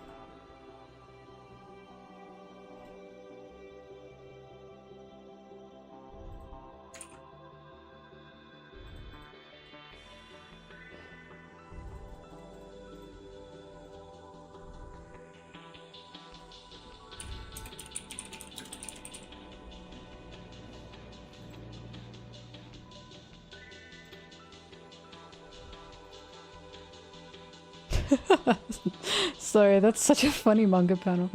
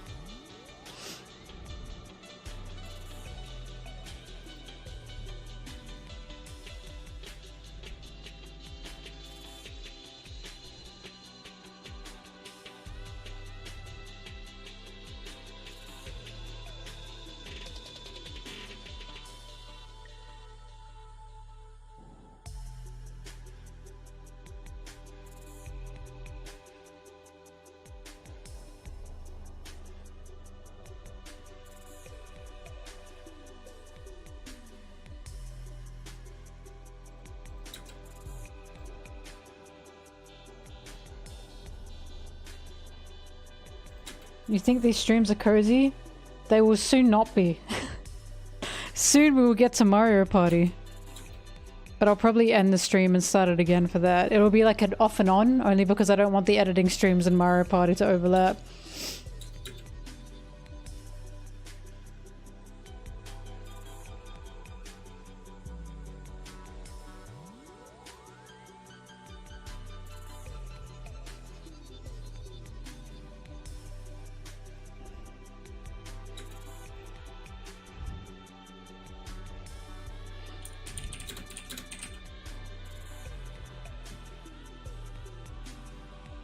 What redeem idea? What are you talking about?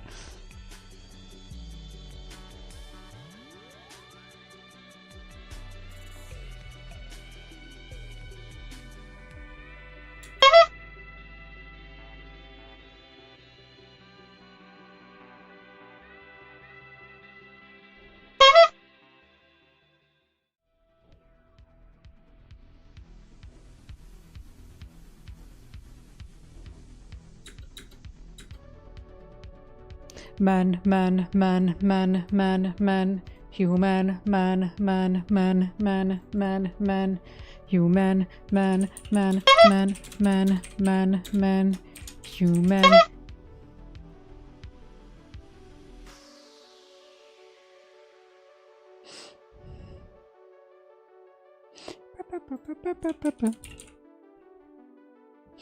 What a honking going on.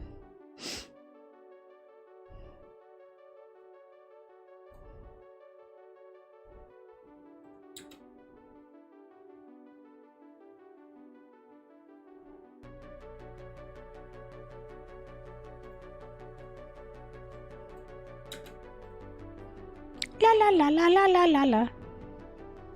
La la la la la la la la.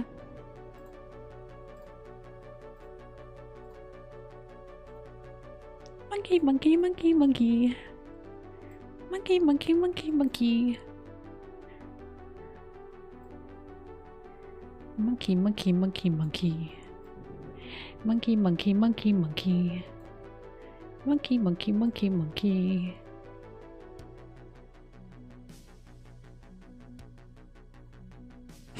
La la la la. So true.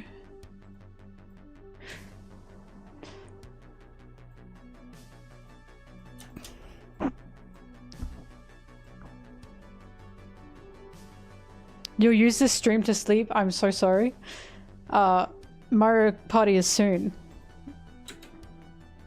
And that might not be a very sleep easy stream.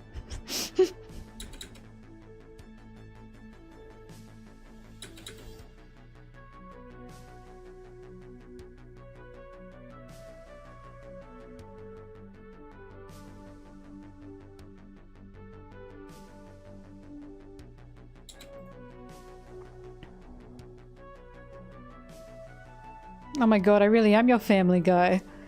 It seems today that all you see.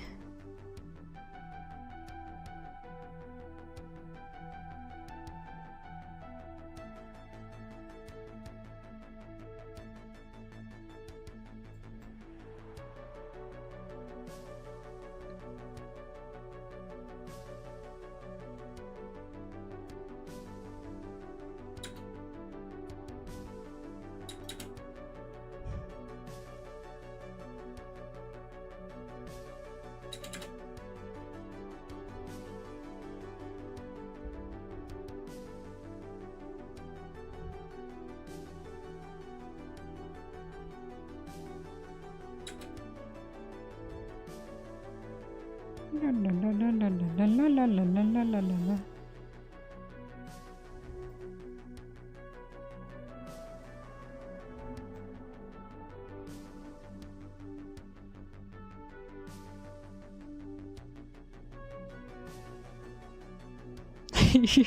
Did you really? You son of a... God damn it. God, I've reached Family Guy levels. Well, I'm glad. Even if I yell in your ear sometimes, I'm sorry.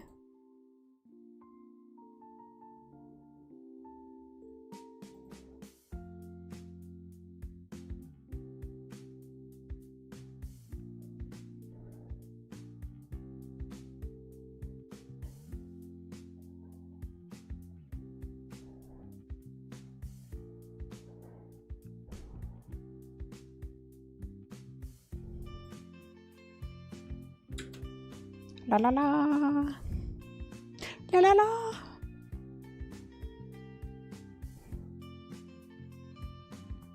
La la la la. Lo lo lo lo.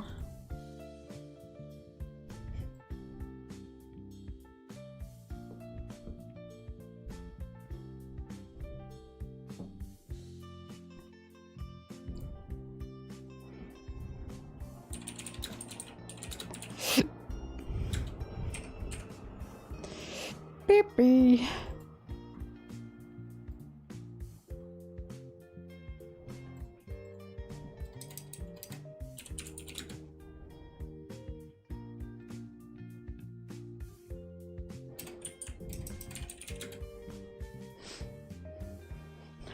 La la.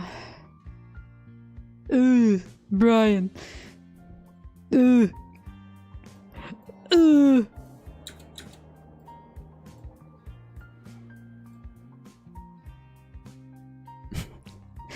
There are two, I've told my friends this, there are two Family Guy jokes in total that made me laugh.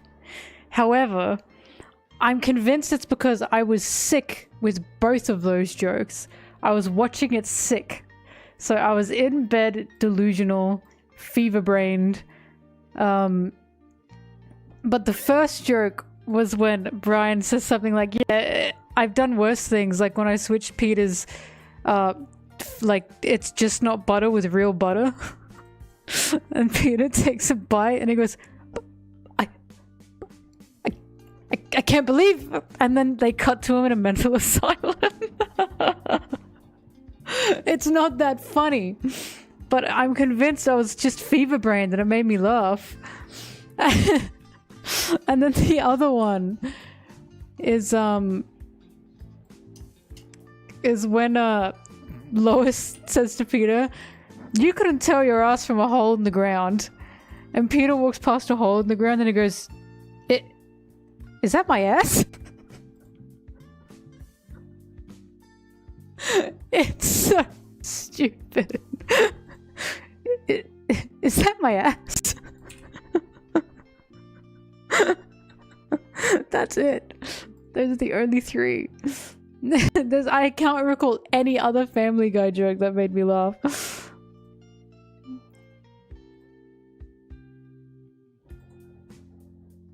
We have Halloween, but it's not super celebrated. Halloween is mostly just for adults who want to get drunk and dress up to a costume party.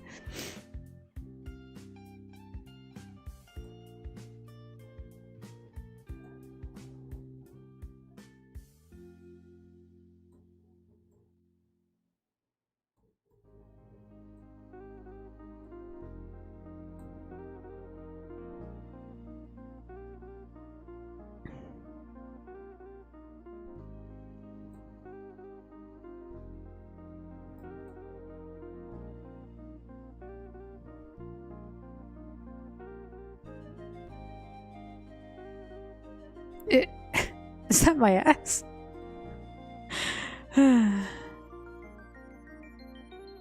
this isn't working out. Where's the other one?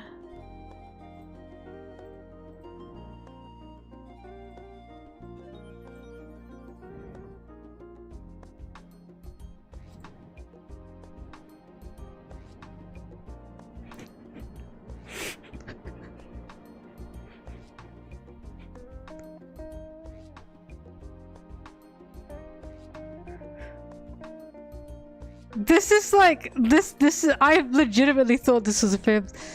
This is not real. This is not real. It's so convincing. That is so convincing, it pisses me off. Like, that's exact, like, that is a Family Guy joke. I hate that.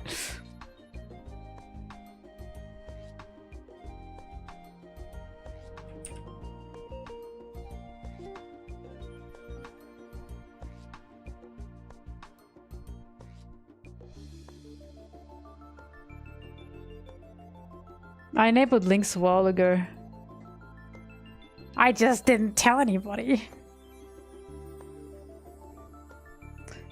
The reason I had them enabled for a while was because people would set things and go, watch this, and I'd be like, oh, I don't want to.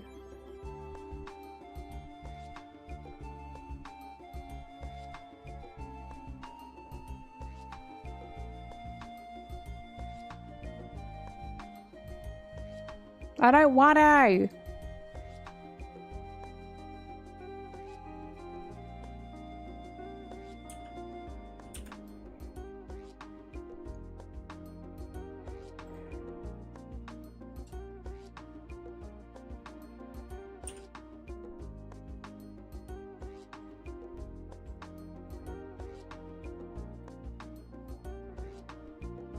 Freaking sweet, Lois.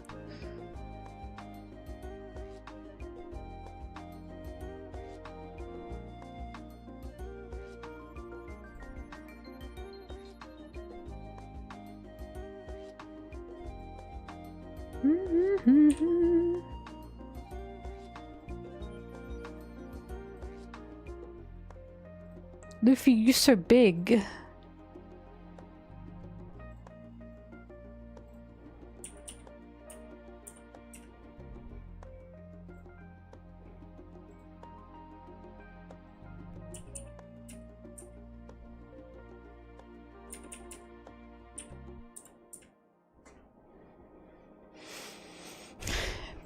Big Luffy. Oh my god, big ass face. This is like an awkward paneling, but there's not really much I can do. Zoro's also gonna have a big ass face. Oh god, Sanji, you're so little compared to them.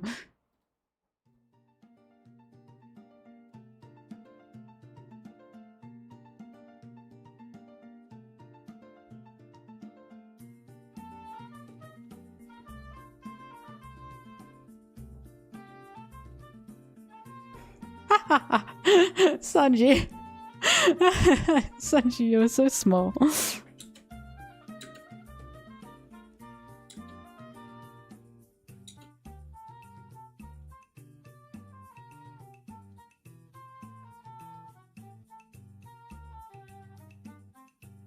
This is like the time I was sus.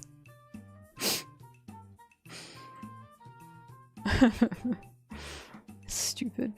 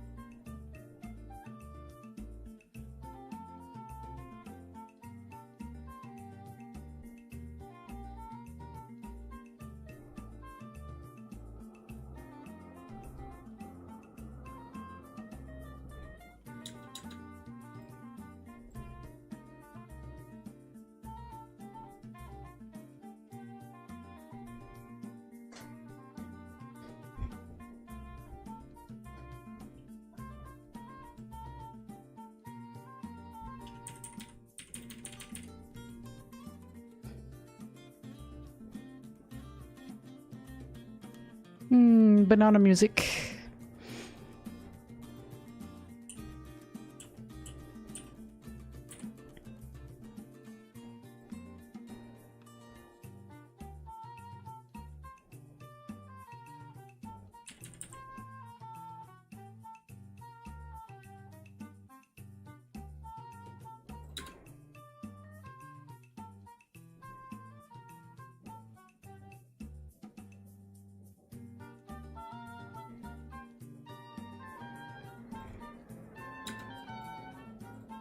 La la la.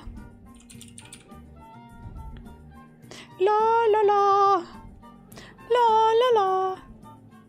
La la.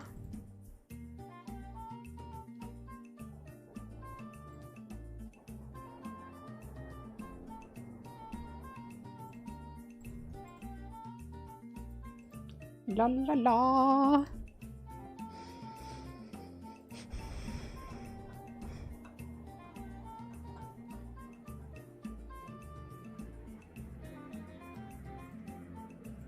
Ah!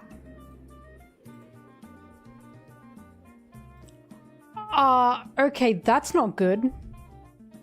Yeah, I agree with you. What I clicked on made something automatically download. And my security bot went, and I said, yeah, I agree, that's not good.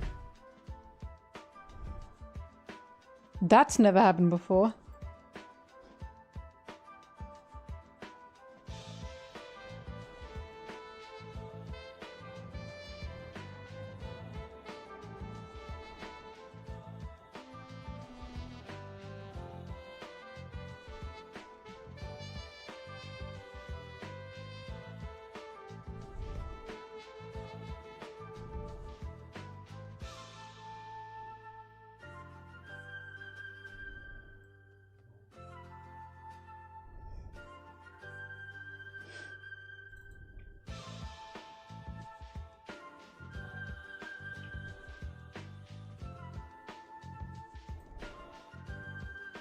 Yeah, it was fine with editing.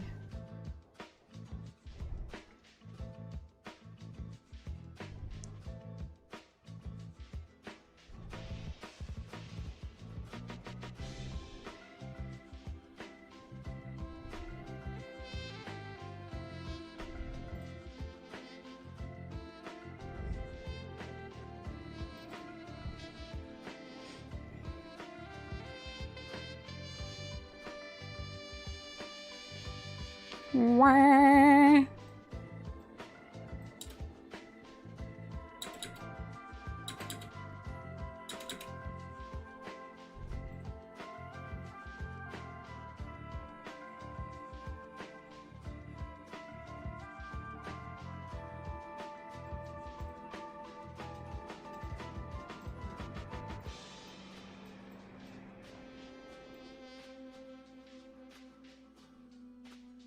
Guys, send the Zosan kiss in the chat.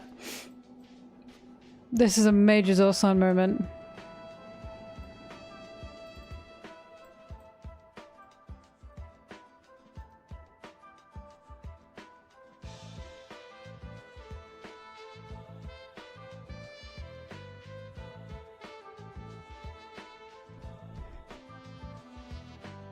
Thanks, guys. Appreciate that.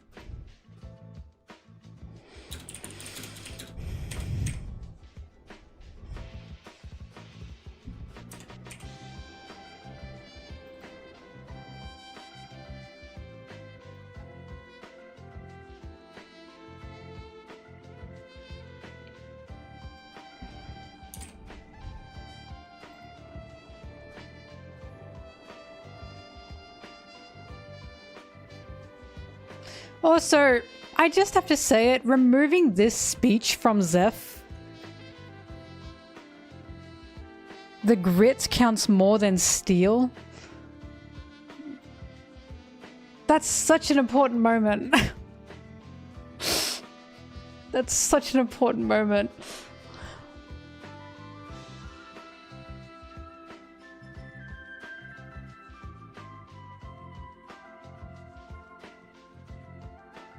Because, you know, Zeph's a Grand Line pirate. He sailed that thing.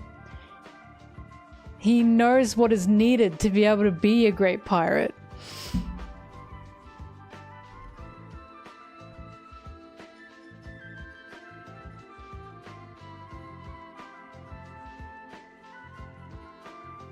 Hang on, I gotta find...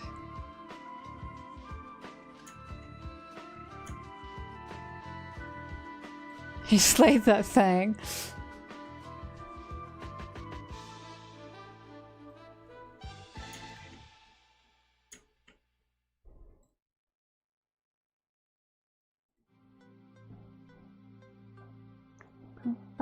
bum, bum, bum.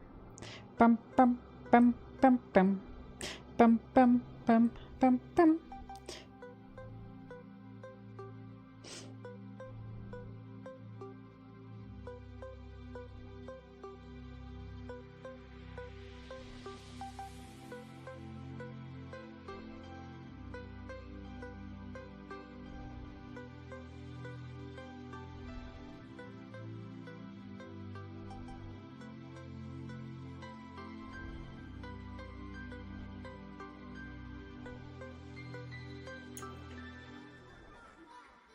Ah!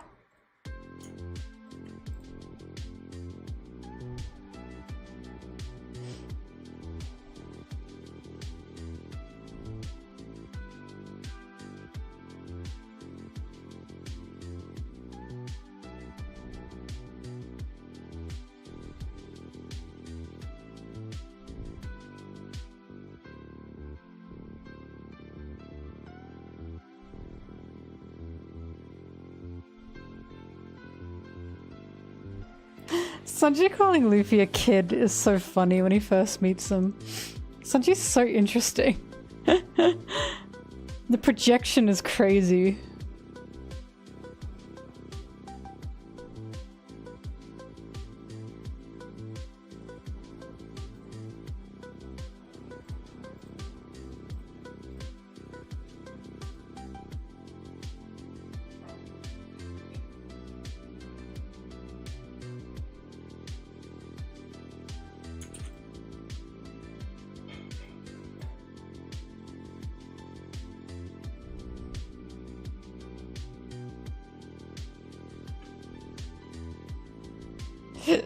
Oh god. Oh my god.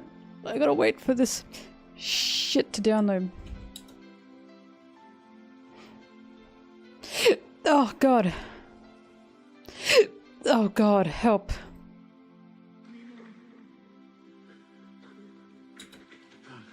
I hate this part. I hate this part. I don't want to hear this. And it goes on for so long too. Shut up.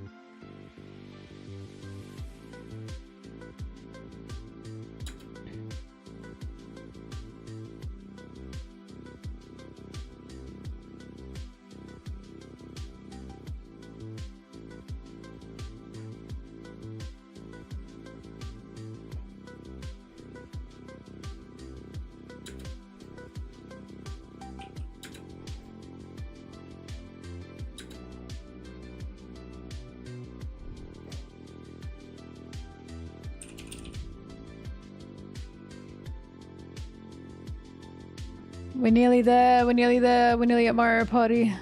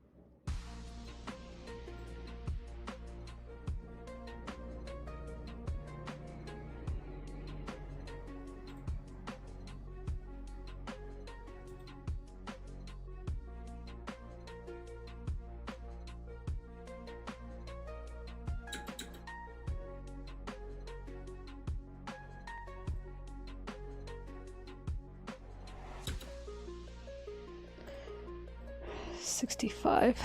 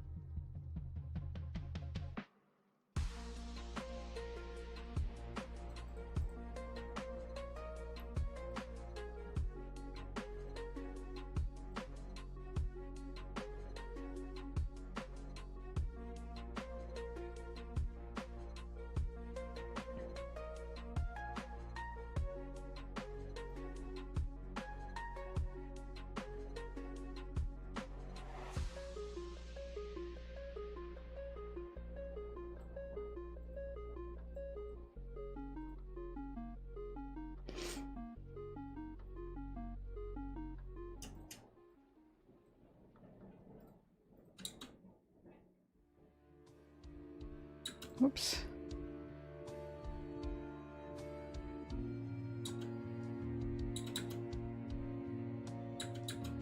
I like girls, girls and fast cars.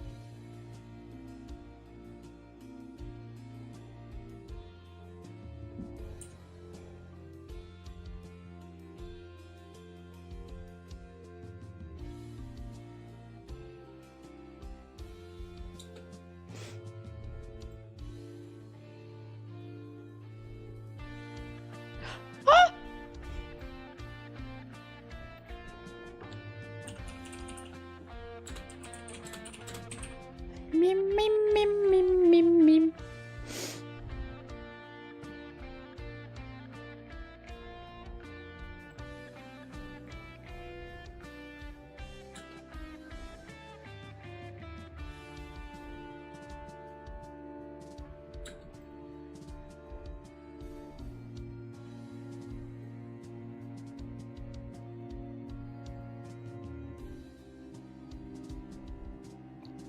What?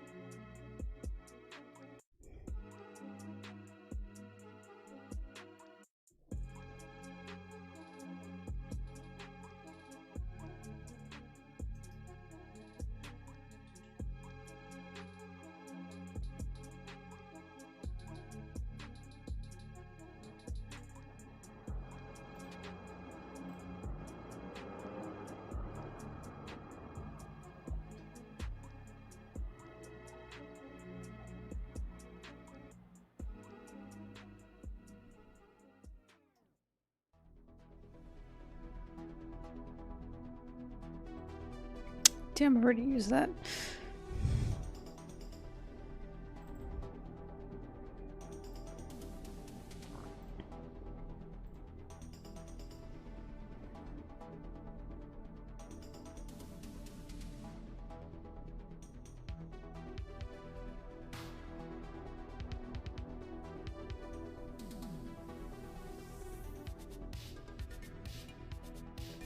Fuck, I've used that one too. Ah!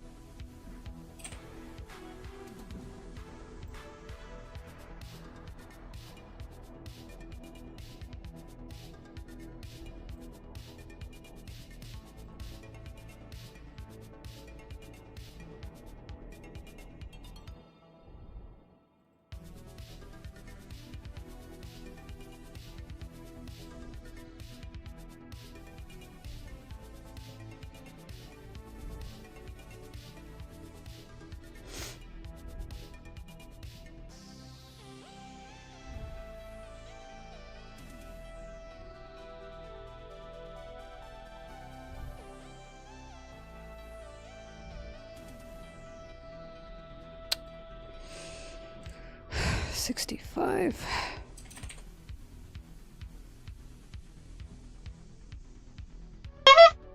Thanks. Thanks, appreciate that.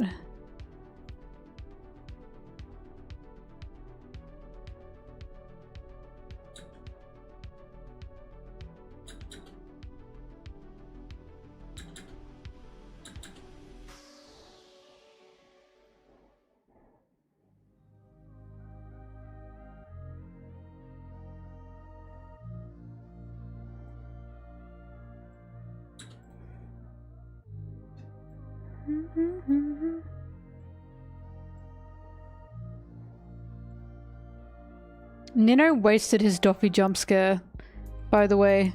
Laugh. Laugh at him. It didn't even pop up because I ended the stream before he could use it.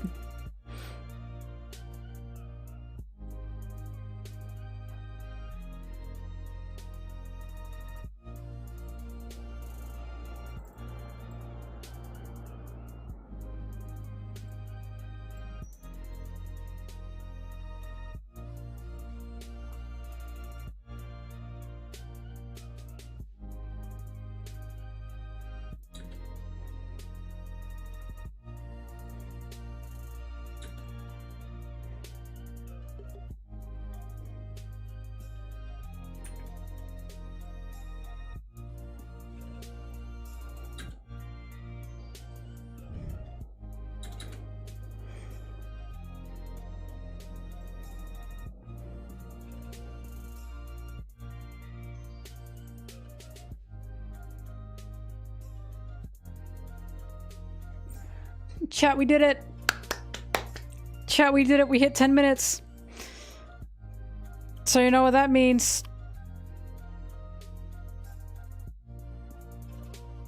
We made it. Now, the way Mario Party is going to work is first I'm going to do the story mode thing to get the other characters. Then we can all play together. Okay? You love my makeup in the video? Oh, thank you. Oh my god. Stop it. Anyways, yeah, we die so a lot. We're playing Mario Party because it's apparently slowly becoming a thing here. It's a reward system. And then I'll probably go back to editing. Don't worry, don't worry. Alright, I'm gonna end this stream, okay? Oh, music stopped just in time. I'm gonna end this stream. I'm gonna get in my box. Okay? And I kid you not, we're gonna jump straight to Mario Party. So I'm gonna give you like a 10-minute warning. I'll give you a 10-minute warning, okay? I might do Mario Kart, but it's a bit stressful. But I'll give you a 10-minute warning and then we're jumping right in. Yes? Correct? Okay. See you in 10 minutes. See you in 10 minutes. See you in 10 minutes. Bye-bye.